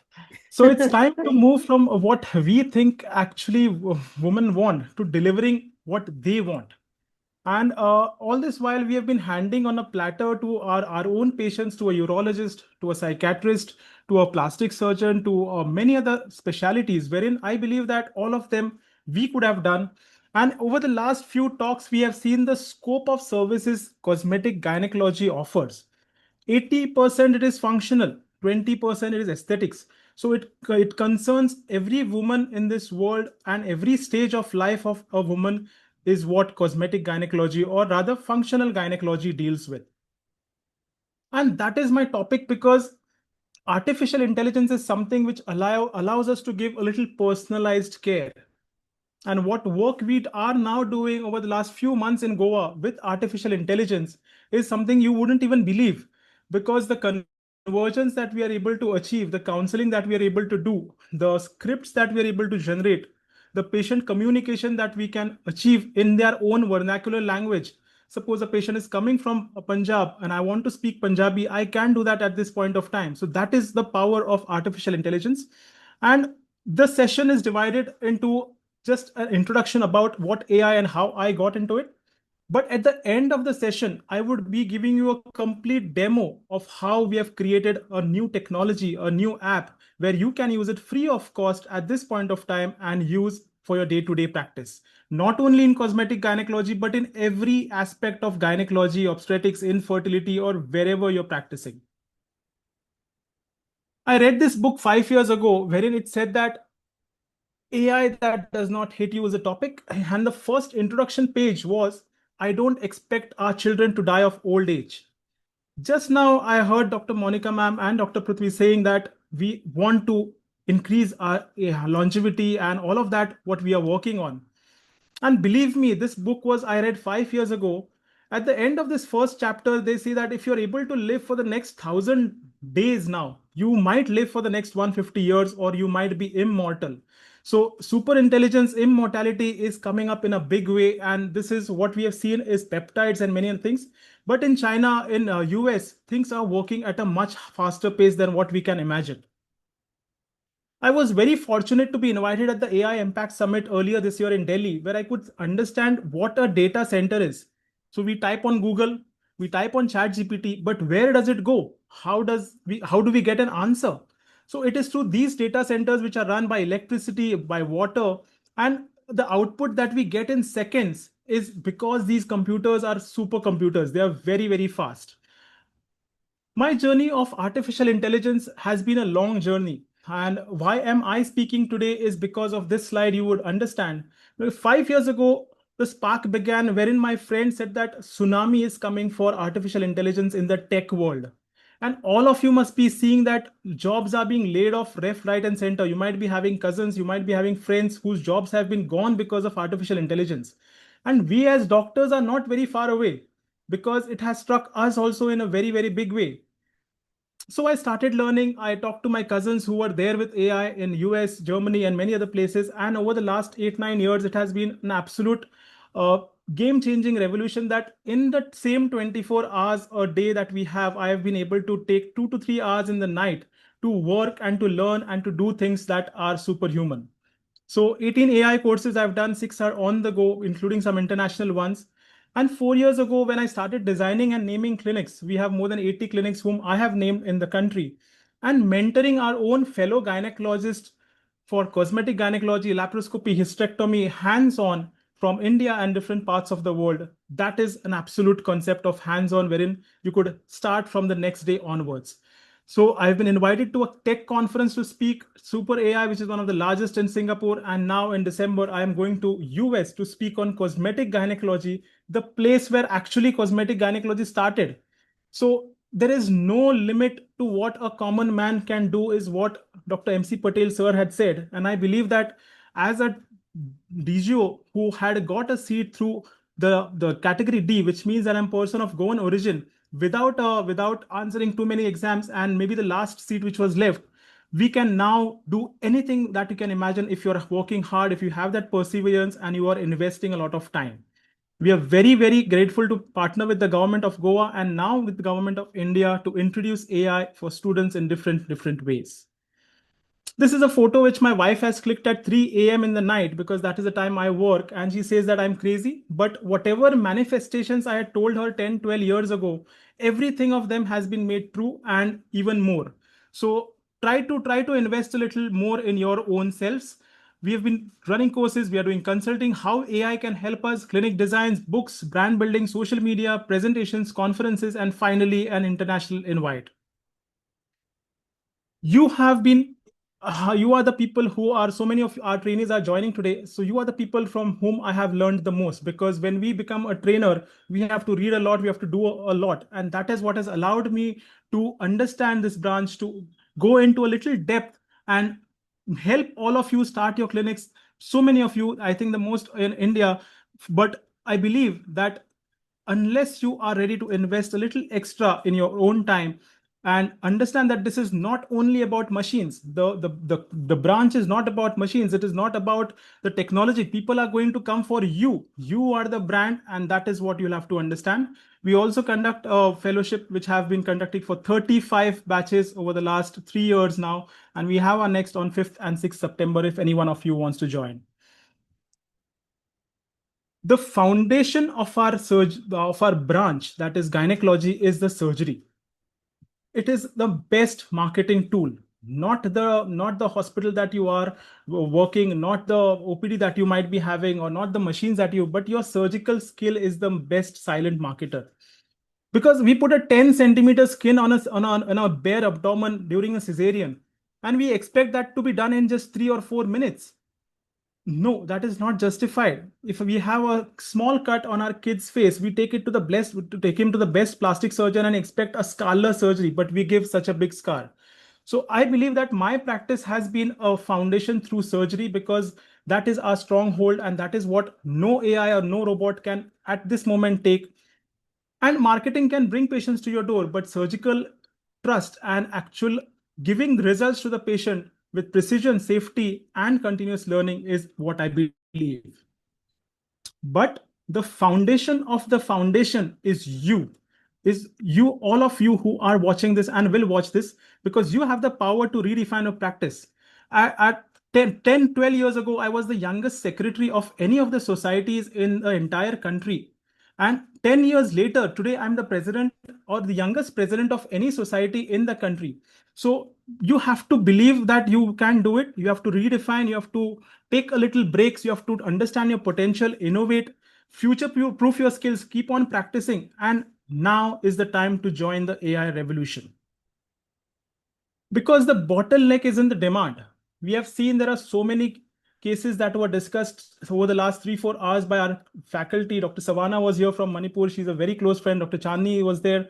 Dr. James sir showed different surgeries. And Dr. Prithvi also told about the IV. But the bottleneck is that people are ready to come. But what patients used to do Google earlier, now patients are doing ChatGPT. Patients are coming with, I have a prescription kept over here, wherein a patient has got around 11 pages of data from ChatGPT and various AI tools. How are you going to match that? So expectations have risen. And now what AI we were using, I started using ChatGPT 4-5 years ago. It was very crude. It was very slow. It was making a lot of mistakes. But now I can say that it is almost getting 95% better. There are no mistakes. The image creation is absolutely spot on. So it is not about the bottleneck anymore now. It is just about starting. Because a patient's journey is a funnel, wherein a patient is ready to discover, a patient is ready to inquire, then comes the consult, then the patient decides, and then finally you treat. So at every stage, there is some leaks which happen. Because a patient has messaged you in the night, you have not seen the message, you're replying it to the patient the next morning. Patient has an emergency at 2 a.m. in the night when she discovers that she has vaginismus or she's not able to consummate her marriage. And she puts a message, but you don't read it. You read it only the next day, maybe after your OT also. So there is a time which is called as a slow reply. And the consultations quietly disappear. We normally have a simple brochure which we say that, okay, one size fits all.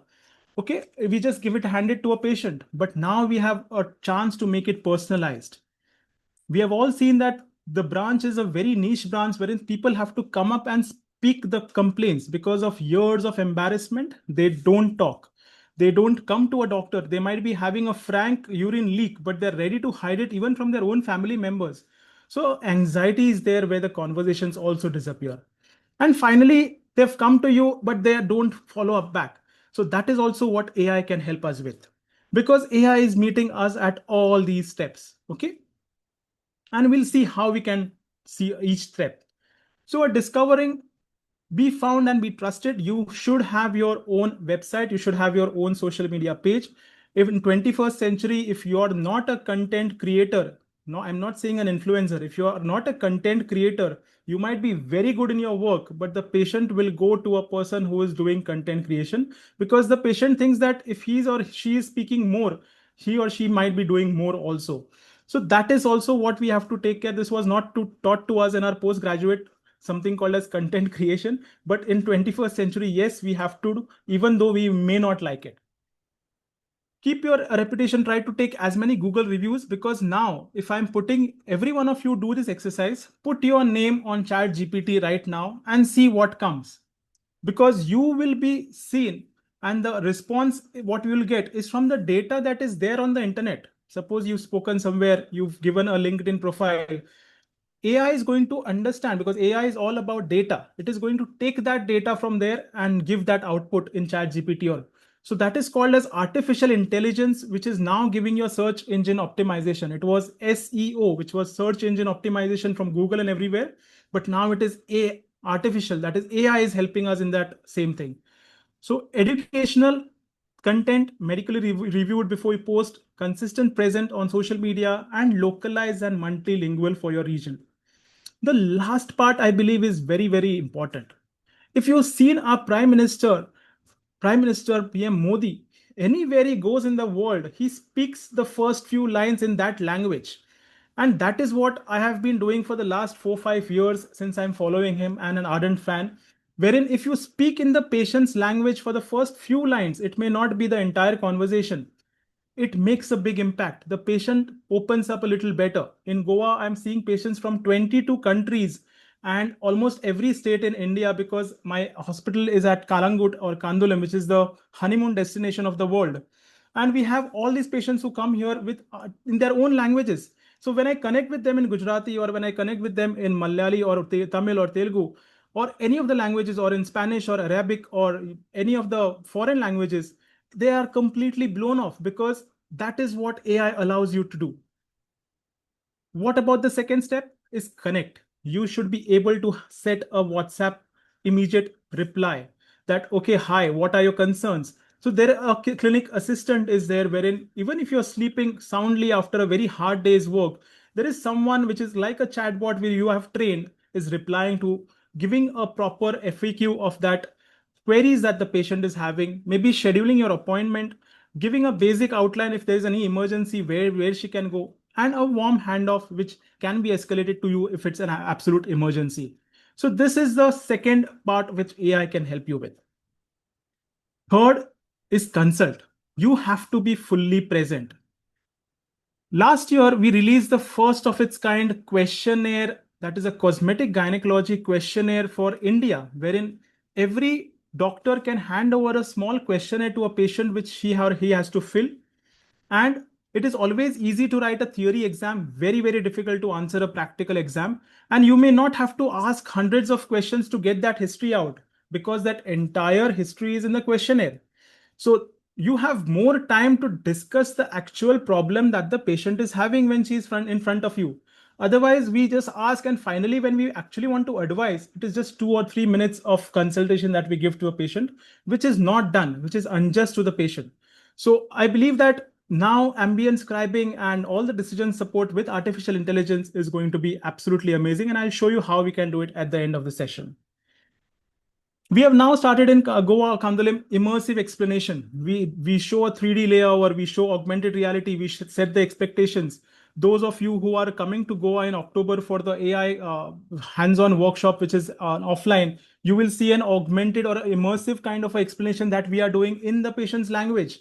So that bridge which was there, that I can't understand Marathi, I can't understand Kannada, I can't understand, that is going to completely go. And you might be speaking in English, but the patient is going to understand in their language. So that is what was lacking, and AI is going to help us do that. And I'll show you how in the next few months when you're coming here.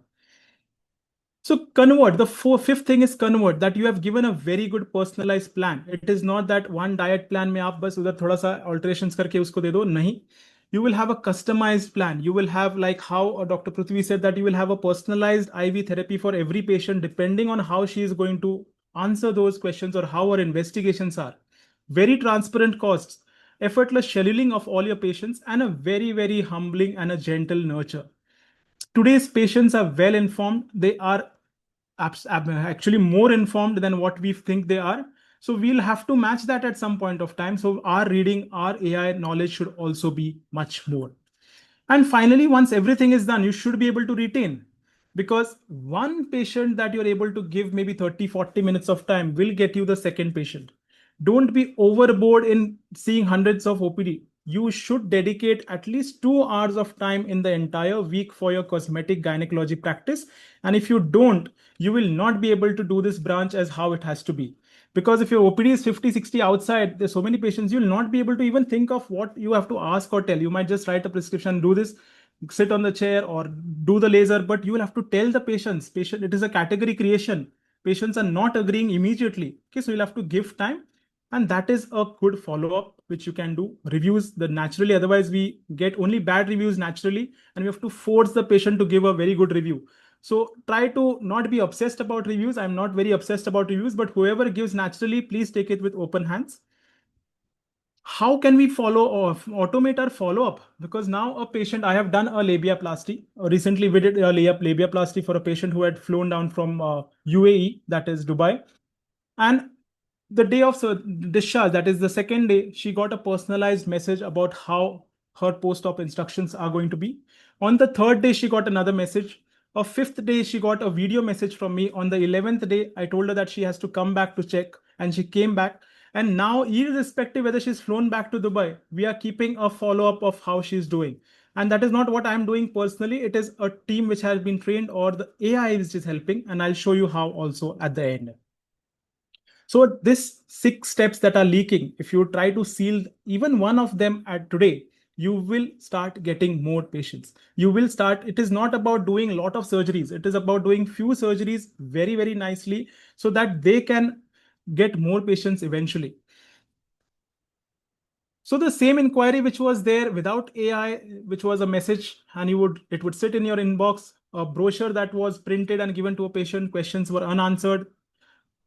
Consult typing notes, not connecting to the patient, where when you're just writing in front of the patient, you don't have too much time. Patient leaves unsure, no follow-up, and quietly books another appointment with your competitor.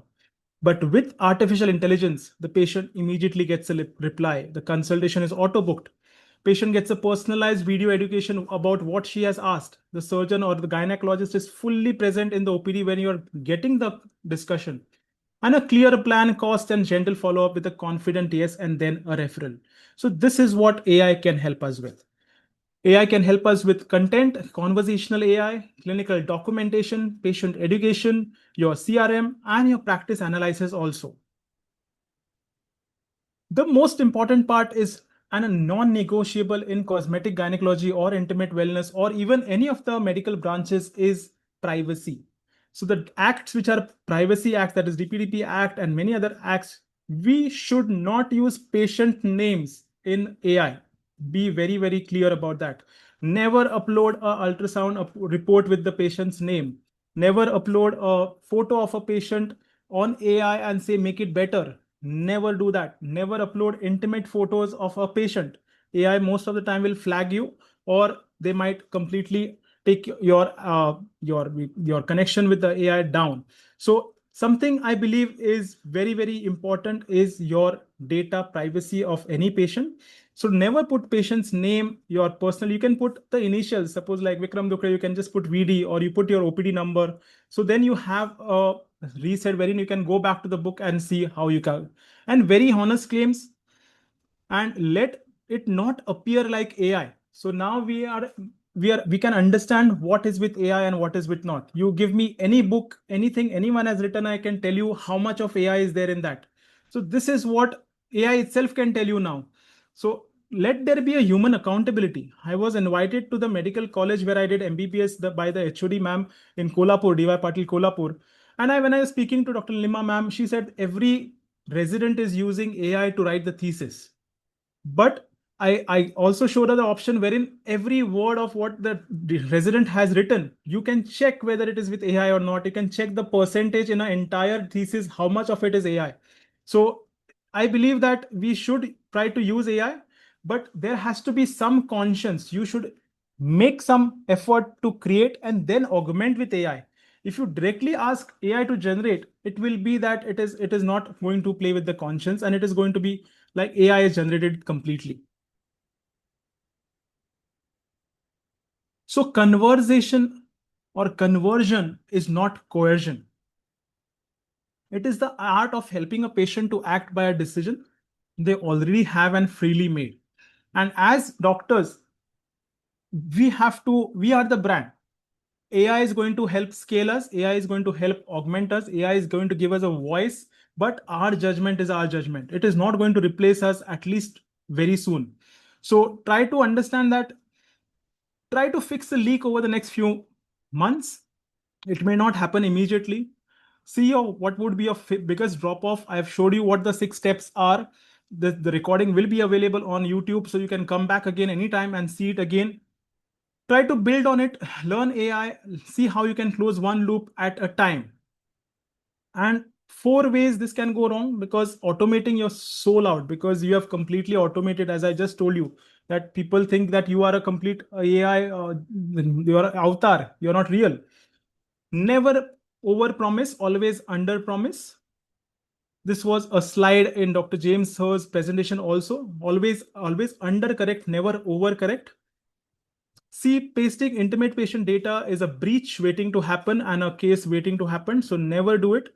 And try to set out your basic understanding about how you are going to use AI over the next few months. We are heading to immersive counseling. This I thought was a big dream and very hi-fi stuff. But when I started it in Goa, where we could counsel in a very different kind of a way, where the patient was completely understanding, it has completely changed my practice. I do not practice the entire day. I just practice very, you can say a very short time, but very patients who are absolutely convinced. And even if they are not, with that immersive counseling, they can be. A very proactive clinic is what we have now, wherein we are not worried about any of the borders. In the night after I finished learning around, for at least 1.5 hours, I consult to almost every country in the world, wherein there is no question of you sitting in any part of the country in India and not consulting abroad, because AI gives us the power to consult without borders. It can be multilingual. So when I'm consulting with a Russian or I'm consulting with a person in UK or Spanish, I completely change my tone. There is a reader which is there where I can speak in Spanish. I can understand what she's speaking in Spanish. So it is a complete changeover of how we are doing. There is no borders for what we practice now. But there was nothing for us. We were using ChatGPT, Gemini, and all the other tools. And this happened last year, exactly a little more than a year ago, wherein we said that whatever I knew about AI, I would share it with few of our colleagues. And what started like a small 10-room class with my mentor, Dr. Kedar Parte sir from Goa, my few friends, Dr. Sameer Pradhan sir is one of the best vaginal surgeons in Mumbai, Dr. Vinay, Dr. Ma'am from Khandwa. So all of them just came down, Dr. Bhavna Sahu from Bhopal. So she came down and all of us sat, and that was the time I realized that AI can impact our colleagues in a huge way. So we worked from a 10-batch offline course. We went to online of hundreds and hundreds of gynecologists, and now we have crossed 1,000 gynecologists in training. But the breakthrough came when Dr. Bhaskar Pal sir, our very own Foxy president, came down to Goa with 2 flights down and 2 flights back to launch the first of its kind Gynovate AI app for gynecologists. A complete co-pilot that I have designed through years of hard work. I've put across and made it free for our colleagues, that you can use it at any point of time. You don't need to pay for ChatGPT, Gemini, or any other at this point, and you can use it 24/7 in any of the languages in the country. So this was launched, and since then we have had a great response from all our friends. Great, you can say, reviews and words of very heartening words from all our colleagues. And it makes me emotional that, and in just 3 months, we have been having 1,478 subscribers who are using it actively daily. And every day this is increasing. This is what I just clicked before we started this presentation. So it is only going to increase, and believe me that it is going to help you after I show you the presentation in just a while. So we have created an ecosystem for not only cosmetic gynecology, which is my stronghold, and laparoscopy or reconstructive pelvic surgery, because that is my stronghold, but it is for every domain in gynecology, whether you're infert, you're laparoscopic, or an ultrasound, you're just doing OPD, you're seeing very good obstetrics, it is for everyone. Ecosystem wherein we can train. There is an app, there are toolkits, there are lessons, and it is a vicious circle of learning. And now we have launched something which is an advanced AI with more than 100 tools for any gynecologist, and a lot of knowledge about credit cards, finance, content creation, social media, which none of us are learning in our residency and expect it to be there. This is our next course, which is happening online on 12th and 13th September for AI. But believe me, this course, which I have designed in October, which is an AI mastery for 3 days, you can take a break, come with your family down. It's an absolute immersive course wherein everything what is required in the next 5 years is going to be covered in just 3 days. Coming to the future of gynecology is this tool. Every one of you can copy or take a screenshot of this at this point, but do not log in now, because I want to show you something very, very nice before you log in. When we type www.gynovate.in, which is our app, the first of its kind in the world, where a gynecologist has created, and many of the subscribers are also from outside India and other places. It is just like any other app, but it is with a guardrail of a gynecologist. It is with all the guidelines that we have, whether it's our FOXY guidelines, which were there 2 years ago or 1 year ago. It can be our NCCN guidelines for oncology, all the guidelines which are there, and in 60 plus languages. So every language in the world, almost every language is tried to cover. But we consider it still as a co-pilot. Don't consider it as a medical advice, because that is not allowed. It is only to support your knowledge. It is not to be completely used by a non-doctor. And that is why we have a policy of registration inside. And once you scroll, you will understand what all we have done and how we are going to use it. So now we will take very few examples and we'll see what all this app can do and how it can help you. The first thing I would say is that these are the 5 categories in which the app is divided.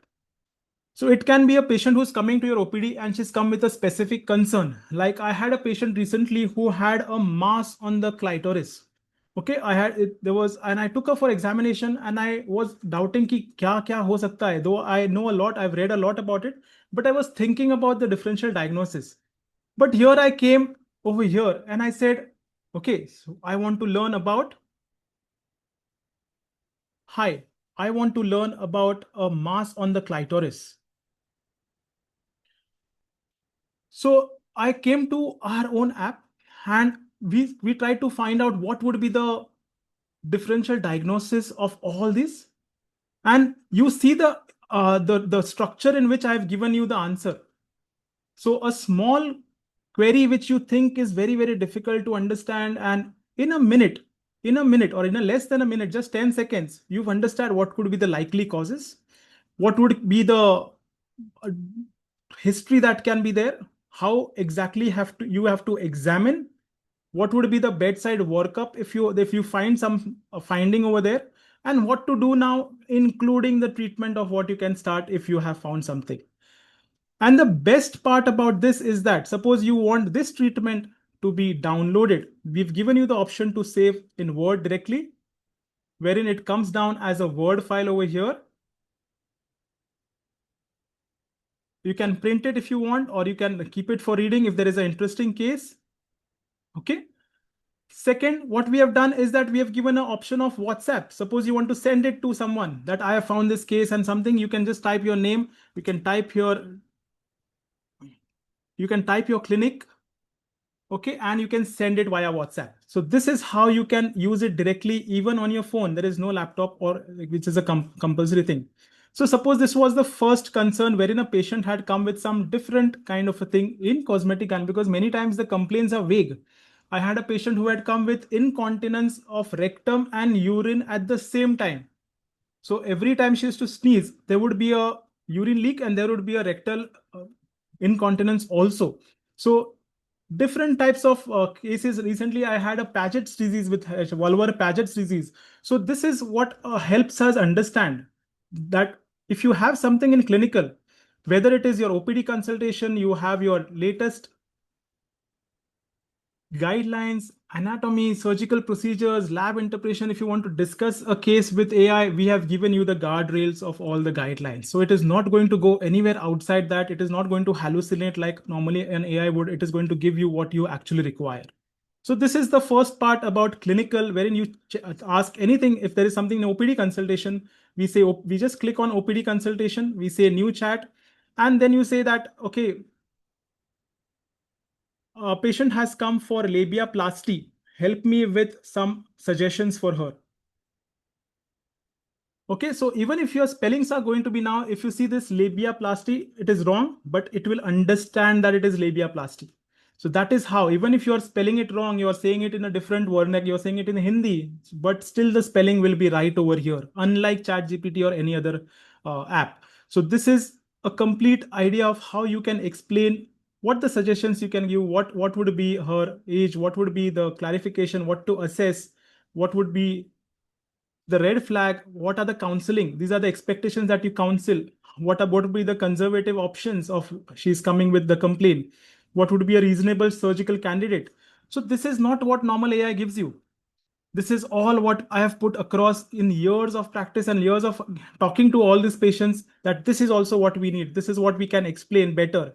Okay, so it is like a ready assistant who is sitting in OPD. So my laptop is always just beside me, and also we have another 2 phones which are just beside, so I can communicate, one in language I see and one about what the condition actually is. So it is like a immersive kind of a platform wherein all these things are understood in 1 second. Normally क्या होता है कि हम लोग, one patient comes inside, you've taken the history and you tell your staff that take her for examination. So when the staff is taking her for a per vaginal or a per speculum, you have around 2 to 3 minutes wherein you are just moving from there, or patient is being taken. In that 20 or 30 seconds, I can generate all of this. In that 30-40 seconds, you can generate anything that you have found a leading question or a leading symptom. So this is about artificial intelligence for your OPD practice and differential diagnosis and so many things. You can explore it. This is all free of cost. You will require 2-3 months to explore it, but it will change your life for good. Second important part is your counseling. So in the patient care heading, we have given counseling scripts. We have given how to explain to a patient in a very subtle way, because many of these things like vaginismus, like you can say lichen sclerosis, many of the conditions you want to explain it better. You might not be having the words. Like I just click on patient explanation generator right now, and I say new chat. I go to Hindi over here. I select, I select in this languages, I select Hindi here, and I say, so the era of typing has gone, because in a minute you can type 20 words, but when you speak, you can speak 60, 80, 100 words also if you're very fast, and AI will pick it up for you. One tool I want every one of you to download today is Whisper Flow, or you can use the voice button of every tool instead of typing. So now I would just say, explain vaginismus to my patient. Okay, so it has understood. I have spoken in English. It has understood and translated in Hindi. And the output that you will get in Hindi. So how if you are not very good in your other languages, you can take it in any language. सरल भाषा में क्या है, आम कारण क्या होते हैं, ये क्या नहीं का, क्या कमजोरियां हो सकती है, क्या हमको आपको बताना है. So all of that can be in any of the languages. So when Dr. Bhaskar Pal sir was here and we gave a demo, I showed everything in Bengali also, and he was really amazed at how the outputs come in such a short time. If you want to have a counseling script, suppose you want to counsel a patient better. Okay, this was explanation. You want to counsel about, now say in English only, you want to counsel about menopause and how it is going to be in menopause. Give me a counseling script for a patient who I want to counsel who is going into menopause now.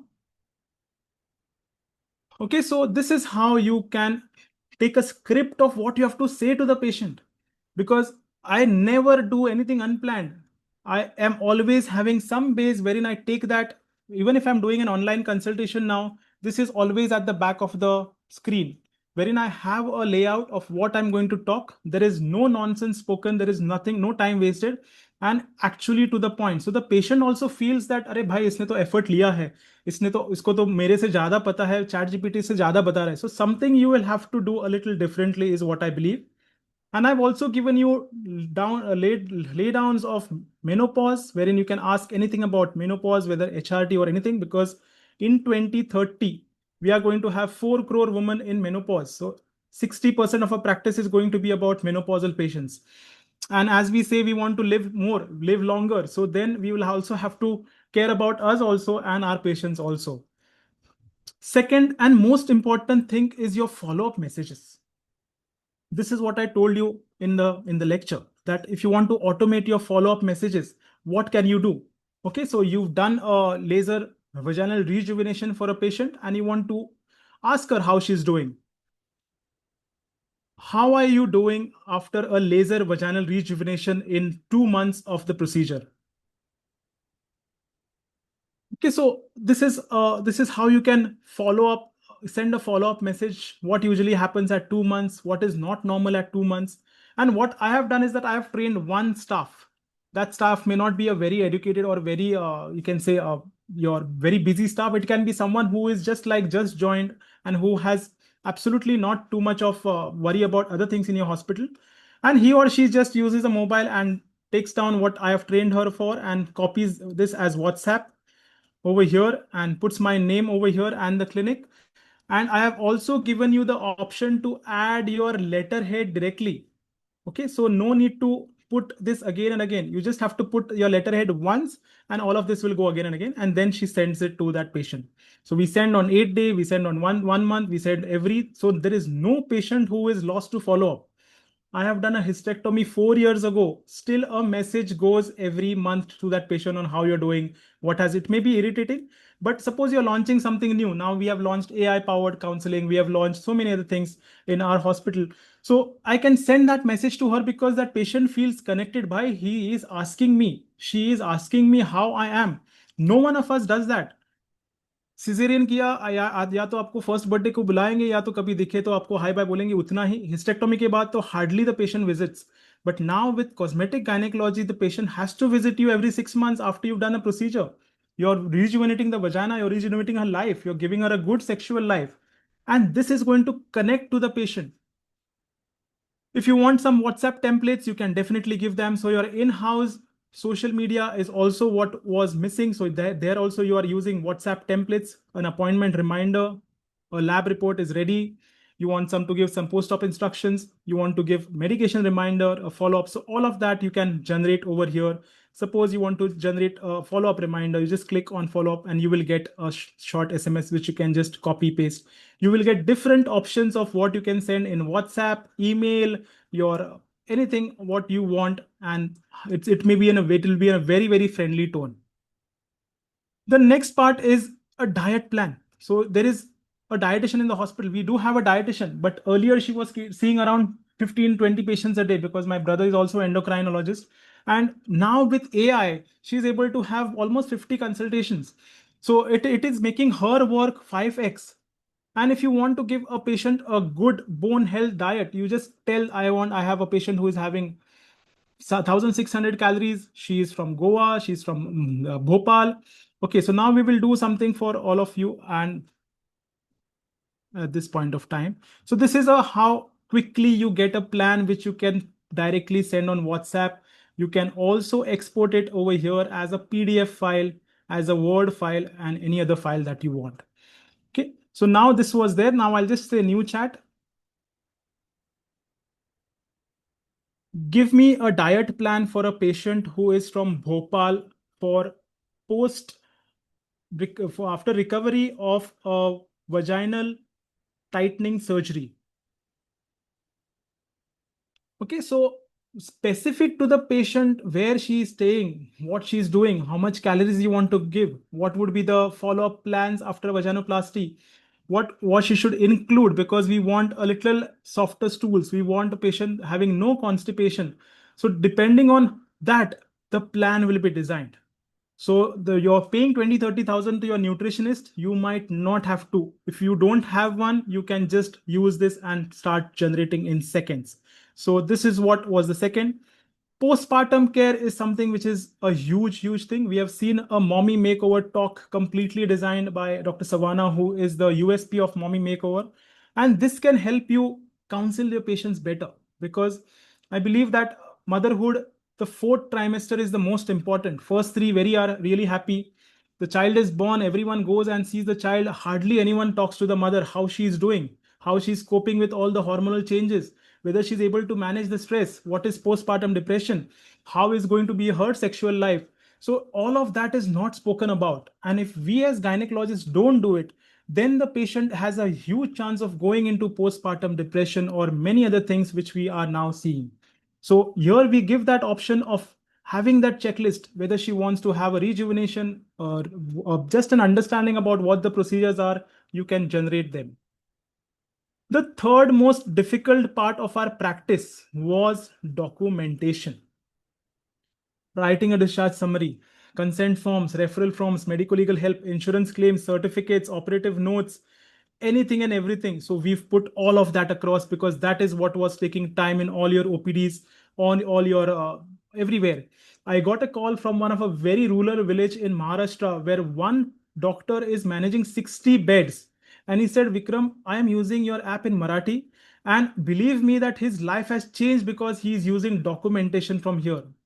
I have a patient now and I want to generate OT notes. Before even I descrub, I can just say, give me operative notes for a asymmetrical labiaplasty that I have just done. Okay, so in seconds, you will get a complete operative notes about what this procedure is. And you will always see that the patient name will be empty over here, because I've just told you never put patient's name. And if you see the specifics of the OT notes, it will include all the areas which we normally even miss while writing. Mark the area of the excess label to infiltrate the marked area with dilute. I'm sure Dr. James also will use this, because many of our plastic surgeons are also using it. And you can tell that I'm using a 5-0 monocryl. Now I'm using a 7-0 monocryl for my surgery. So this can be or personalized according to what you use. And you have the option, as I just told you, of copying this and pasting this. You have the option of printing it over here directly, wherein you just fill the blanks. Our printer is connected in the OT. So we just have to fill the blanks and we print it once it is, or you can download it in Word, as I just showed you over here. You can export it as Word and then you can make the changes and then print it. And it also gives you the post-op instructions. This was about operative notes. Then you might have a discharge summary that you want to write for the same patient. Okay, so you just click on discharge summary, write a complete detailed discharge summary for an asymmetrical labiaplasty I have done. So it can be anything that our practice wants, and in seconds you get a complete idea. So here you see what the investigations were, what the procedure was, what was the treatment given, what is the condition at discharge, medicines, and everything. So this is futuristic. We thought this was futuristic, but when we created it and 1,000 more of our colleagues are using it all over India, I believe this is going to save a lot of time, which you can spend on your family, your own self, workout, exercise, read what you like to do. Every hobby that you had, I liked so many things, and I'm able to do it because of AI at this point of time. We also have prescription writer, where you want to generate any prescription, you want to transfer a patient, clinical notes, everything. And what examples I'm giving you is of cosmetic gynecology, but you can take any of the things in the entire domain of obstetrics and gynecology and you can use it. I have also given you a professional part, wherein if you want to prepare a talk, you want to organize a CME. Now we'll have Dr. Monica Sin soon on the panel, and she would want to organize a conference, just like how she has organized now. She wants to organize a complete conference. So I say organize conference, and I go to new chat, organize a 2-day conference on cosmetic gynecology with the entire agenda. The questions that you are asking can be very detailed. So that will give you a very detailed prompt, and see what I'm telling you. In a second, it has given what the timings would be, what the topics would be, how you are going to divide the topics, what would be the speakers, how you can get a faculty invite list for the patients. So this is going to be a very easy thing. And so many of our friends who are like Dr. Sejal Naik from Surat, who is the eagle of eagle, we call her the eagle of India, who is also using and has been our trainee to design all this part, because that is helping them they are all in their various authoritative positions. I am the president of Panjim Society, so I'm using it for every CME that we do. We are having a Foxy Reach CME, so we've used those to make a little better topics, make a better understanding. What would be the track one? What would be the faculty roles? What would be the pre-conference options? What would be the deliverables? What would be the session names? And if you want more, you can get more, because you just have to keep on asking. It is like your friend who is there 24/7, who has a knowledge about everything more than what you think you are knowing, and giving you the output in seconds. You want to write something, you're answering any exams, you're writing a paper. Suppose now you're presenting something for AICOG. Okay, you can definitely get a proper outline. Suppose now you make a series of cases that I have done of labiaplasty.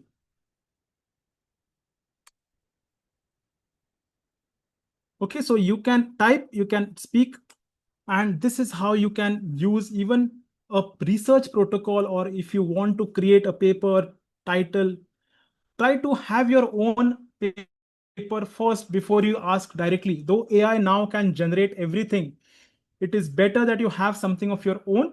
The recent guidelines you can go through, but see the nature in which this can create.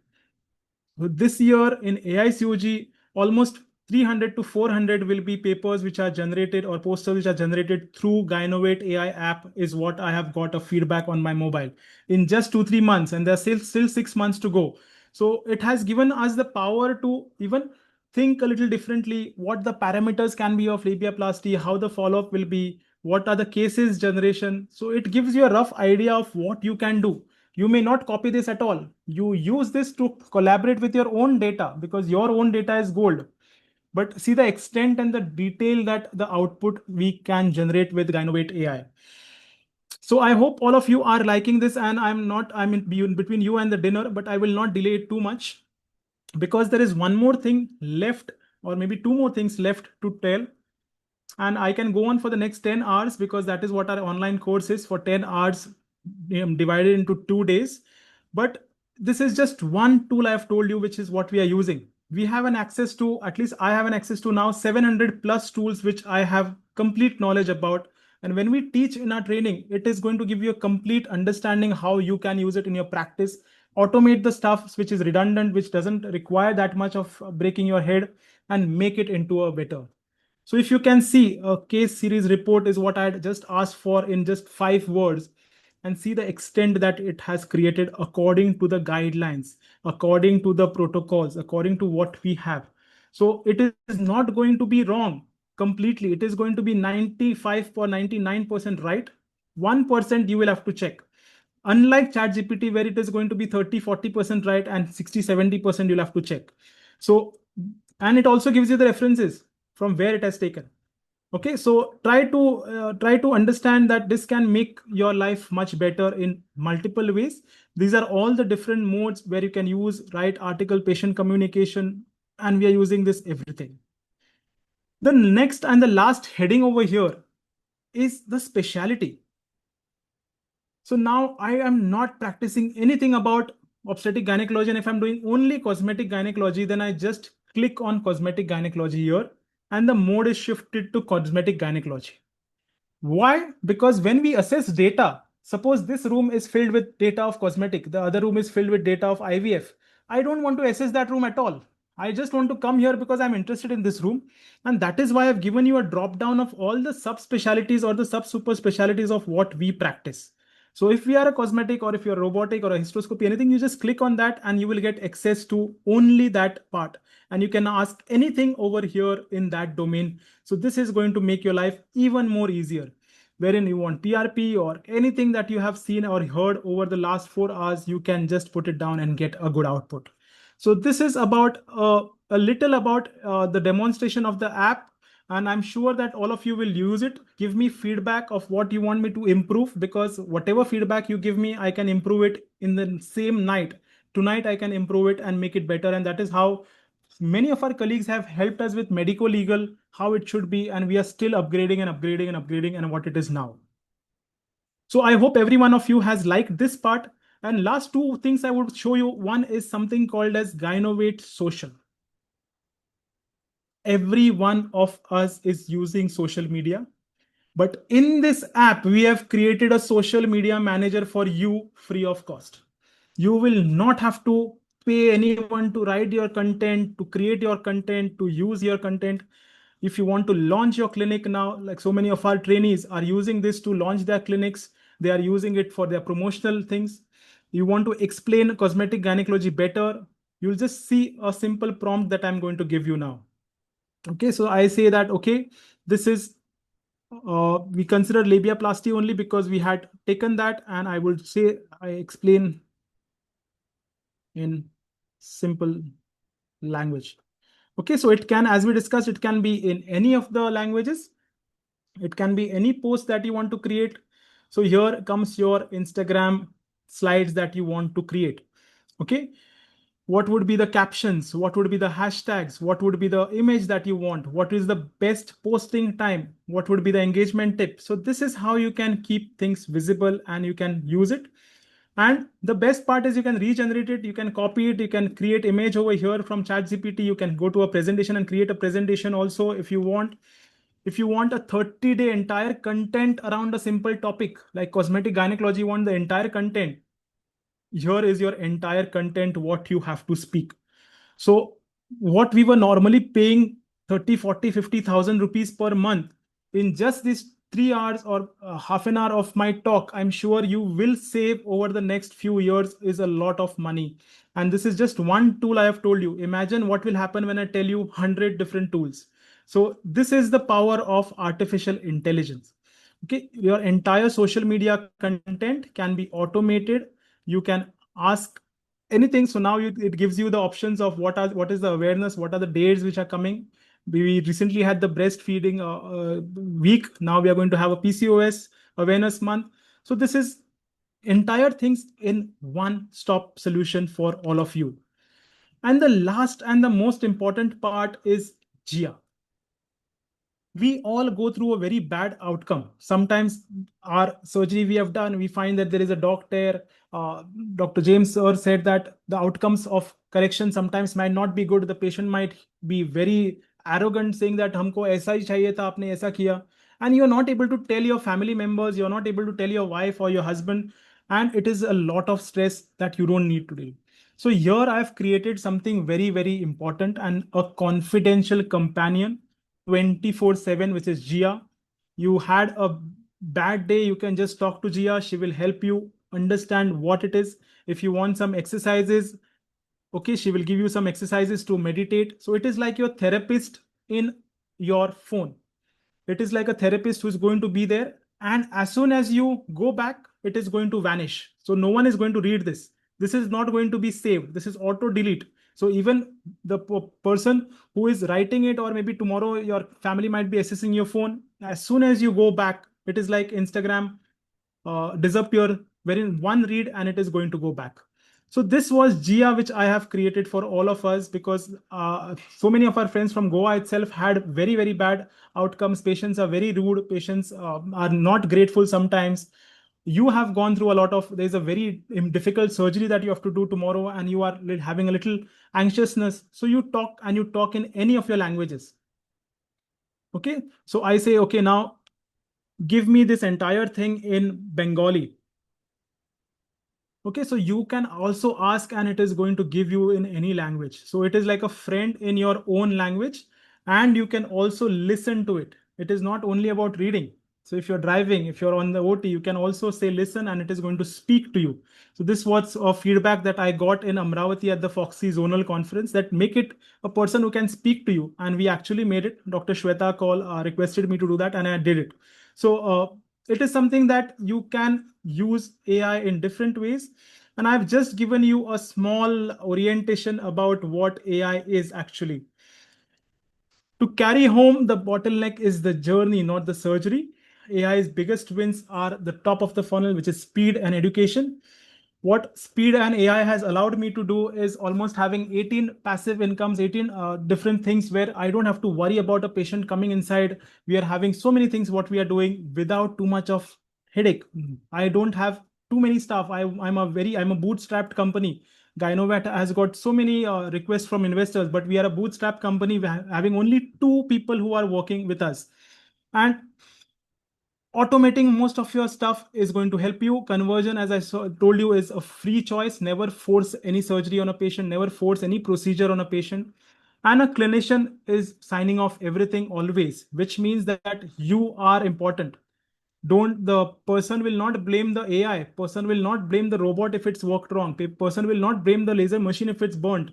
It will blame you. So similar like that, AI is also important, that you may give an AI answer, but you are liable. You are everything. Thank you, everyone. I hope this is really going to help you. This is my personal number. I would be happy to connect and answer anything. And I believe that if we don't go into AI completely, we will not be sustained, because what I'm seeing in Dubai, I'm seeing in China, I'm going to China again in October, is far more ahead of what we are doing. And my son, who is just 7-8 years, he was with me listening to all the trainings that I did. And in just 1 year, he has created his own app. He has created a complete new dinosaur, which is called as Zoggy. He's created a book. So a 7-year-old can be also directed to use screen time well, to not do mindless scrolling, not fight, learn music. He's learning music, he's learning sports. So it is something where AI is helping you. And it is not only that you can use this, you can pass it on to every member of your family. We are helping our own hospital staff start their own businesses. Someone is good in making cakes, someone is good in making any other things. So similarly, I believe AI in cosmetic gynecology or AI in entire gynec and obstetrics is going to revolutionize, with all of the other things which are also coming, like longevity, biohacking, super intelligence, life in Mars, immortality, and many other things. So this was Dr. Vikram from Goa signing off, and hoping that all of you do come here and see what this is about. Even if you can't, we do have an online course which you can sit just like how you are now and learn everything and practice, because we do give recordings also for 15 days or a month, so that you can practice after the course. And I would be very, very happy to assist you all in your future. Thank you so much. Thank you, everyone. Thank you. Wonderful. Thank you, Dr. Vikram. That was just amazing. Now, since we are already past 10, I think let's put 5 minutes for question and answers. First of all, how is your September course going to be different from your December course? September and October. So September. Online course is for 2 days, wherein it is just a basic understanding, though everyone is started immediately. But we are going a little deeper now, wherein many of our colleagues wanted to learn even more. I have access to, as I told you, a lot of tools, and in 2 days, it is not possible to cover them all.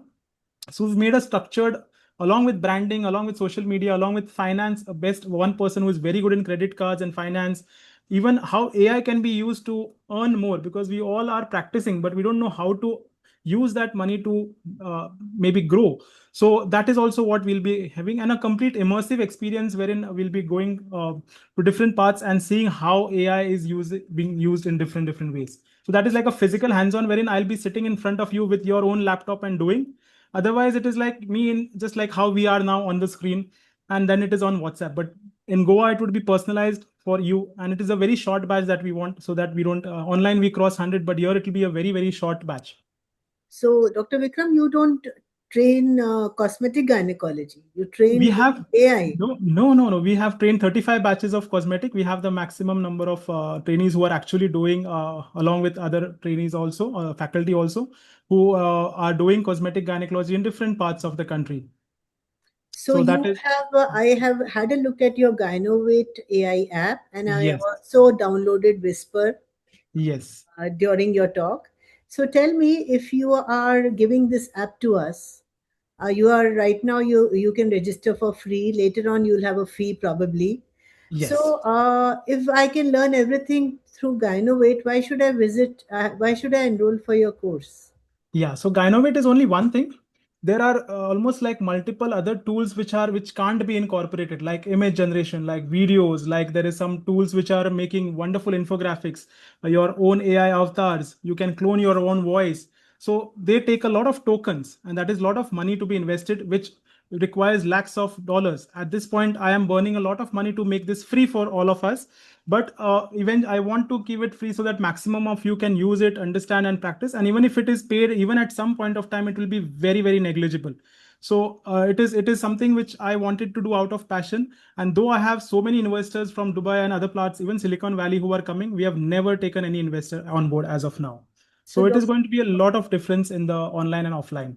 So this Gynovate we have found through Google search, and it will be converted into an app also? Yes, it is coming on 16th October at the course itself. We are making it into an app on Play Store so that you can access it at any point of time. Even now it is an app wherein you can just click on the domain on the side 3 dots, and you can say install as a browser, install in your app. So it can be downloaded even now on your phone, and it can be there only. But you might have to log in every time. So as soon as it's an app, you can use it 24/7. So whenever we scroll Facebook or Insta, whatever, you get a lot of advertisement about Claude. Probably they find that doctors, probably I'm 50 plus, so they are seeing doctors using AI.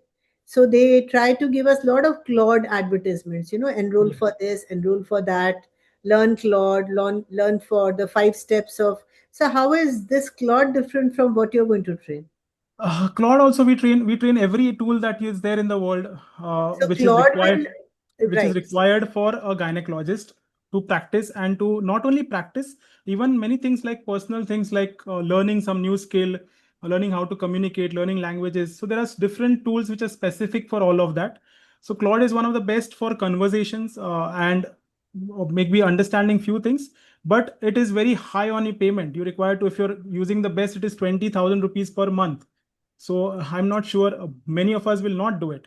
So and investing in one app at this point of time is not very advisable. So you have to try to use all the free apps first before you start doing the paid. Because kal jo acha tha, aaj wo kabhi abhi now Fable 5 had come and then it vanished. Because Claude ka jo Fable aaya tha, the government took it off because it was not secured completely.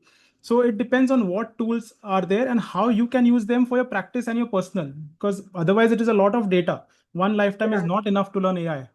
Yes, like I purchased this Gamma plan for my PPTs for 3 months. Now I'm bored of it. Yes. Because it's the same. Exactly. So there are many tools which I was using, now they're obsolete, they're gone, because ChatGPT itself has got them free in their own GPTs. So you have to understand, it is ever changing, and that since we are into this domain every day, I understand what is the latest and how it can help you. So we change every batch according to that.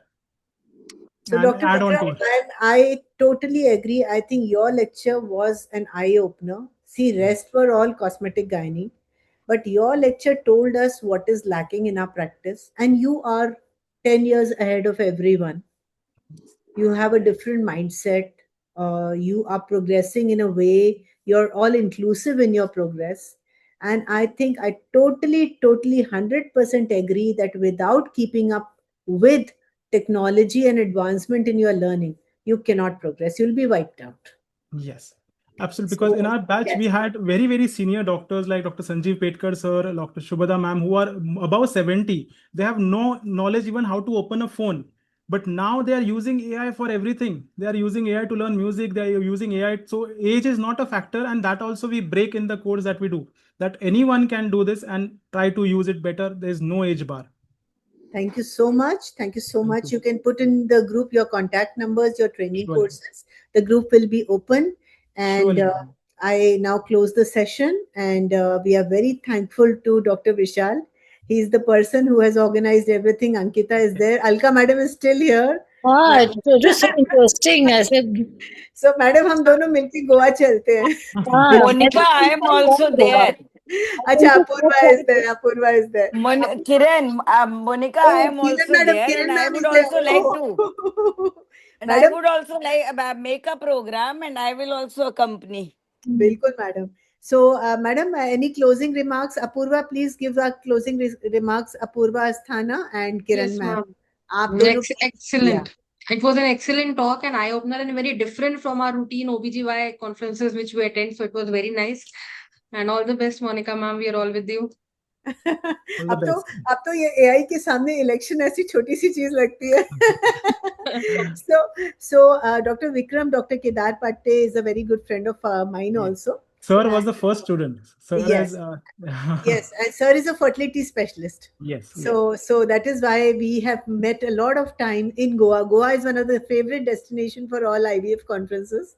So Yeah, so now you have to come to learn also. When people say that now Goa में सीखने भी जा रहे हो क्या तुम लोग? तो ऐसे भी होता है So अभी. I am thankful to Ankita.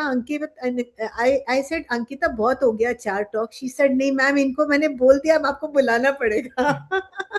So I said of And course. sir actually accepted the invite at once. He was having a very busy schedule for today, but then he just said flew down from ठीक Mumbai. है मैं आ जाऊंगा करके तो Dr. thank you so It much. was sir. a very wonderful, मतलब eye opener talk. बिल्कुल I like hope I have for made. us the senior persons who are not actually what you were saying, we are not even used to do many things on the internet also. So it's very, very like for us it is something of Madam, another world type of. आपकी retirement list will be Sonoi like learning music, learning a new language, or just make a shopping list, yeah, whatever I mean it's too good. It's like it's a game changer.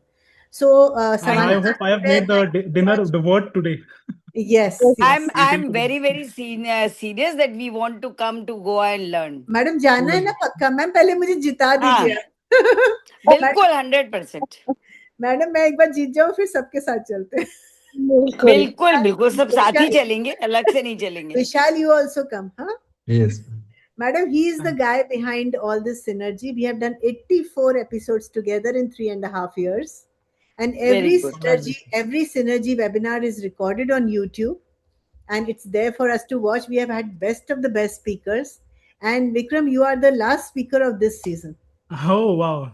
Wow. Great, So let me see. Let's see what format I start later. We are going to take a break for a couple of months before we start again. So thank you very much and wish you a very, very happy Independence Day. Let our freedom. Same to you, to everyone. Yes, ma'am. Thank you, so Ankita. much. Thank you. Thank you so much, Vikram sir. Thank you. Thank you so much. Thank you very much. Thank you, Vishal. Thank you, Team Intas. Thank you. Thank you so much. Bye. All the best, Monica. Thank you, madam. Thank you, ma'am. Thank you, Ankita. Thank you, everyone, for staying back. Thank you, all faculties. Thank you, ma'am. Bye. Good night. Support team and the